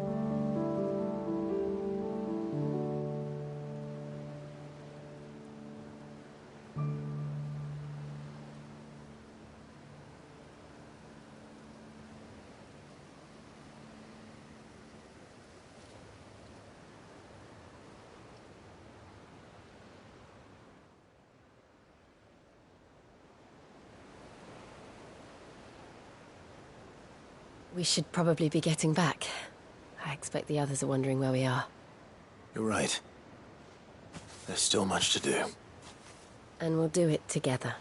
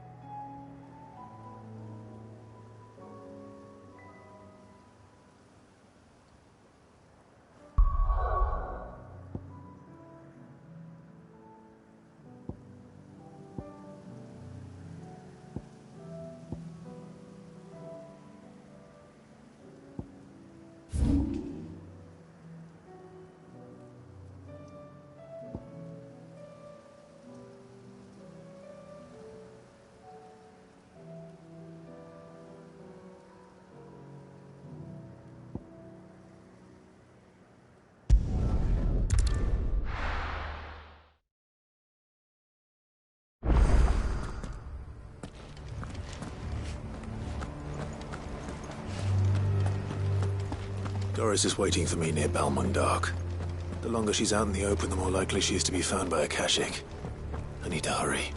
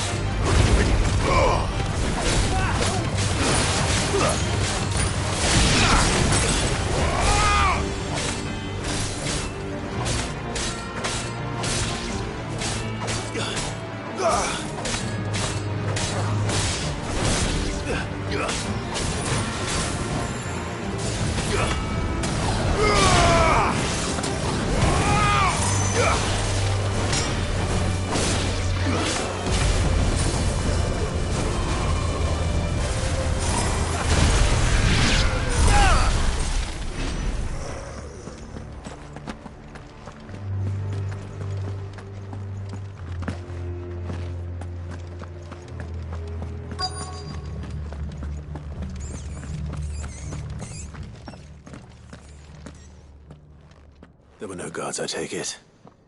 None manning the gates, no. It's a different story inside, though. The corridors are crawling with Akashic.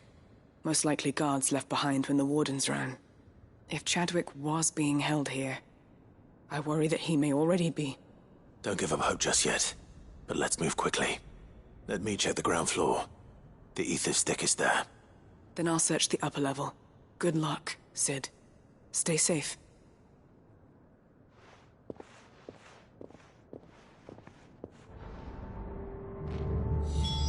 Just how bad are the floods inside the walls? Bad enough to turn a bearer? I hope not. We're risking a lot just being here.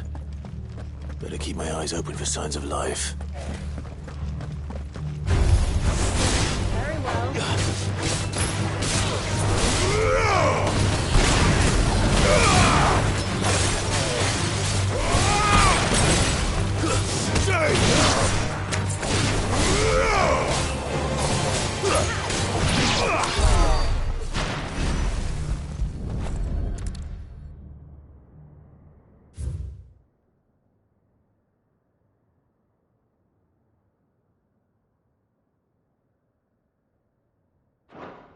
So this place was no ordinary prison.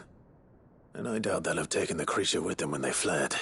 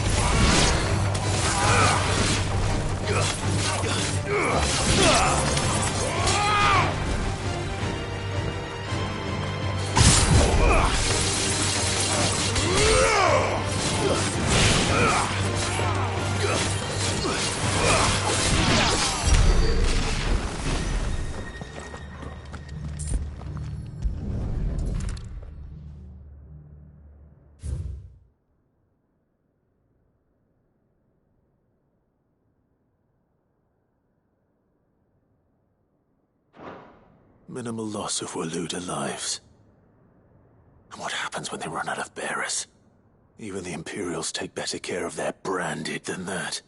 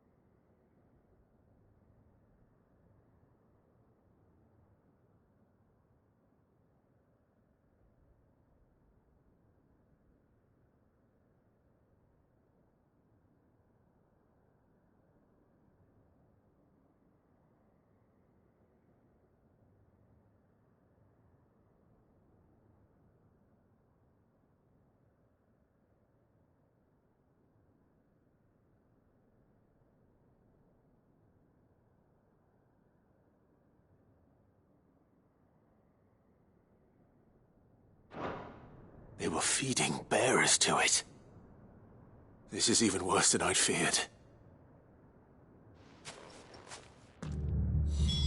Nothing but a Akashic down here. Hopefully things are looking better upstairs. I should go and see how Doris is getting on.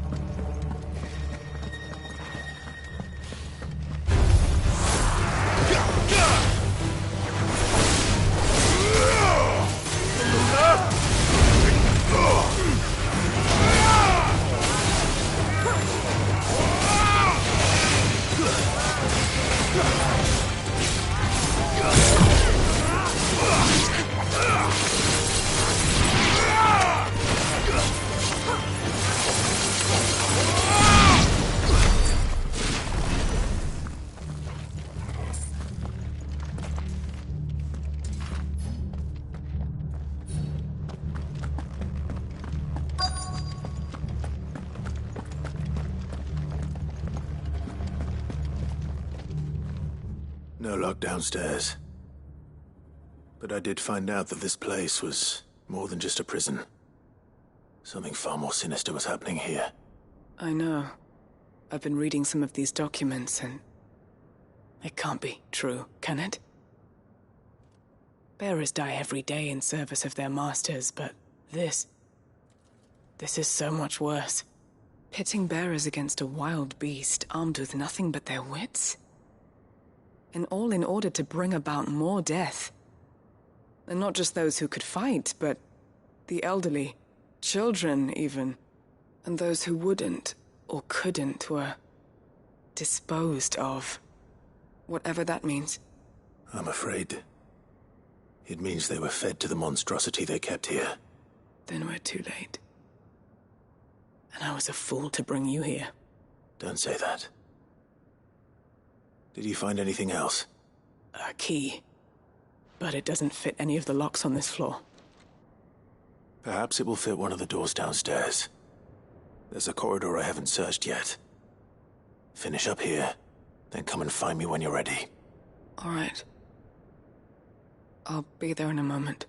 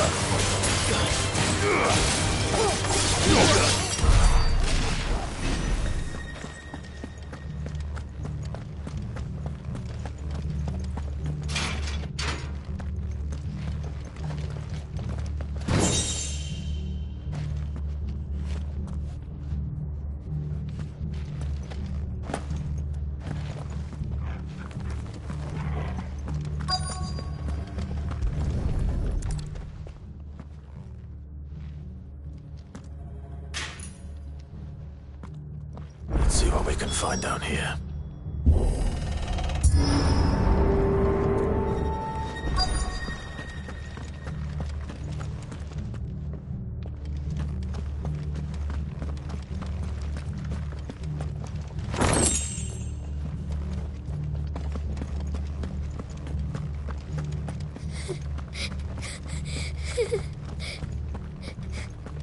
A survivor. And she sounds close. Who are you? There's no need to be afraid. Are you alone? Are there any other survivors? Some of the guards. They're still here. But something's wrong with them. Everyone else was eaten by the monster. Of course there were. Thank the Founder. It was worth our coming. But I'd rather we didn't linger. Are you ready? Ready when you are. You poor thing. He must have been terrified. Did Chadwick send you? What? He fought the monster. Distracted it so I could run away. He must have sent you. He promised to free the others too. Where is he? He opened your cell, didn't he? He wouldn't be here otherwise. Chadwick.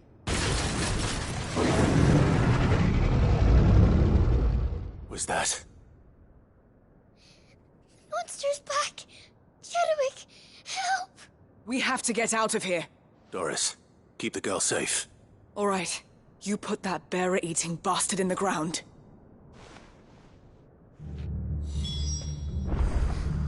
We have to run! You're safe now. We won't let it hurt you. It's out there waiting for me. I can't let it live. Not if it's got a taste for bearers. Get it, boy!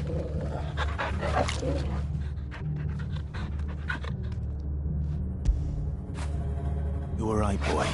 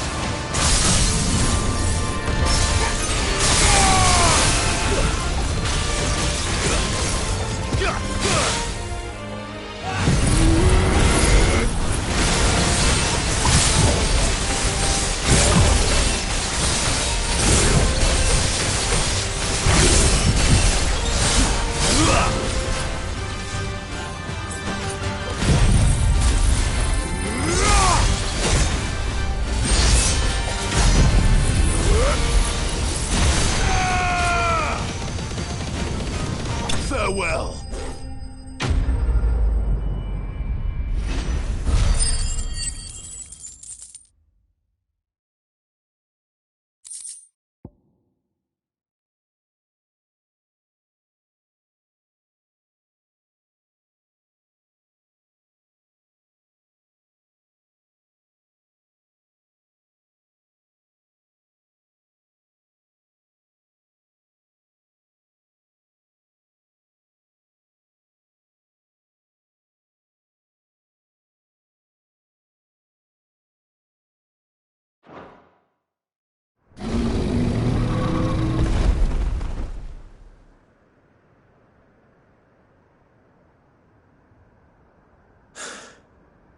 Finally. Sid, are you hurt? I'm fine. I think.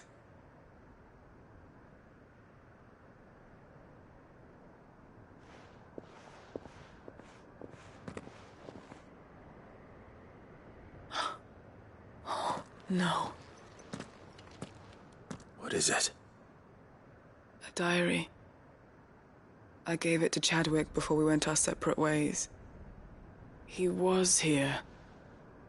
Do you think that creature? I'm sure he fought bravely to the last. The girl is safe thanks to him. Chadwick. You fool. Come on. We have to get her back to the hideaway. We don't want his sacrifice to have been in vain. No. Of course not. I'll see that she's looked after from now on. It's the least I can do.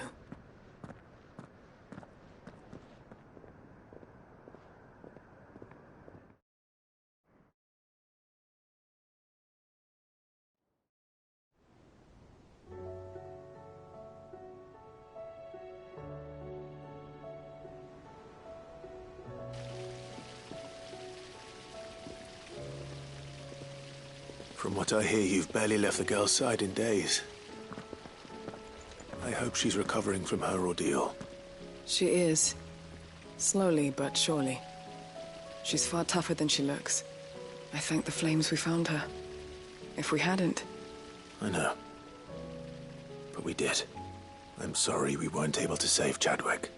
There's no need to apologize. Without your help, I would never have found out what happened to him. How he fought to the bitter end to save her. To save Haida Marie. That's the man I remember. The man I thought of as a brother. I wish I could have met him. I'd like to hear more about your past. If you don't mind, that is. Of course. You already met my former master. She trained Chadwick and I to do two things. Kill and obey. We were supposed to be sold to the highest bidder when the time came. But no bid was ever high enough to convince her to part with us. For years, we were her daggers in the shadows. But we could never quite shake our doubts about the things she made us do. And then, one day, we just couldn't do them anymore. So we escaped. But staying together was out of the question. They would have found us too easily. After so many years of training, the pull to serve was always strong. It scared me to think he might have taken another master, become a dagger in someone else's hand. But even in captivity, the battles he fought were his own. And he died not as someone's tool, but as a hero. Haida Marie is proof of that. Bearers can cast off their shackles. And the Cursebreakers will show them how. I'll fight until my dying breath to see it done. For Chadwick, and for all of us. Thank you, Doris. We'll be counting on you.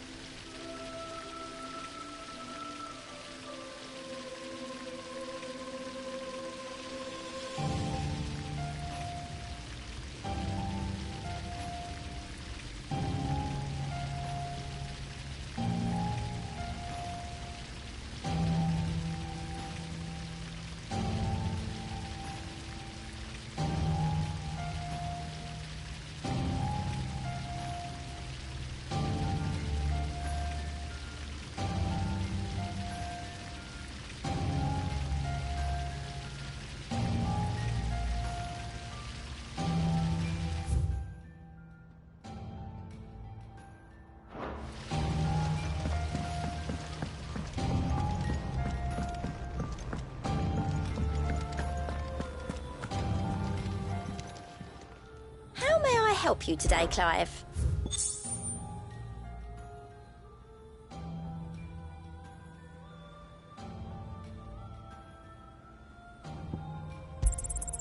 You earned this.